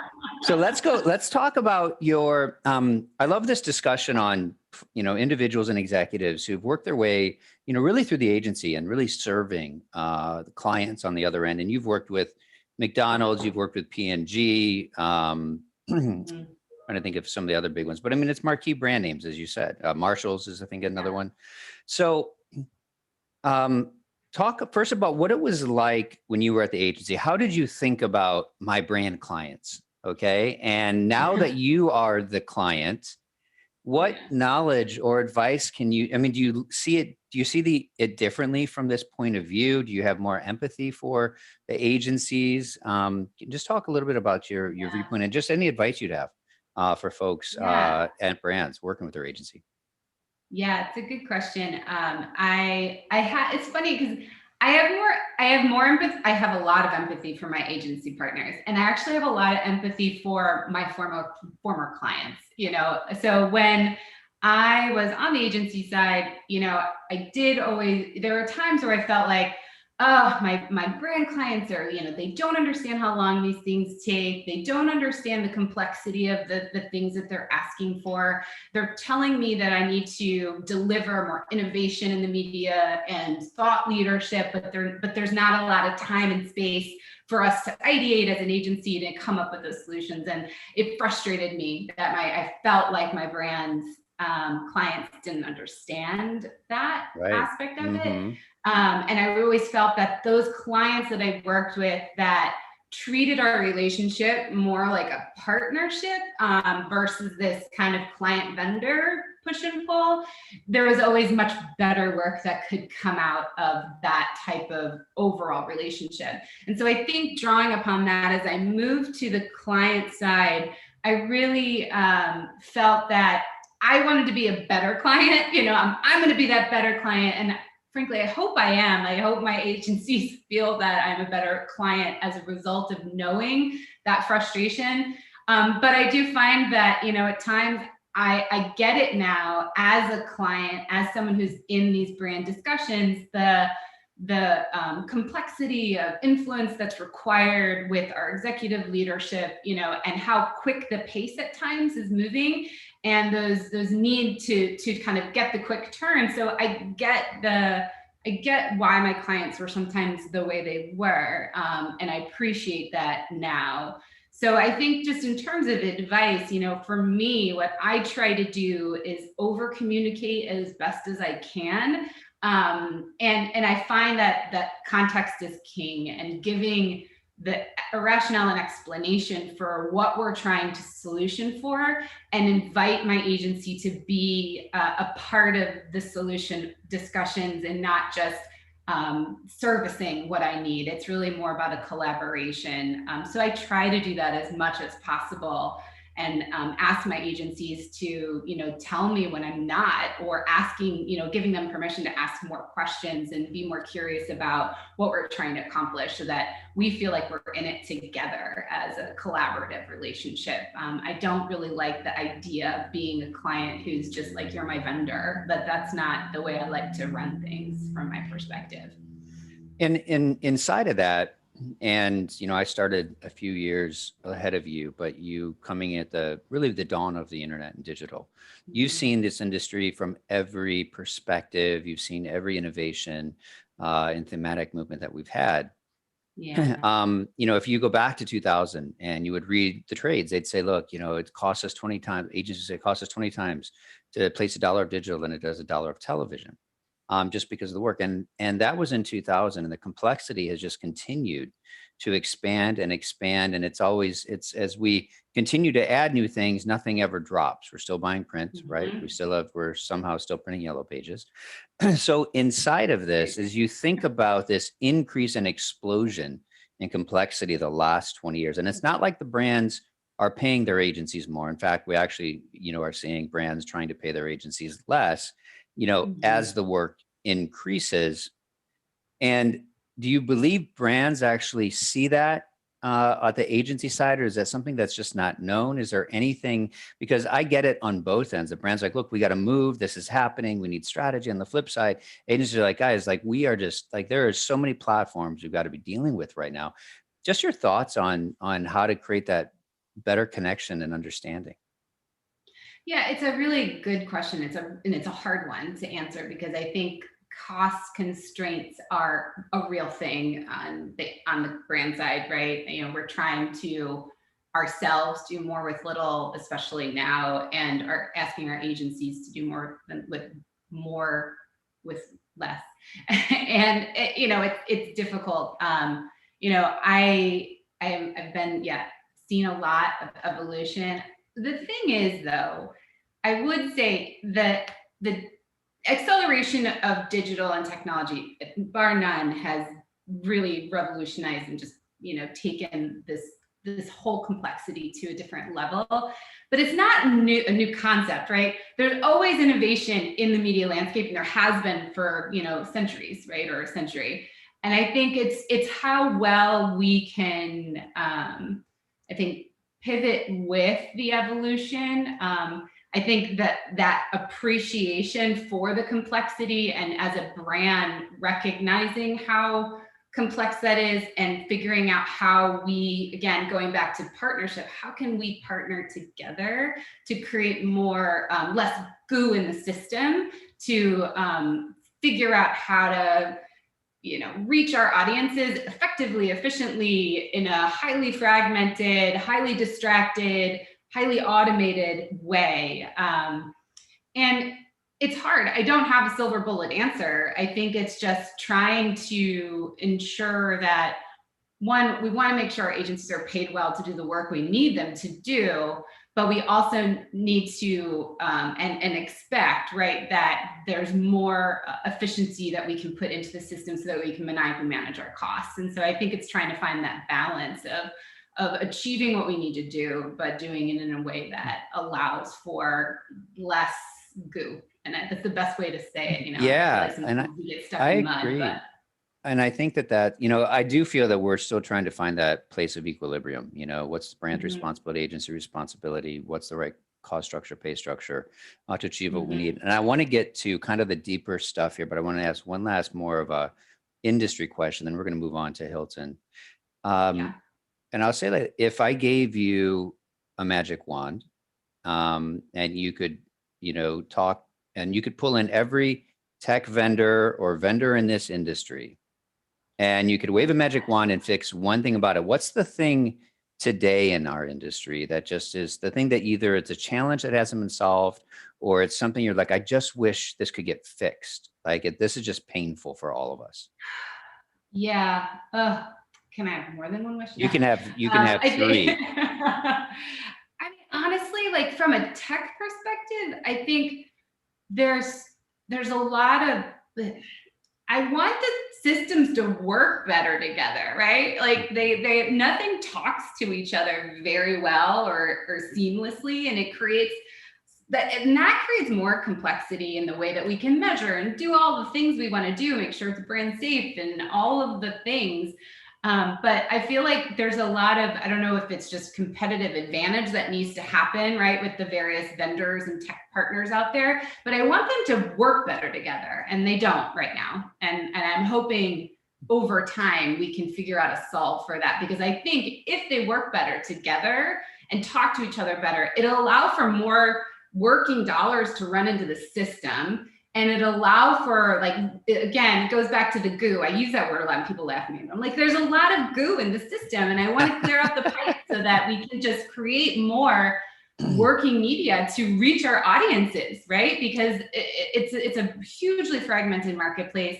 We're already talking about a very distracted audience in itself, and we need to find better ways to resonate. And I feel like the technology and the pipes, they're real clogged at times. Yeah. And, and I think that, when you've got data sitting in a search platform or social platform or another platform, it's just really difficult to really move fast and actually create the insights. Yeah. So, I think everybody is feeling the burden of that today. So let's move to Hilton. Let me just say, wow, right? I mean, what a year. So once again, for context, Rebecca, you were with Cap One for a few years, and you joined Hilton, I think, in middle of 2019. So you were there for 6 months. You had an opportunity to learn the lay of the land, get your feet wet, and then the greatest crisis of our lifetime hits. And although it's been hard for everyone, okay, I don't think anybody, would argue that the travel and the tourism industry specific, airlines, hotels, have been hit the hardest.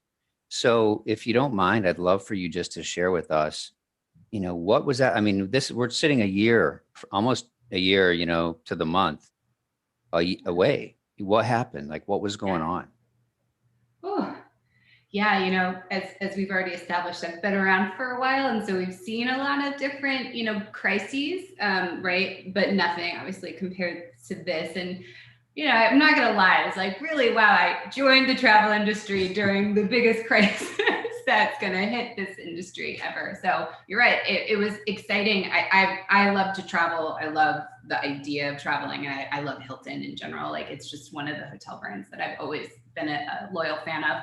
So this was like dream job for me to be able to come in and take my experience and start to build something. And, I'm still able to do that, which is great. But during that time, I was, I think as everyone was during this time, scared, right? Professionally and personally. Like, I think it's this combo of not really knowing what was going to happen to your industry and your job and how that was going to start looking in this new world. And your life and your family. I mean, you're scared personally. Like, am I going to die next week? I have no idea. Yes, exactly. Right. The impact to your family. I have a daughter who, is a school age daughter, and what's happening there and managing through all of that. So, I'm not alone in that. And I know that, like, this is everyone's story. Right. And I think, for me, really in the early days, I kind of liken it to there's a process that I kind of went through in terms of coping. And the first thing is, as a leader of teams, a leader of, my personal life, but also saying, okay, you know what, it's crisis mode. Let's figure this out and start to batten down the hatches. We need to really start to think about where our media investments placed today, what are our positions, what's flexible, what's not, how do we think about this, and let's start to develop out the scenarios that are needed to bubble up to my executive leadership so that we can really quickly make decisions on what we need to do based on what we know today, right? And obviously we're a global company. And so having a foothold in China, there was some of those early opportunities to see that things were starting to move in this direction. I don't think any of us would have predicted where it went. We had a million different scenarios. Was it a K recovery, a W recovery, all of the different letters, and none of them were right? And so, so I think it was really just mobilizing the team and keeping morale as high as possible while going through this and basically, finding ways to dismantle what we've built over the last several months to ensure that we as a company and as a brand, we're in solid footing to weather through this storm, right? So that was really the early days there. I'll say before we all went home, there was a lot of hand sanitizer, a lot of long nights, and a lot of whiteboarding of what all this would look like. And then trying to do that at home, a week later was certainly a challenge. Yeah, I can remember, I think it was probably last May that I heard your CEO talk. And, it was interesting where he said, look, we're a global brand. We have locations in China. He's like, so we actually were fairly well aware of this really early on.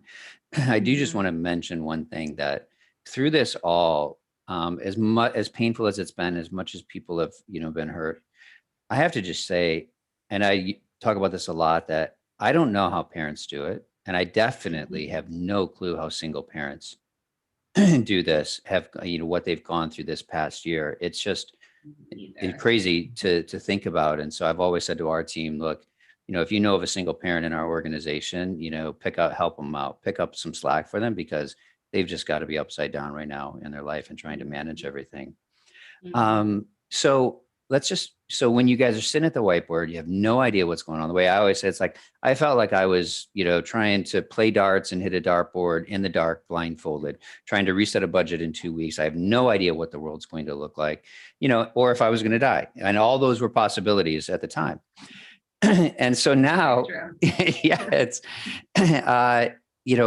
how good was the industry? Insights on working with you guys, helping you cancel contracts. And then did you guys just go totally dark? Just walk us through kind of the media planning aspect of this and how you approached it initially. And then I'd love if you could just, I'm sure you have more insights than most of us relative to finger on the trigger, pulse on the economy reopening, communities reopening, and, are we going to return? And then I want to follow up on that, but afterwards, a little bit more on just business versus leisure and business travel, and what do you expect going forward? Yeah, so a lot in there. That last one I might turn back on you as a business leader yourself and what you think. But so walking through, I think as we've scenario planned, we've kind of established that. I think, certainly the advertising travel messages in a global pandemic when travel was restricted was just not appropriate. And so we recognized that pretty early on and made all efforts to pause advertising or any travel specific messaging especially at the height of the pandemic in the beginning.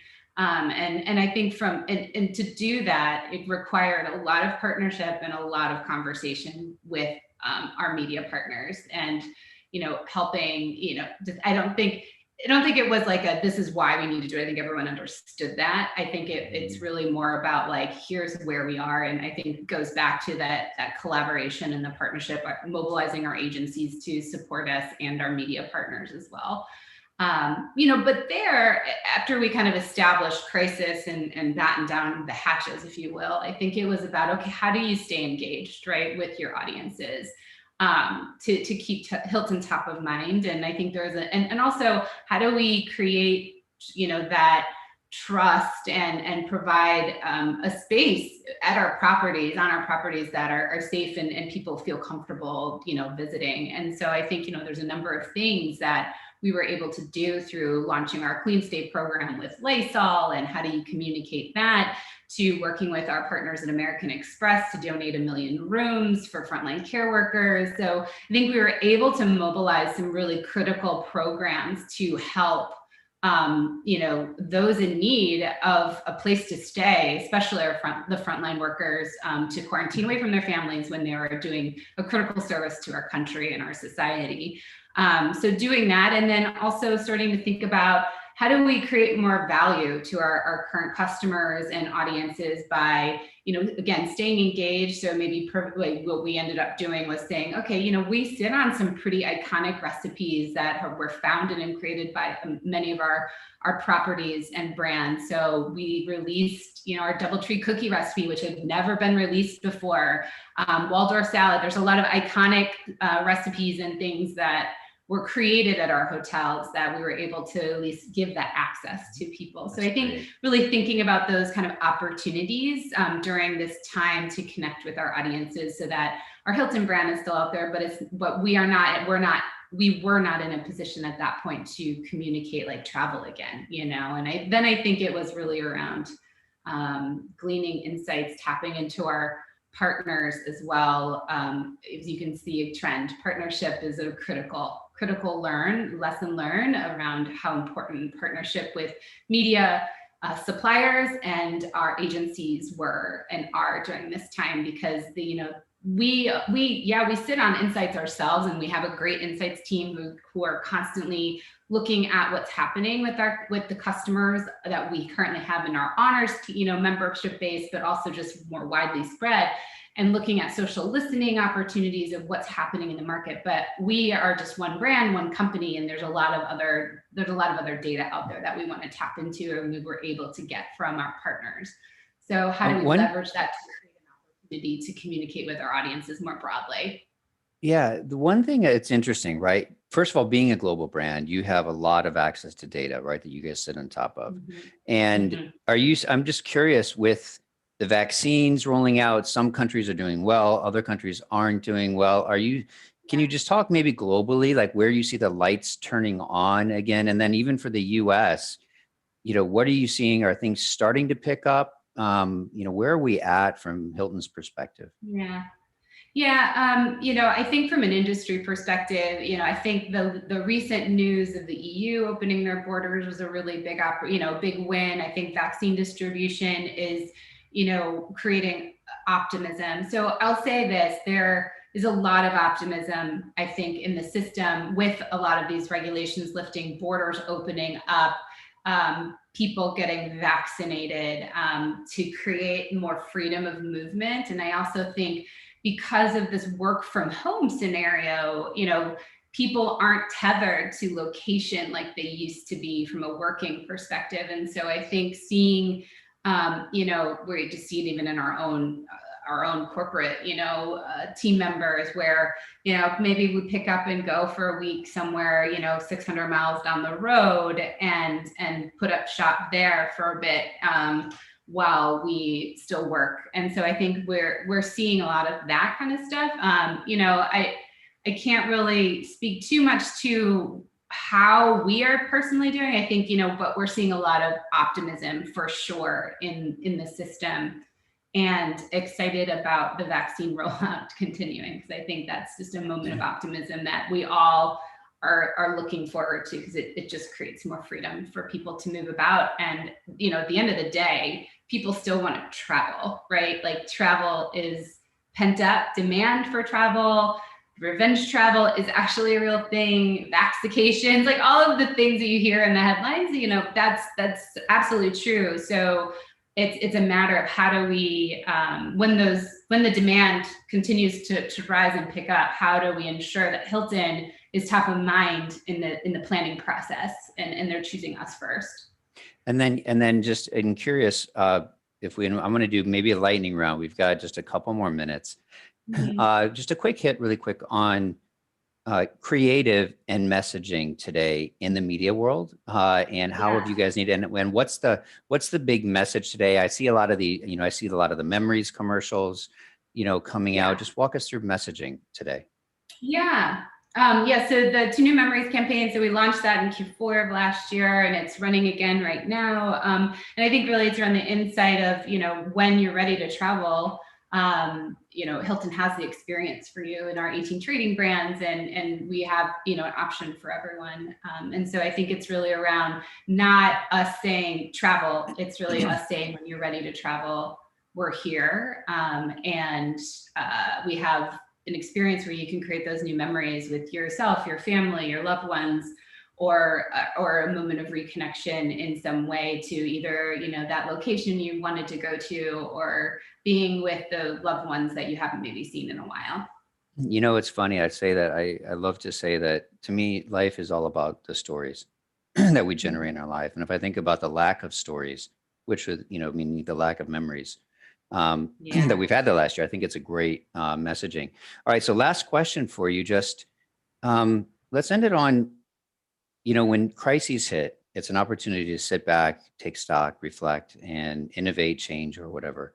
If there's a silver lining in the last 12 to 15 months for you, and specifically Hilton, how is this going to make Hilton better going forward? What are like two things that you guys are really saying, this has helped us see something that we weren't seeing before, and we're going to do better at X, Y, or Z?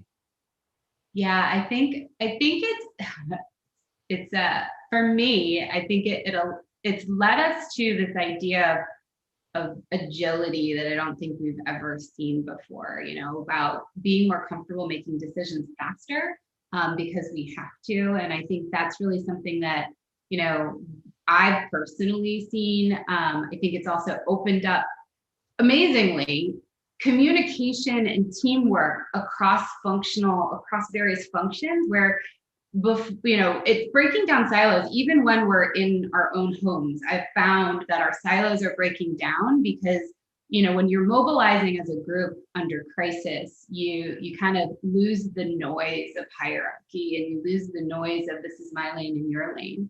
And I think that's allowed us to, be more innovative, be more agile, and make decisions faster, because we were able to break some of that down. And I think that's something that we, as a company and especially a marketing team, are continuing to evangelize together.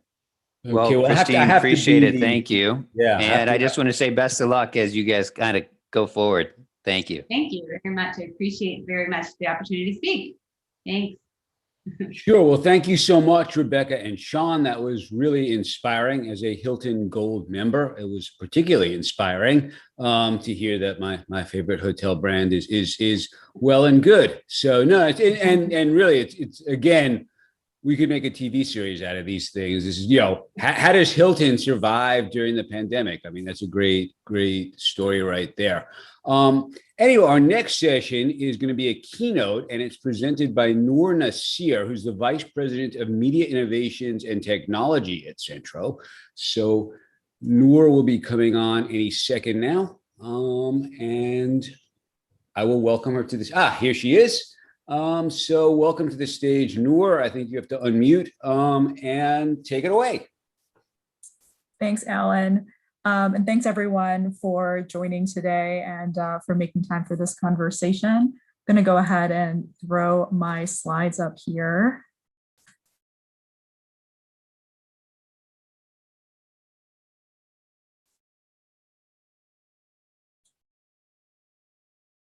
So the most important part is making sure that the slides function properly. So we've got just under 10 minutes to have this particular conversation on this identity crisis. I'm sure I'm the first person to bring up identity today, but jokes aside, identity is the topic of 2021. I think it was the topic of 2020. It's going to be the topic of next year and just the years moving forward. But there's a lot of emotion around this topic, and I think you can slice this conversation many different ways. So I just want to set the table on how I'm intending to approach this first. The focus is really going to be more on the higher level questions you might be asking yourself that go beyond just the solutions that are available to replace cookies, but what are additional things you want to be thinking about foundationally that this crisis has brought to the forefront. So with that, I'll make this really obvious point. The industry is facing an identity crisis. So what do I mean when I say that? So like I said, maybe moments earlier, that if you're thinking about cookies and all the different implications associated with that, I'd have more than 2 points, but specifically as it relates to identity, I think this is a very simplistic way of thinking of 2 components. One, how do we identify audiences moving into the future in ways that are different than how we've done it to date? And then how do we identify what advertising is? What is meaningful advertising? What is that going to look like moving into the future? So just to take a step back and look at some of what has been taking place in the larger landscape, what is the future of identifiers? And I think right now, this is where we're looking at the crumbling of a foundation that we have so long relied on. And now every day we're biting our nails, looking at the next thing that's going to take effect and impact the way that we're able to target audiences that are meaningful to us and that we've been relying on, tactically speaking. So hopefully this is just a quick high-level look at some things that many folks listening right now are familiar with, that there is this imminent loss of third-party cookies to take place. And the expectation is that a lot of that is going to be lost next year now, I think is the latest update in terms of sometime early 2022. And that loss of cookies is also having an impact on a reduction of other ad signals that are out there, specifically probabilistic IDs, which are a part of developing audiences. And then just alongside that, I think there's been so much heat on this conversation, mobile IDs. There's impact associated with IDFA and Apple ID. There's been no shortage of conversation around the updates for iOS 14 and what that is going to mean for putting more control in the hands of phone users and the greater likelihood and the reduced capacity to be able to target in ways that, again, we've historically relied on, but now specifically on mobile devices. And then finally, this growth of regulation. At this moment in time, what we've really seen are, I think, these 3 big pieces: GDPR to regulate and protect residents in the EU, and then for California residents, CCPA and CPRA, which was recently passed, but the responsibility of ensuring that advertisers and brands are upholding what CPRA demands is something that a lot of brands and advertisers and businesses are working hard to figure out right now. So speaking of regulation, this is one of those survey points that oftentimes people will bring up. So 71% of respondents in this particular survey said they would like to see the government reform how companies treat their data. I think if you crossed off government and said, see publishers reform how companies are treating data, if you were to cross it out and write tech stacks or tech platforms, the expectation would consistently be there. Any customer is feeling shorthanded in terms of understanding how their data is being collected and how it's being subsequently transmitted to other parties. So no surprise seeing that there.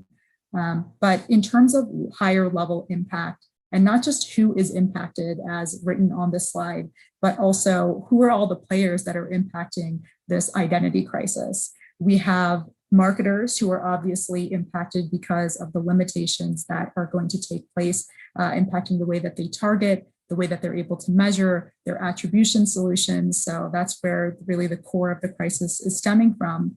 But then who are the other pieces of the other pieces of the pie? So we've got consumers and a call for more privacy and more regulative control so that people actually know what's happening with their data. And I think, if anything, more people who fall into the advocacy space and or want to know what's happening with their data, they're getting more educated and they're more curious about what can be done. So I think advocacy work is going to continue to flourish, and that's going to result in more regulation. So that next point related to regulation, I think we've really just hit the tip of the iceberg in terms of what is going to be coming down the pike. So more to come there. So something for advertisers and brands to really think about. And then, of course, what we're seeing with browsers, that's really the big point of concern or contention right now, is that Google imminently via Chrome is going to do away with third-party cookies, which is really going to be that end game moment in terms of reliance on cookies. And then the impact in the ad tech and publisher space. So many different types of tactics and inventory that we like to cultivate and categorize are going to be impacted in terms of the way that we can target effectively.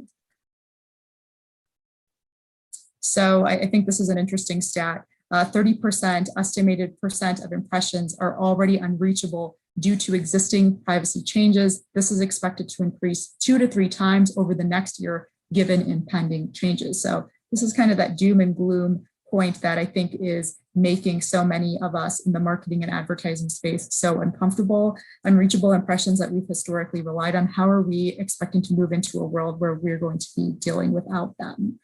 And so one point to mention is that we really have to do away with this expectation that we can rely on unhealthy solutions of the past, things that are going to violate many of these privacy laws. We can't continue to rely on them, but instead we need to move into a world where we are looking at the identity solutions that are considering all this privacy regulation that's out there and optimizes for giving people control over their data, but also make sure that we're just following regulative expectations.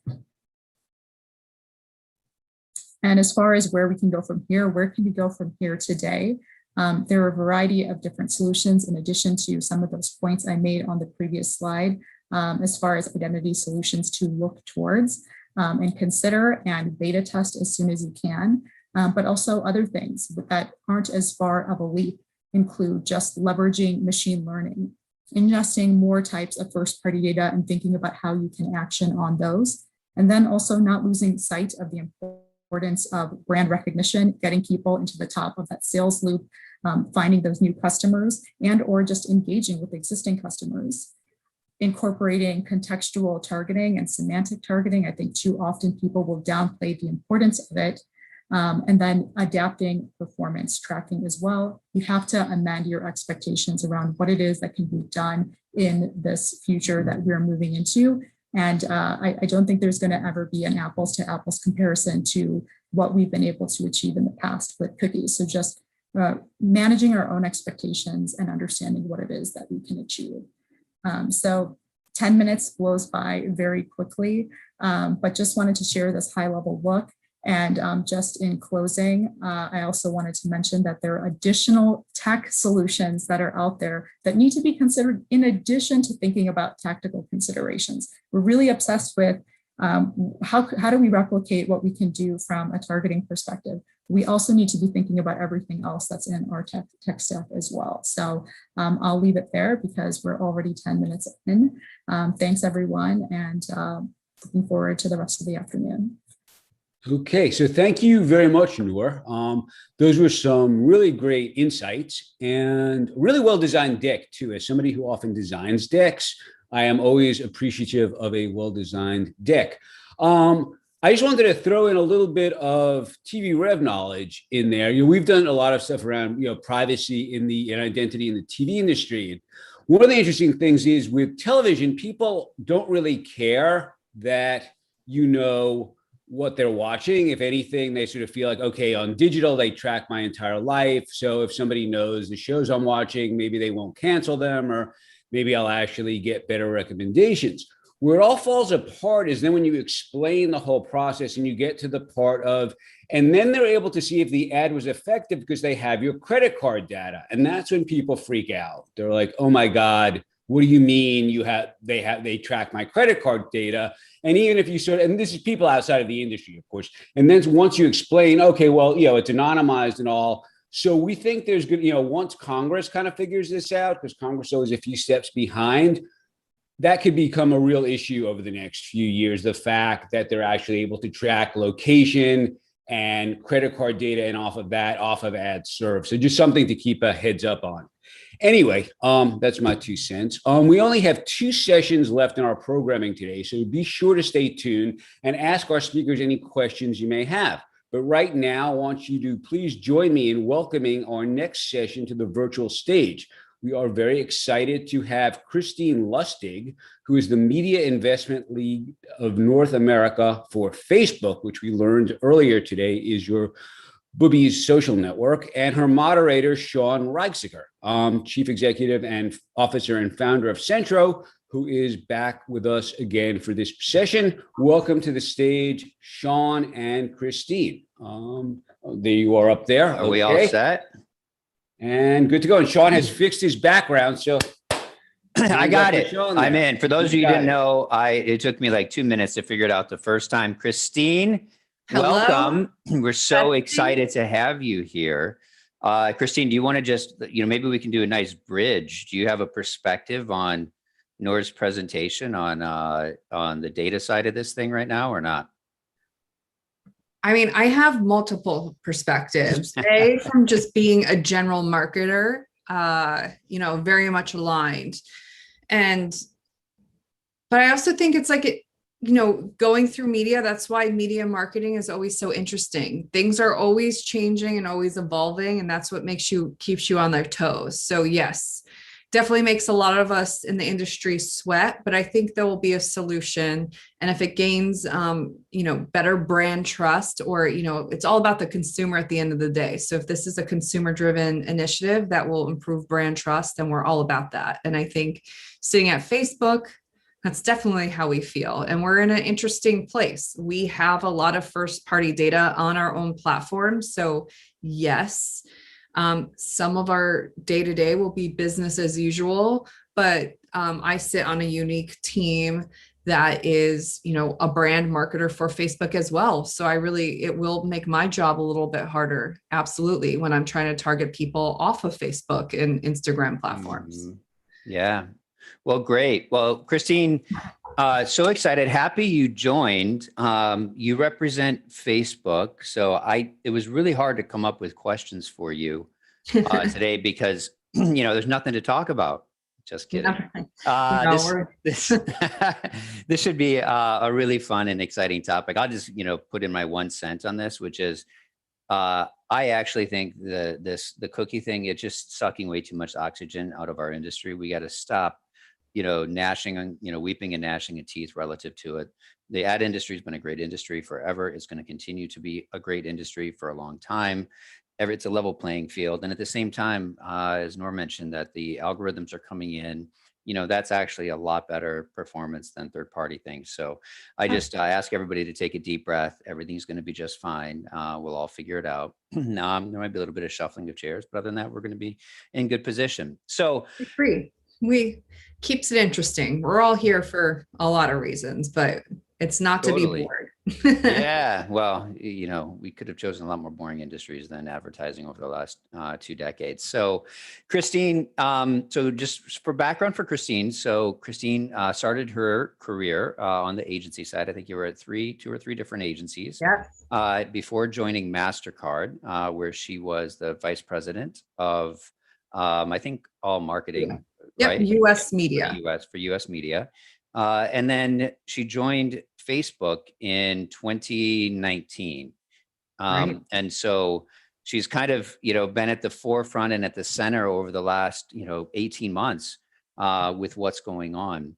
So let me just start with first, walk us through the transition of going from a very well-established product company like MasterCard to Right. going to a social company like Facebook, and we'll talk, maybe if you can talk about marketing of Facebook, right? What does that actually mean? Because there's so much to it and it's a little bit more amorphous than a credit card, right? Absolutely.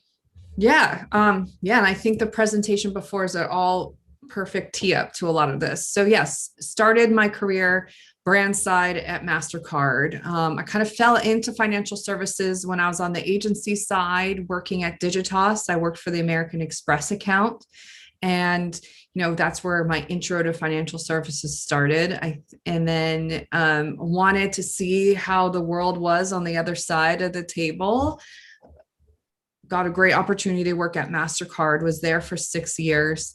And, in general, I feel like as a media and marketer, financial services is a great account and brand to work for. Yes, you get to be a protector of these established brands like American Express, Visa, MasterCard. Obviously, I have an affinity to MasterCard, American Express. They have great priceless brands, and it's your honor and job to be that like brand protector and maintainer. So if a lot of your focus is how to keep that groundwork going, coming to Facebook was a whole interesting challenge because I got to sit at a table where you now have to build a brand. Facebook is, to your point, does not have an awareness problem. We don't have to worry about people knowing what Facebook, Instagram, and all of our products are. It's a different challenge. It's a brand sentiment and a challenge. And the evolution of Facebook at marketing started, we all saw the movie Social Network. We all have some sort of Facebook, Instagram, WhatsApp account, and it was the hot young thing, 10, 15 years ago. Everyone had it. It was all positive sentiment. And there was nothing Facebook had to do to self-market themselves. It was all positive. It's sought after, and everyone loved it. Times have changed. Consumers are becoming more aware of what's going on, not just at Facebook, but digital media, data, tracking what's going on. And with Facebook being one of the top digital social networks out there, the sentiment went from, unconditional positive to, negative. And Facebook didn't have to rely on word of mouth. We had to create our own story and get our own stories out there and not just bank on all the positive years of positive PR out there. So that's the senses of Facebook marketing. My group was created, 5 years ago. And then most recently, about 2 years ago, the Center of Excellence media investment team that I sit on. So as a brand, we wanted to create a mission and create a brand mission. Like a lot of our tech counterparts in the FANG group have done this. Google's really good at it. Apple, of course, Netflix. So it only seemed right and timely that Facebook created their own brand messaging and, controlled what was out there, and create that brand. A lot of people have nostalgia for it. I am of the age where, I should have been hanging out at Harvard with Zuck, but, I was out in Philadelphia being a typical college kid. So I was definitely the first generation that, had their first account with their college ID, their college email. And so there's definitely something there that, millennials have an affinity to. So it's important to hone in on that. What we said at MasterCard a lot was, pull on the heartstrings. You want to have that emotional tie, and there's definitely an emotional tie to Facebook and their products. So what's unique though is we have awesome products. So our mission is to really make sure that the products are the how, and how we can, show the good that Facebook can bring, and how it really does build. It gives the people the power to build community and bring the world closer together. That's our North Star. That's our Facebook mission. And that's really the mission within media and marketing at Facebook. So, to me, what Facebook is going through, it's almost a, university textbook case study on how hard it is on many levels to actually build trust with the consumers and to build brand trust and Right. deep trust over a long period of time. And in a short window, right? One misstep or two missteps, and all of a sudden it can start to erode Absolutely. quickly, right? And then I'd love to, if we think about Facebook and marketing, okay? In other words, you and I, discussed, Facebook doesn't have an awareness problem at all. I mean, it's ubiquitous pretty much everywhere across the globe. I think over 50% of the population, I believe, or something like that, has a Facebook account.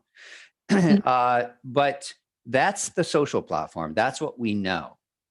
But then there's all of these products sitting behind it. And so if I look at the Facebook as a halo brand, Absolutely. the things sitting underneath it, everything from Facebook portal to workplace, marketplace, dating, Instagram, WhatsApp, Oculus, Yes. the Oculus Quest VR, And I think Hotline just got announced recently, which is kind of more of an audio sec. And to me, it's like, this is where, if the Facebook Halo brand is warm, positive, fuzzy, high trust, it'll have this, cascading effect over the rest of the products. And if the opposite is true, it'll have the inverse.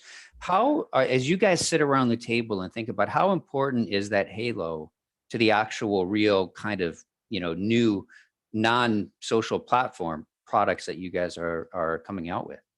Yeah, absolutely. The halo is absolutely important. And in the last 2 years, and even the last year, we did a lot about building what we call Facebook Company, which is our halo umbrella overarching messaging, brand messaging that really brings all the portfolio of apps and products together. And, over the last 2 years, you saw a change where WhatsApp was WhatsApp by Facebook, Instagram by Facebook. So really tying, the family of apps together is huge for us. And yeah, it's important to make sure that the halo effect is across all. And let people know that all these apps are tied together, because, with us in the industry, it's common knowledge that we know all these brands are together. But some people just don't know that. Like, I'll get a lot of comments saying like, oh, sorry, I don't like Facebook, I use Instagram. I'm like, that's great. It's all the same, or, Screw I Messenger. really I use WhatsApp. Screw you guys. I'm on WhatsApp. Yeah, I get that too. Like, WhatsApp is very popular and very beloved in a lot of markets outside of the US, only because that was there in Brazil, South America, Europe. That's like a main way for people to communicate for free, because text messaging has a fee in a lot of other markets. So this is a way that a lot of people communicate. That is their only way, that they don't have text chains or group chats. They have WhatsApp chains and group chats, and there's a beloved affinity there. So at the same time, Facebook as a brand loves to flex, to other products too that have a lot of affinity and bring it all together. But yeah, a lot of times it's, oh, I don't like you, but I like that. I'm like, we like them all. So great. You're part of the family. And I think there's a lot of great innovation coming with our Portal and Oculus products that taps into a whole nother demo of consumers that, might not be on social media, but really love Portal to connect with family and friends. And then Oculus has a whole gaming and virtual reality sector of interest that, are great. We're so glad that we can interact with. So, because of the products, and I'll put a plug in here, because VR has been on my list for a lot of reasons of an intrigue. And so the pandemic to me was the perfect time to finally buy my Oculus. I got to tell you, I was blown away at how advanced VR has become. So Right. I'm putting a plug in, get on VR, see what it's about, because I think it's going to be life-changing, no less than what the internet was 20 years ago as we look to the next 2 decades and what's going to happen. And I know your CEO, is talking about that quite a bit. Yes, he definitely talks about it a lot. Yeah. So let's move to, it's fascinating, by the way. So let's move to this concept of away from what I'll call the halo effect. And if I were to, if at the end of 2021, there's a pie chart that you produce and you show it to us, and it says, of all of our marketing spend, this is where the heft of it is. Like, what does that break down from a product perspective versus just a general brand perspective? And what's big on the radar screen for you guys promoting going through the rest of the year? That's great. Yeah. And I think like for us, brand and product go together. So my group is definitely about branding of the products. I mentioned before the Facebook company to like 2 main initiatives, economic impact and then social impact. So I'm sure you've already seen across some of our campaigns, where we, at the end of last year, we really wanted to help reboot the economy and help small businesses. And then this year, and then also around voter registration, using the platform for good so everyone can know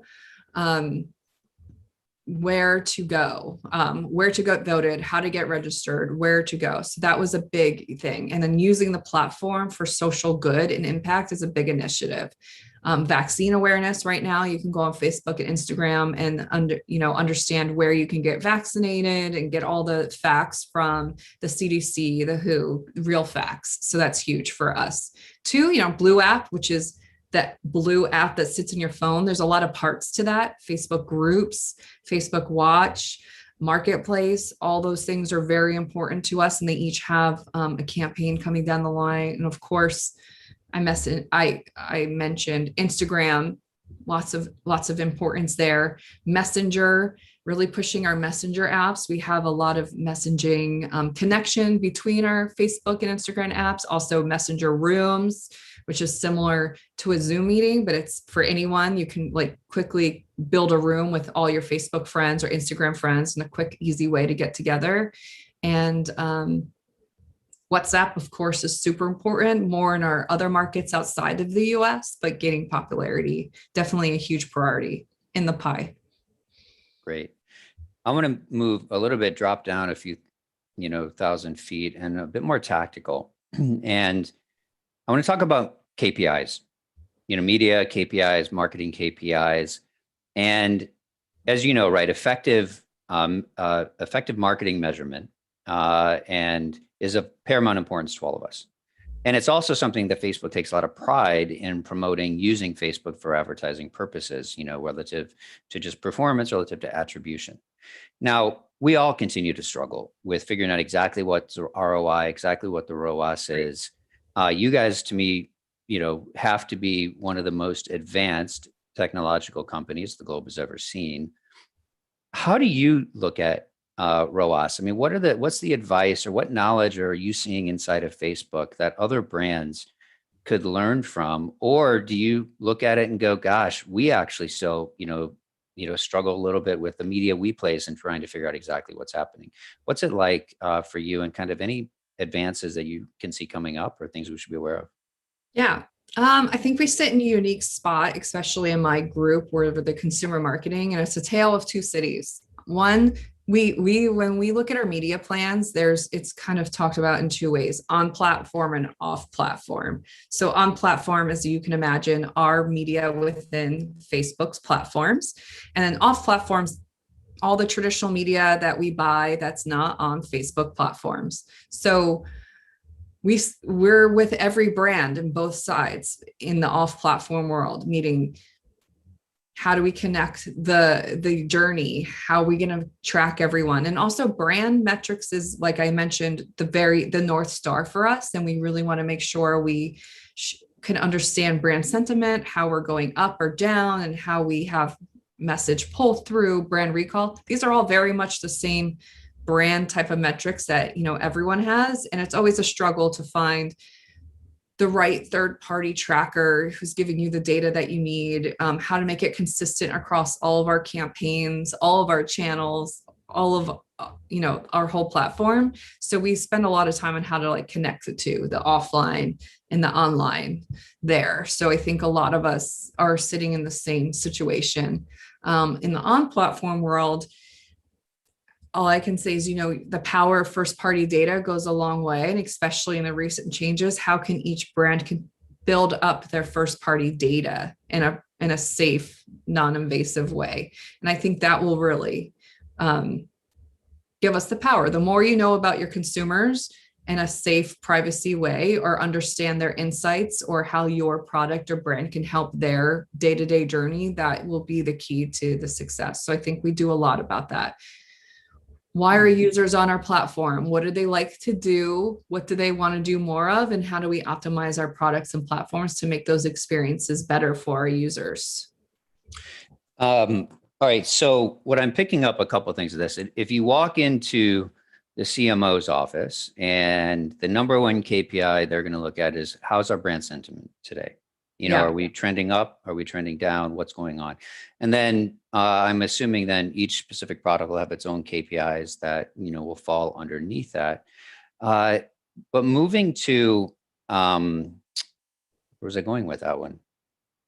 Oh, what actually I'm picking up is that you haven't solved it. You haven't quite cracked the code on off platform versus on platform relative to being able to stitch together everything, which I think should give us all a sense of relief that if Facebook hasn't totally got it figured out, that if the rest of us don't have it figured out, that's not necessarily a bad thing.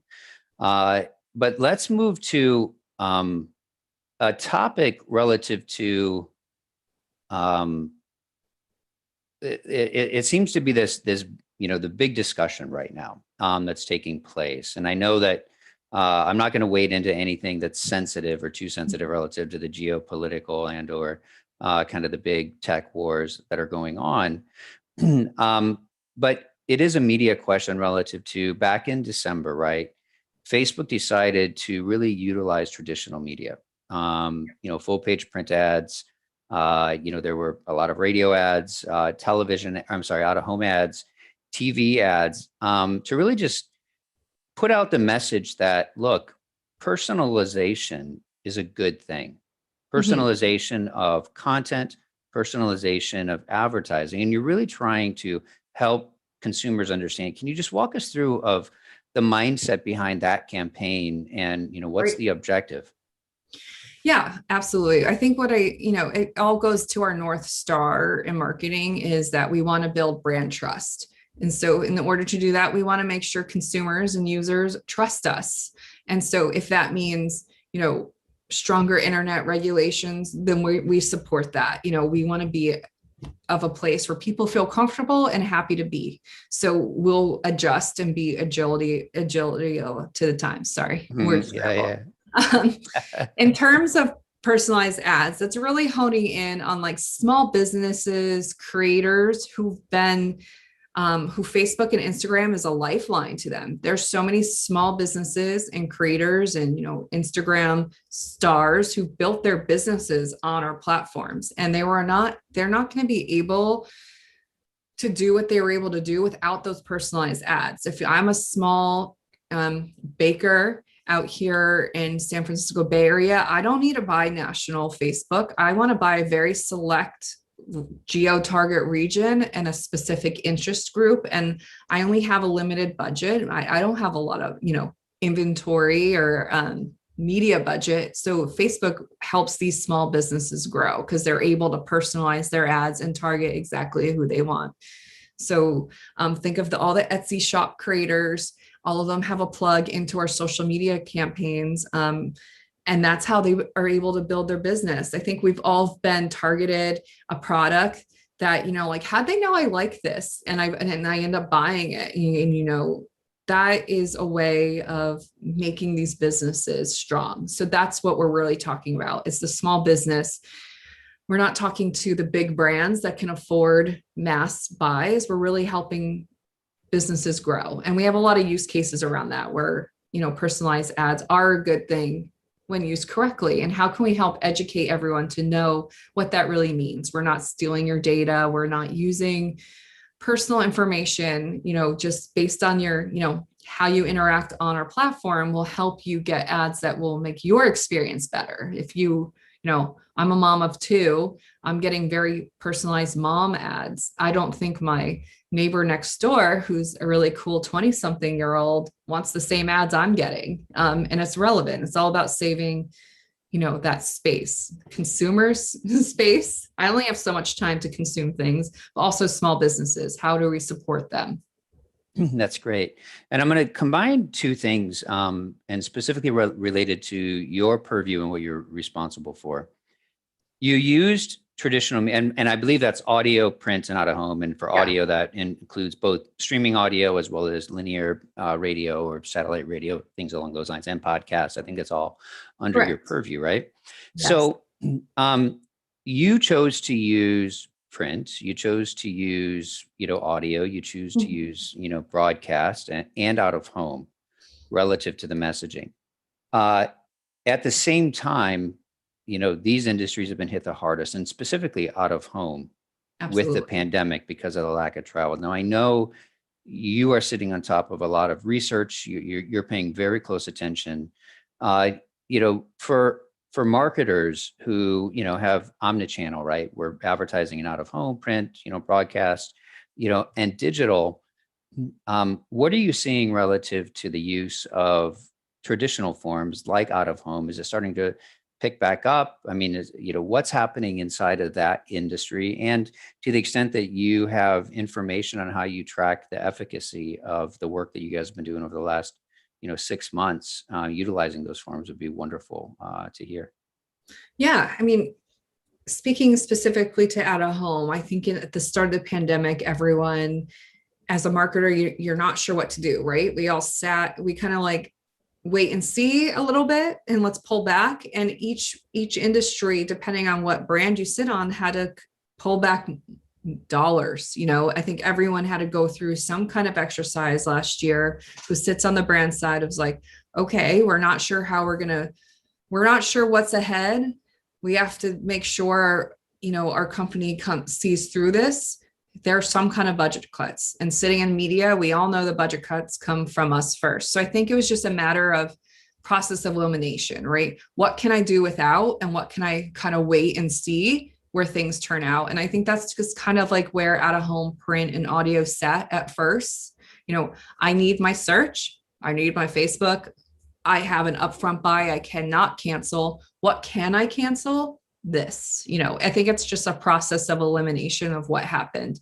And then two, yes, a lot of people we were all quarantined, not going far. But I think as we didn't expect this to last a year, we didn't expect to still be in a virtual environment, but things have changed, right? We've learned more. People are leaving their homes, just in different ways than we've had before. So what we do is really do a lot of working with out-of-home industry like Geopath and mobility reports. Even, Apple has a great mobility report that anyone can have access to and can really see where people are moving in the marketplace. So you have to just rethink your out-of-home strategy. Maybe I'm not going to be buying the same type of out of home that I was buying in the past, but I'm definitely going to be buying street furniture in walking cities like New York City, Chicago. People are walking the streets now, so I'm definitely going to do that. And we did a lot of that type of street furniture and walking. I'm calling it walking out of home, dubbing a new term, but Ooh, out of home. I like that. WOOH, walking out of home. Yeah. Woo. You're big into woo. Yeah, we're bringing the woo. And we definitely did that to support out of small businesses. We partnered with one of our out of home top partners in Intersection, where we did the power of the comeback, where we basically bought advertising space for small businesses around the small businesses to drive foot traffic to their storefronts. So we were really proud of that. Everyone has the itch. Previously, we had Hilton on, and they're talking about revenge travel, and that's a true thing we're seeing in out-of-home mobility too. So a lot of people might not be buying, the airline tickets. So maybe I'm not going to go heavy in airport out of home, but everyone's hitting the car. So I'm going to be buying all my billboards on the way to the shore, up and down the coast, on the way to Yosemite, wherever I can find where families and people are going on vacation. I definitely want to buy out of home on those paths and think about out of home in a different way. So really, like I said, knowing where your consumer is, or understanding the mindset of the consumer, where they want to be. And that's where you should target your out of home. And I believe we may be coming up on time here in just a few. So I'm going to one quick hit, and then I want to finish with kind of a bigger question. Maybe a little bit more personal. The law of unintended consequences. I'm just curious, so Facebook launches Facebook Portal, I don't know, 2.5 years ago, something around that time frame. And, on some level, the pandemic almost created a opportunity to go strong with that and to connect people more. Just curious, I don't know how much you guys have publicized the data, but can you just share with us how the pandemic may have actually helped in a non-intended and obviously sad way, but maybe it brought people together? Any thoughts on how that's transpired? Yeah, I mean, absolutely. I think across all of our products and platforms, like I shared, our mission statement is bringing communities together. And we want to make sure that our products and apps are the superpower that makes it happen. So when we were rolling out this message way before we even knew what the pandemic actually was the proof points to a lot of the stuff we were saying. So we actually did bring a lot of people together. We saw a lot of user interaction up across all of our platforms, and definitely an increase in portal usage and sales, because yes, everyone was trying to find new ways to connect more than ever. I definitely had a lot of portal conversations with my families, and I didn't before because I had to replace our real time. So that's never the goal. I think it's not a positive thing because the pandemic is horrible, right. but we were happy as a company to have the products in place to bring people together and to that they were there. We didn't have to make anything new. We didn't have to invent anything. This is what we do every day, pandemic or not. So we were happy that we were able to be utilized in the way that we always intended. Great. All right. And I will, I'm not getting a time alert. So Alan, cut us off if we need to. I'll end it with a kind of bigger question, probably a little bit more controversial. And Christine, you can maybe speak almost personally more than anything else, but it's, the pandemic, right? Now we're sitting at home. We're not talking to other people. We're not out in public. We're online more than we ever have been. And Facebook's mission is great, right? It's to find a way, how can we, use technology to bring people together. With anything in life, there's always a light side and there's a shadow side. And that's true with inventions and innovations across the board. And I think what we've seen is the extreme on both. On one level, it's great. I get to, I connect with people that I, haven't seen in 20, 30, I'd never see them again in my life. But I have a chance to see what's going on. That's wonderful. The shadow side is, there's some crazy people, right, that are walking on our planet, in the streets every single day. And now we've made it super easy for these crazies to actually come together. And Facebook has been in the news a lot about this. I'm assuming you've watched The Social Dilemma, which was really discussing the algorithms. And by the way, I'll put in, I know Facebook is the punching bag right now. I'm always shocked why YouTube specifically isn't sitting side by side versus Sundar at the congressional meetings, because I think that their video recommendation algorithms and QAnon is the number one things that come to my mind. How do you feel about this on a personal level, and just how is Facebook thinking about their algorithms, content recommendations, and is there discussion internally on ways to improve that so we're not siloing everyone into small things? And I'll just throw in there, Alan, sorry, but this whole flock thing from Google, on many levels, it's actually just exacerbating the problem, which is putting people in cohorts, smaller and smaller and smaller and smaller cohorts, which is just siloing us more.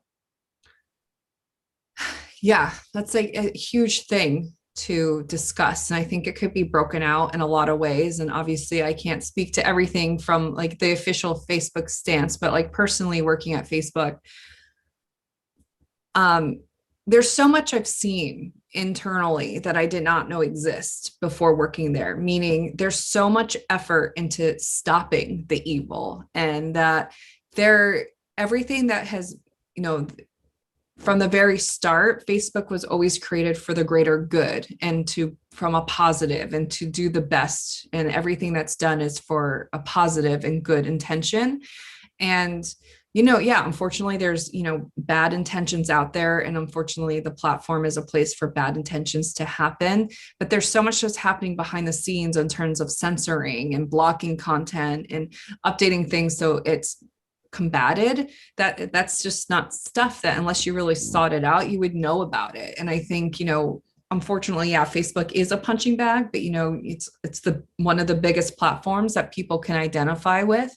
So it kind of gets that seat at the table to be punched. But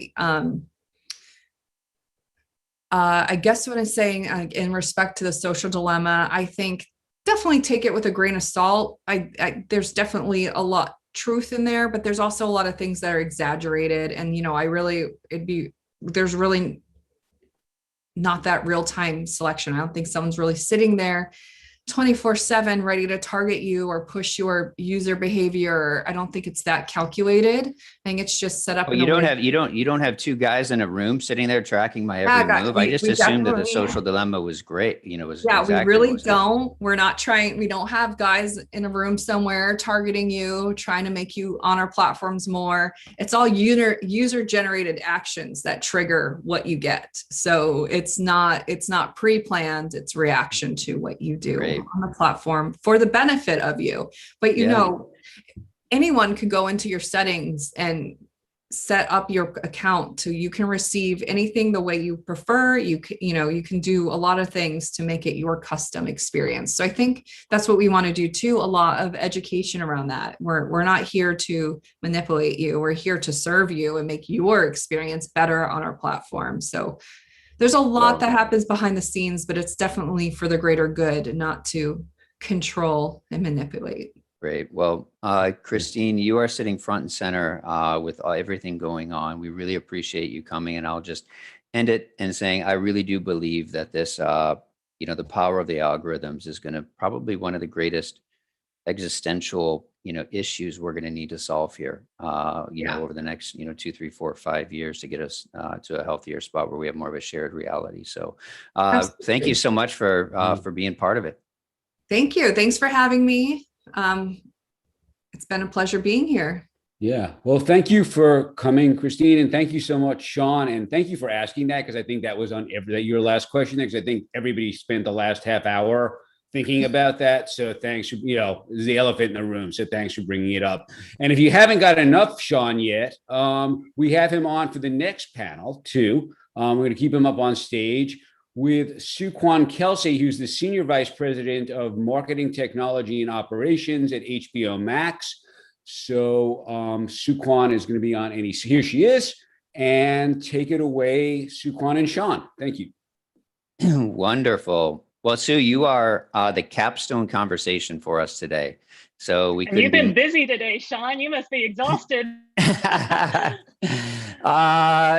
It's been a little bit of work, but I'll tell you what, it's so fun because the conversations and learning about people individually and about what they're doing at their companies, especially given the last 12 months, is just fascinating information. And you, specifically to me, are sitting in probably one of the most exciting spots in not just our specific industry in media and advertising, but frankly, just in how we're progressing as a society and how people are changing and shifting behaviors. And I even think about Warner Brothers and HBO sitting from a place of, you've never had that direct relationship. And I know we're going to get into that, but I think what you're going through has got to be just a delight to be, filled with challenges as well as,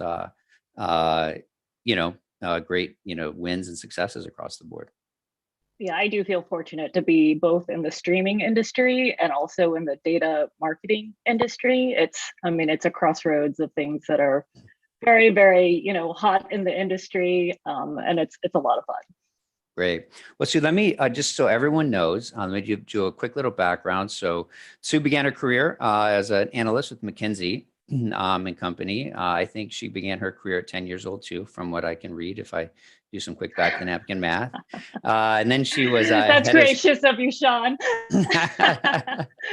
And then she went to Cars Direct, and then she joined Warner Brothers Entertainment all the way back in July of 2001.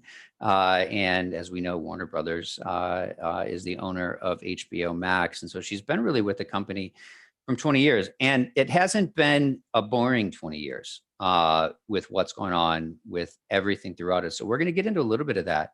But let me just say, look, HBO, it's an iconic entertainment brand, right? And you guys are sitting now on so much content. I mean, that would make most people's head spins. And it's Warner Brothers, DC, Turner, Classic Movies, Cartoon Network. I mean, on and on and on.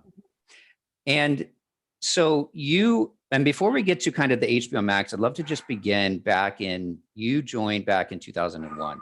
Now, if I were to sorry, I have a dog barking. I don't know if you guys can hear this. Hang on. All right. So I'm back. I have 2 dogs too, so they might want to join the party later. So if we go back to 2001, you joined at a really interesting time. Okay. This is what, 6 months or maybe a year after the AOL Time Warner merger, where it becomes AOL Time Warner and HBO rolls up through Time Warner. And it's a tail end of the .com boom. Okay. So there's a lot of stuff early in your career that you are seeing from the front lines. I'd love to just hear what that was like. I mean, as you joined it and going through kind of the ups and downs of those first few years. And then we can get to just, you've seen this industry like a few of us have from so many different angles, every iteration, every innovation, and what that's been like, and what do you think we've got right? What do you think we've got wrong over the last 20 years? Yeah, absolutely. I mean, at that time when I started at Warner Brothers, everything was changing. We called it online back then. I joined a division called Warner Brothers Online.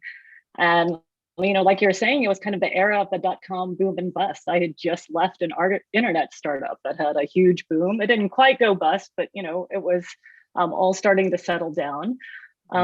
Also, I didn't grow up in the LA area. So working at a movie studio was like just an incredibly exciting opportunity. I'd love to say that, it's something I'd always dreamed of, but it wasn't even in like the realm of possibility for someone growing up in, Georgia, where I grew up. I remember telling my little niece, I think she was like a preschooler at the time, that I was working at Warner Brothers, and she was like, "Are you going to be a Looney Tune?" And I just thought that was like so cute. But it was a time of constant change back then. We were experimenting with a lot of different initiatives within like the online and wireless space. We now call it digital and mobile. But a lot of the things that I was doing back then were still the seeds of what I do now. We measured online traffic with original content. There was ad operations. We had, pop-up ads back then on all of our content. I ran a CRM team. There were so many pop-up ads that came up all over your screen. Can't stand it. And we ran reporting or BI, and we were collecting and reporting on data on a lot of different initiatives, right? Like we were trying a lot of different things, a lot of different products. And I was just fortunate to be on the data side of things so early, even when it was just like reporting, right? Because all of that became increasingly more important and essentially became, the industry it is now. Yeah. So, you have I think you have the title, or you definitely had the title all through your Warner Brothers career, as really consumer intelligence. And I think that's just a really interesting title to have, really, because, and I'm going to make a parallel here. If we think about CPG companies, okay, they're trying as hard as they can to build a relationship with a consumer.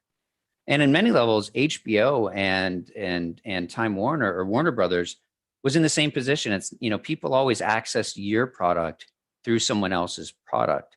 And now things have changed. And so it's almost as if you were in this perfect position to move into the role and the promotion, by the way, congratulations, recently, but really helping drive the consumer relationship and connection for Warner Brothers content, specifically through HBO Max. So can you walk us through the transition internally from moving to a content company at the effect of others to now establishing that relationship, and just how are you putting it all together, and what's the challenges, and then how excited are you guys internally today? Yeah, absolutely. We used to compare ourselves a lot to CPG at Warner Brothers. Warner Brothers is historically a B2B business. Our movies go to exhibitors and they sell tickets to the consumer. Our TV shows go to networks, our DVDs and our consumer products, the merchandise go to retailers. We did have a seed of direct customer data pretty early on. We had a CRM program. I remember back in the day sending out newsletters for Lord of the Rings fans and Harry Potter fans and Looney Tunes fans. And we managed that. We also had the website traffic that, over time with the birth of DMPs and, new ad tech tools became retargetable traffic for media. And so we had a seed of consumer data that we started with, a lot of the different initiatives that we had. And then we had to, and this is where, the comparisons to CPG come in. We had to work really hard at creating partnerships with key partners for all of our different divisions to get third-party data in, to match in third-party data, to fill in the gaps, like, all the blind spots that we had from when we lost the consumer touch point. So we had to fill in those gaps so we could see the conversion for our media to make it smarter and to find out who our audiences really were. So we had to, close that loop. A lot of that is, I'm sure you guys all know, being in the media industry, we utilized clean rooms to match our data into, retailers' data or exhibitor data. We did as much tagging as we could. And and we just closed the gap. It had to be one partner at a time. I mean, it was a monumental amount of work. But one of the most satisfying parts of my career at Warner Brothers, consumer intelligence was a centralized organization. So we worked across all of the different divisions of the studio. So we would use points from theatrical, and we use them for home entertainment. We would use data from games and use it for studio tours or consumer products. So we really created one consumer entertainment profile across all of Warner Brothers on behalf of the studio. And that's how we sort of, really began our B2C relationships and, our databases for consumer profiling, for targeting, and for segmentation. So they really became entertainment profiles on behalf of the company, as opposed to like line of business profiles for each one of those divisions. Got it. So in theory, I have a relationship, not necessarily with, Turner, not necessarily with, the Game of Thrones, but I have a relationship with Warner Brothers, and you have the ability to really understand how all of your products come together, and communicate. And I think that probably extends through theme parks and through, comic books and anything else right along those lines. Yeah, anywhere where we can collect data on the consumer or get data through partnerships. It was a collage we had to put together of consumer data.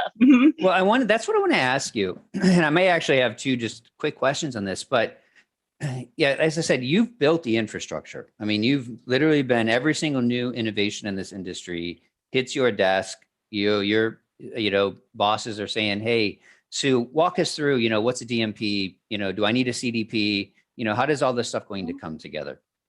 What's been what would you say has been the hardest so far? And then the B part of the question, because I love asking this, is that if I gave you a magic wand and I brought every ad tech and MarTech vendor in a big room, and you could wave it and fix one thing about our industry that would improve your life as a marketer, what's the one or two things you would just say, "Hey guys, get this right, like fix this for us all"?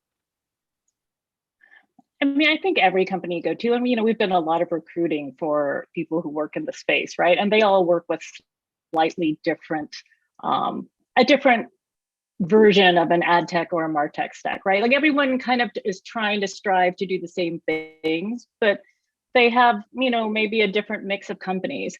And I would say the one thing that I would ask of our vendors is, just to build out as many integrations as you can to other companies. There are these mega companies that are building up, that are buying up companies, all across, the funnel of the stack. And those companies don't necessarily talk to each other yet. And then, there are companies, even if they're independent, the more integrations you have, the easier it makes it for us, the easier it makes it for us to slot, you in as a company into the rest of our stack, because we know it'll work with the other vendors.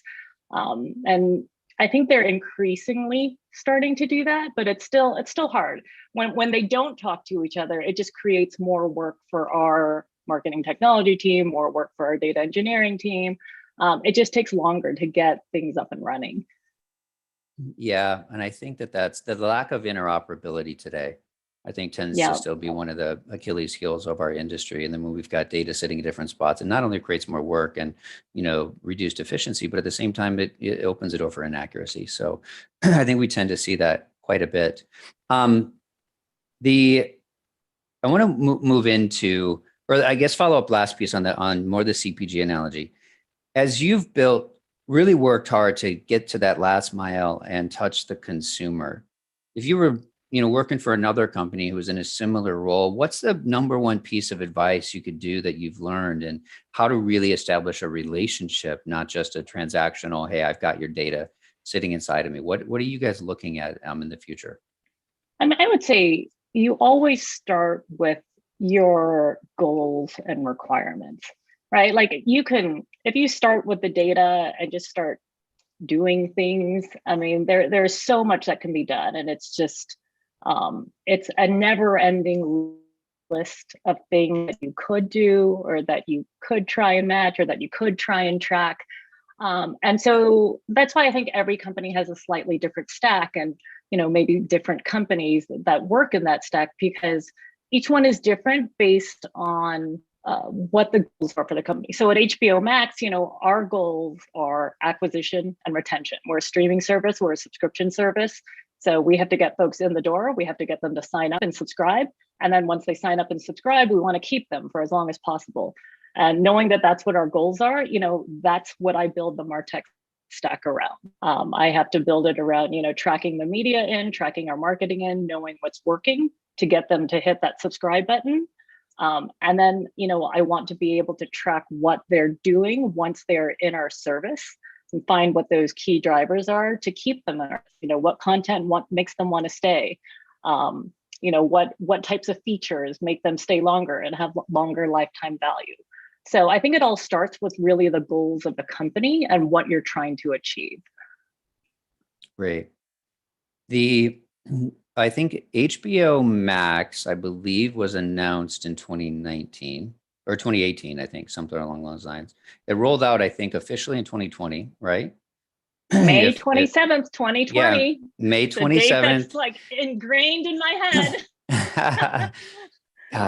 Well, May 20. Yeah. So I guess about a month. Yeah. Well, no. Yeah. It'll be 1 year. 1 year It'll be anniversary. Yep. Well, that's phenomenal, right? So HBO Max, and I'll decide not to cover off on the HBO Direct, HBO Now. I think I had like 5 logins to HBO products, but I couldn't figure out exactly which one was which and when I needed to use one versus another. So I actually love HBO Max. A huge fan of it. Probably spend more time on it than anything else.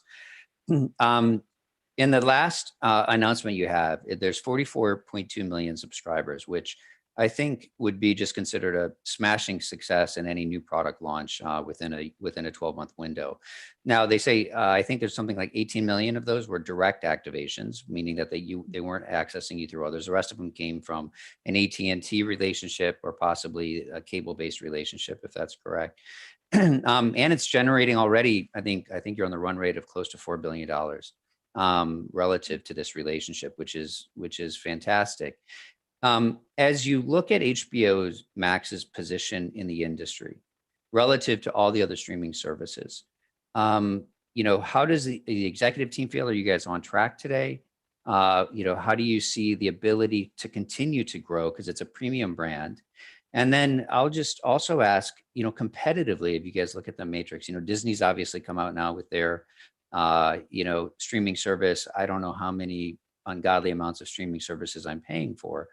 Just how do you see HBO Max sitting inside the ecosystem? Where do you guys take this, over the next 2 years? And just, are people happy with the success so far? We are really pleased with our numbers. We have grown more than 11 million subs since launch. And this is US only right now for us. At HBO Max. Our competitors, a lot of them are reporting global numbers. So we've got a lot of momentum coming. We have a lower priced ad-supported product coming, an offering coming in June, and we'll be in 60 international territories by end of the year, which is keeping my team very, very busy right now. So we're, anticipating a lot more momentum on top of the momentum that we already have. And, we're just really pleased with where our service is right now.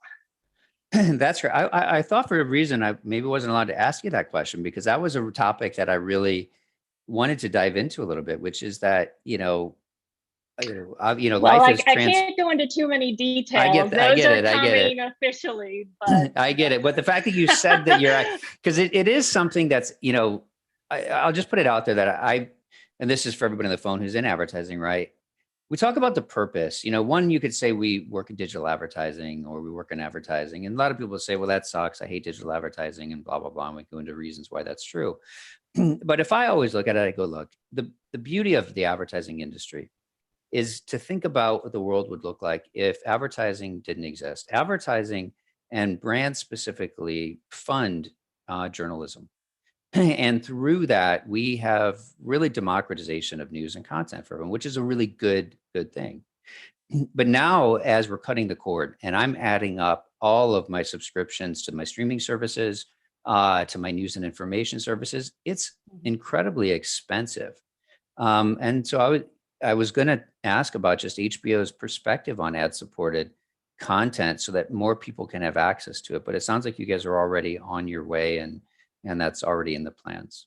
Anything else you can share Yep, about the ad-supported version? There's Was that nothing difficult? else I can share right now. I would say stay Great. tuned in the next 2 weeks to find out more, but we're excited about our launch in June and to offer service to more people out there. Wonderful. Now let's go to AT&T.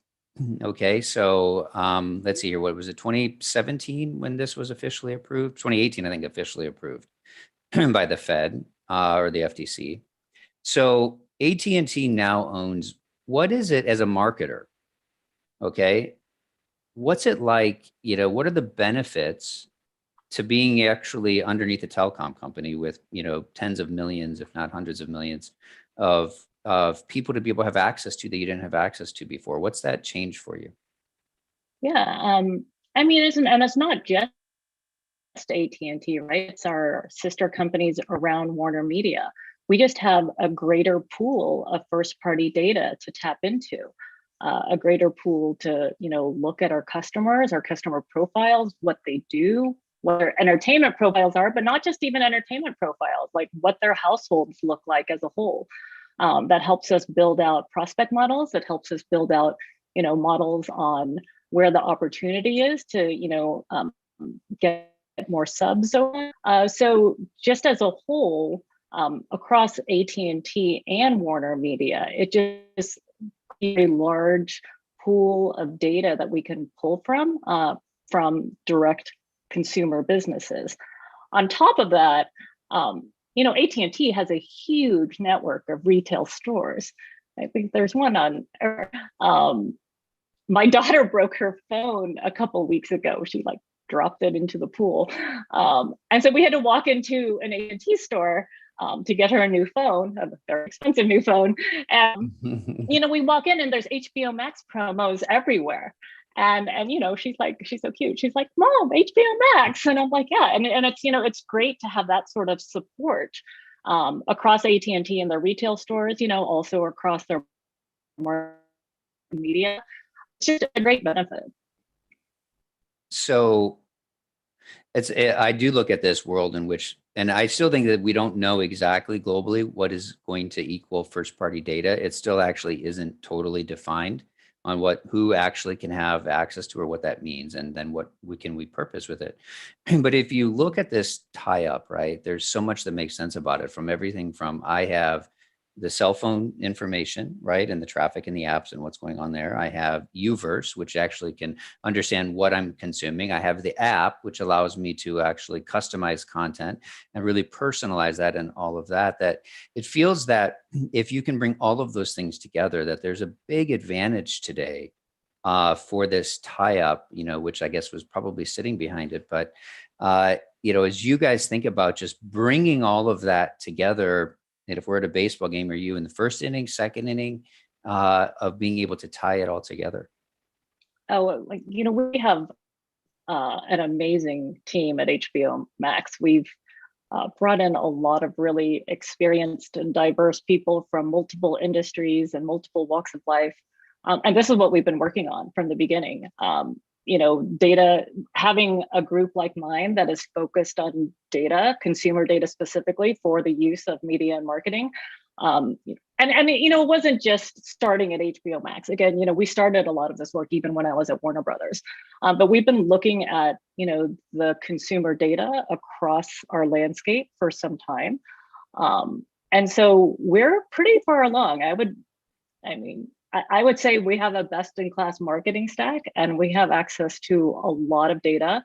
HBO Max is it's fortunate to work at a streaming company where we see we can see the full consumer 360 profile, right? We know what they clicked on in their marketing if it's digital. We saw what brought them in to subscribe. We saw what they viewed first, which is probably a good, you know, proxy for what drove them to subscribe in the first place. We know how long they stay for. We know what they watch over time, and we know if they churn out and what their activities were like before they churn out. So we have this wealth of data that, you know, I did not have access to before in some of my, you know, former jobs. and it allows us to do a lot of sophisticated data science modeling.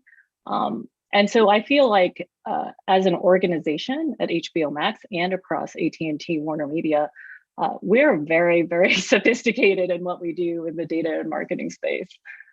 How much does inside of the Warner Brothers and HBO umbrella, all of this is coming back, right? All this, the stream of data is coming back.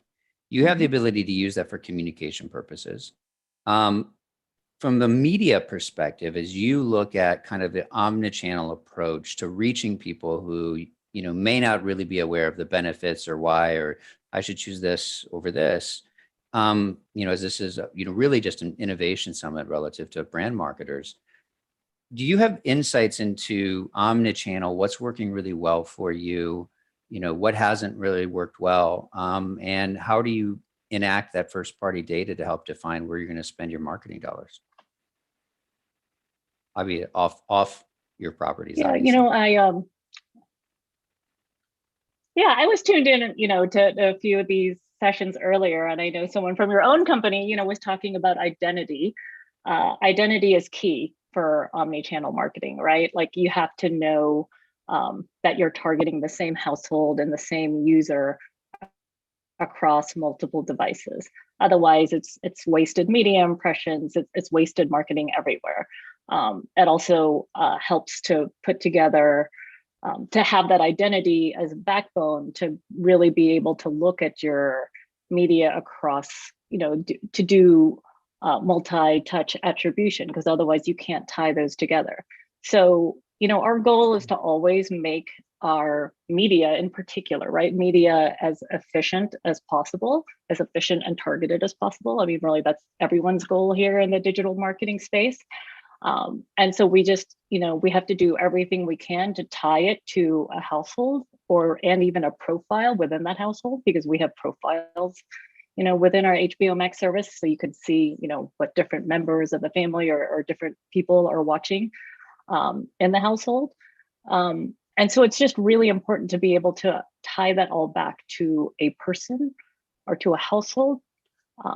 So we have a good idea of how much media they're consuming, how many times we're touching them. We don't want to be able, we don't want to, I mean, you guys know, we're all in media, like you don't want to have 30 ads going to the same household just across, 4 different devices or 4 different services across Facebook. Or have the same ad play back to back inside of a carousel, which we've obviously seen a lot. So the frequency side of this is really critical, obviously, too. So I want to maybe move a question a little bit in advance as we think about the next, I'm going to call it 5 to 10 years. And I've got a perspective, so I'm going to spring something on you, and I want your reaction. That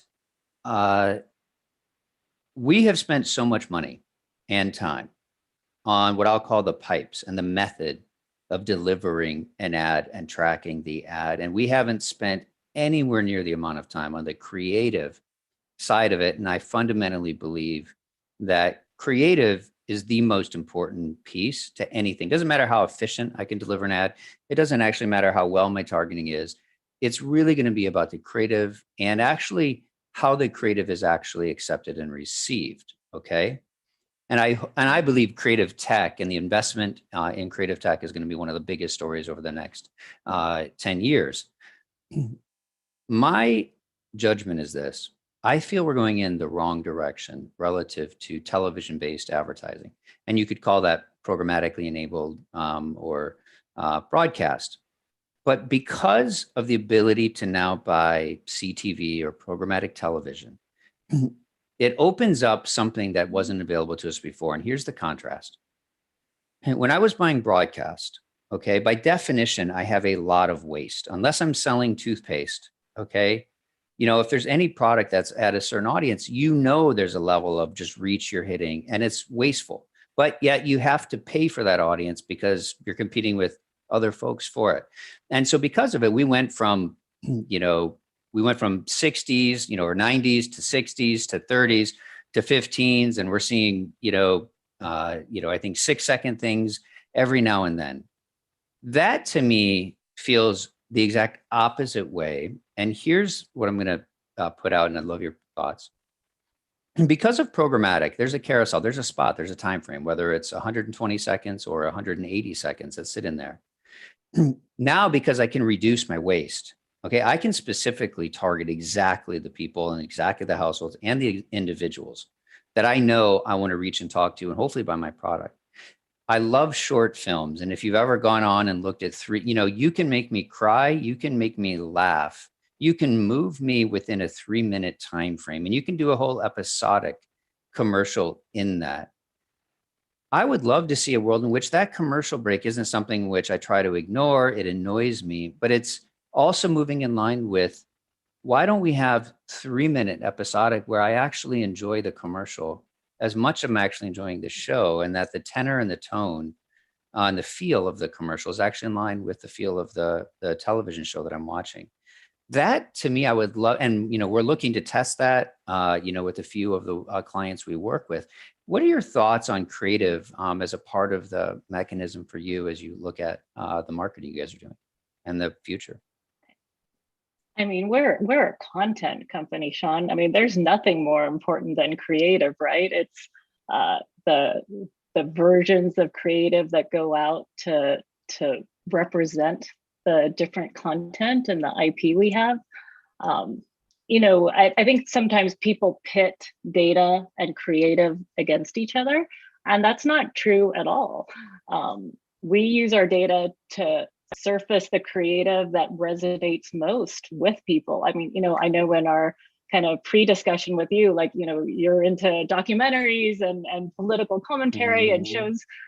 So we want to make sure that, you see the creative that is relevant to you. I mean, I kind of like the sci-fi fantasy shows. I watch a lot of kids content with my kids, so we're always testing different creatives in media. I mean, everyone should be, right? We have so many different versions of creative going out all the time to immediately identify which creative is resonating and which one isn't. So, we as a data team, we never tell our creatives what's good and what's bad, what's wrong and what's right.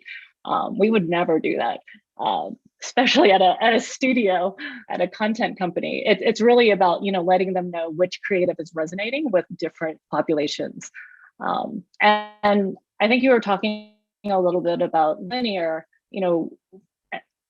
We all use linear, up to a point, but at the end of the day, we're a streaming company. So a lot of our targets, a lot of our fans or prospects, they're not even on linear anymore.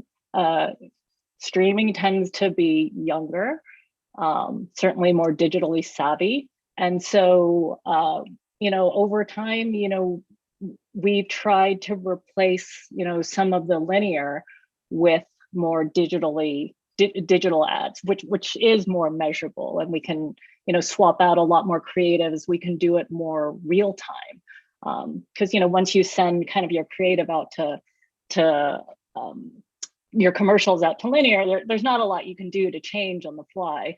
But, if you've got it out on, Google or YouTube or Facebook, you can immediately see what's working and what's not and swap things out. So we're always a very creative left company. I love your idea of, making commercials, advertising part of content. And I think that's coming, right? Like the next wave of advertising is really going to be, I think, because of some of the limitations that we're going to start seeing around audience targeting, it's going to be a lot around contextual targeting, which I 100% agree, we should all be, moving towards anyway. It should have been always a combination of contextual targeting and audience targeting. So I think we'll definitely start to see that in the industry. And it sounds like, you're on top of that too. Yeah. And, hopefully, I would just ask, as you guys really think about the carousels and the spots and how you guys are going to work on that the beauty of it with programmatic, and specifically as someone, who owns and operates a DSP, that we, don't have the limitations that other systems have. And so I think the ability to actually find the right audience, deliver it, and do more episodic, emotional things is really important. If anybody wants to be fascinated, I did my senior research paper on this. called the mood congruence theory. And it's really incredible relative to advertising that if the mood of the commercial actually is in line with the mood of the content that I'm consuming, I have high favorability ratings. On vice versa, if I'm watching something that's melodramatic and I've got a, auto dealer on my screen yelling at me, I have a negative perception. And so I really feel like figuring out this way to match the content and the mood of the advertising in line with the show is going to really help, just a favorability score and get people much more interested in paying. And I want to get this to a place where people actually aren't annoyed. They actually look forward. They're like, oh, wow, what's this next story going to be for me? Imagine that that's the place we could get ourselves to. I have, we've got just a couple minutes left. I want to just end on this idea of measurement, okay? And how can HBO Max or more AT&T Time, or it's not AT&T Time Warner, but Warner Brothers. We're going to know so much, right? We're going to know this audience got met with this. How do you see measurement evolving for brand marketers over the next 2 years to 5 years, and what excites you the most relative to the capabilities? Yeah, I know that there's some consternation in the space right now with like the iOS 14 launch, with the coming loss of the cookie. We feel like we're in a good spot. Again, the access that we have to our own first party data, our own customer profiles, and what they're doing. I think it's something that doesn't quite concern us as much as I would have, back in my old company at Warner Brothers. Because we know who our consumers are and we know what they're doing. With measurement, it's media and measurement. It's always, the kind of struggle is getting the big walled gardens and trying to, tie your consumers between the two to really get an idea of the kind of reach and frequency that you're getting. I know we just had Facebook on, but like between Google and Facebook, how many times am I really, hitting, this one household or this one user between these two networks? So, that's kind of the constant, problems that we run into when we're trying to do our more sophisticated modeling, when we're trying to make our media more efficient. And, I don't really see a real solution for that, like a real solution. We do a lot of data science and modeling to get around it. We work with some partners, to do what we can. But I don't think it's really anything that anyone has solved in the industry at this point. All right. So I know we got Alan coming in, so I know our time's up, but so I'm going to last ping on this one. When I started my career, I used to walk around with a laptop computer in the mid 90s, and I would have to plug it into a fax machine at clients, and I'd have to say, this is what the World Wide Web is, and sit down and talk to them about it. And I would use this analogy for advertising. I would say, in the not too distant future, you're going to be watching Larry. And I remember using Larry King for whatever reason. I've said, in the not too distant future, you're going to be watching Larry King live, and you're going to love the tie that he has on, and you're going to be able to just mouse over it. And you're going to be able to purchase the tie. It's now 2021. Interactive. I mean, this level of interactivity, right, with the ads via my even computer or television still hasn't actually arrived. Is this something that, just any thoughts? Is this anything that you guys look at, think about? How could that actually really take place inside of all of the assets that you guys have to make it a little bit more interactive and engaging? Yeah, I've seen some early, we've done some early tests on that sort of thing. And I feel like it's all driven by the consumer. If it's really something that, the consumer wants and that, a company can capitalize on to make it feel like part of the value proposition, I think it'll happen sooner than later. I don't think it's the tech that's holding us back there. Great. Well, Sue, thank you. Exciting times for you. Congrats on the wonderful success over the last year. Really appreciate your insight, and best of luck as you move forward. Thank you guys for having me.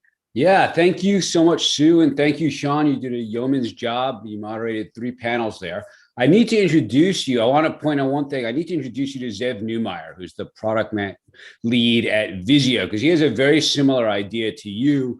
about having the advertising match the context of the show that I agree with fully, where he's even down to like, the showrunner should specify what brands or what types of brands should be advertising on the program so that it all stays as one piece.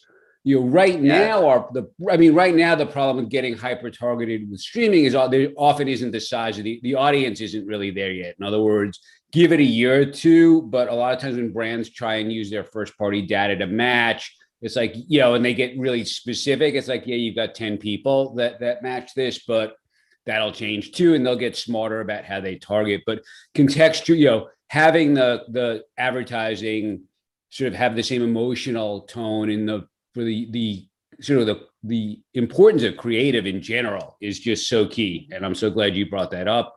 And Sue, thank you very much. And now I'm going to sort of go to the bigger picture here about, what we learned today and all that, which is, it was really a bunch of fascinating sessions, overall, how people dealt with the, pandemic, what they did with their teams, with their careers, how it impacted their advertising.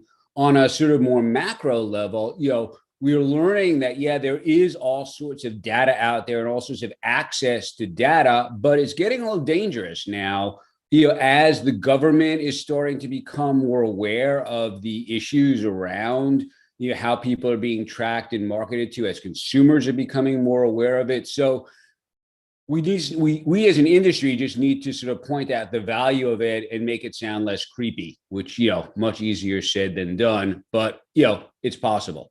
Anyway, that's my 2 cents. So I would encourage you all to join us again tomorrow. It's 11 a.m. Eastern, 8 a.m. Pacific, to hear from a really great lineup of thought leaders. We've got brands as Danone, Facebook again, PepsiCo, Domino's, and a whole lot more. So everybody have a great evening. Enjoy your dinners and your afternoons if you're on the West Coast, and I will see you tomorrow. Take care.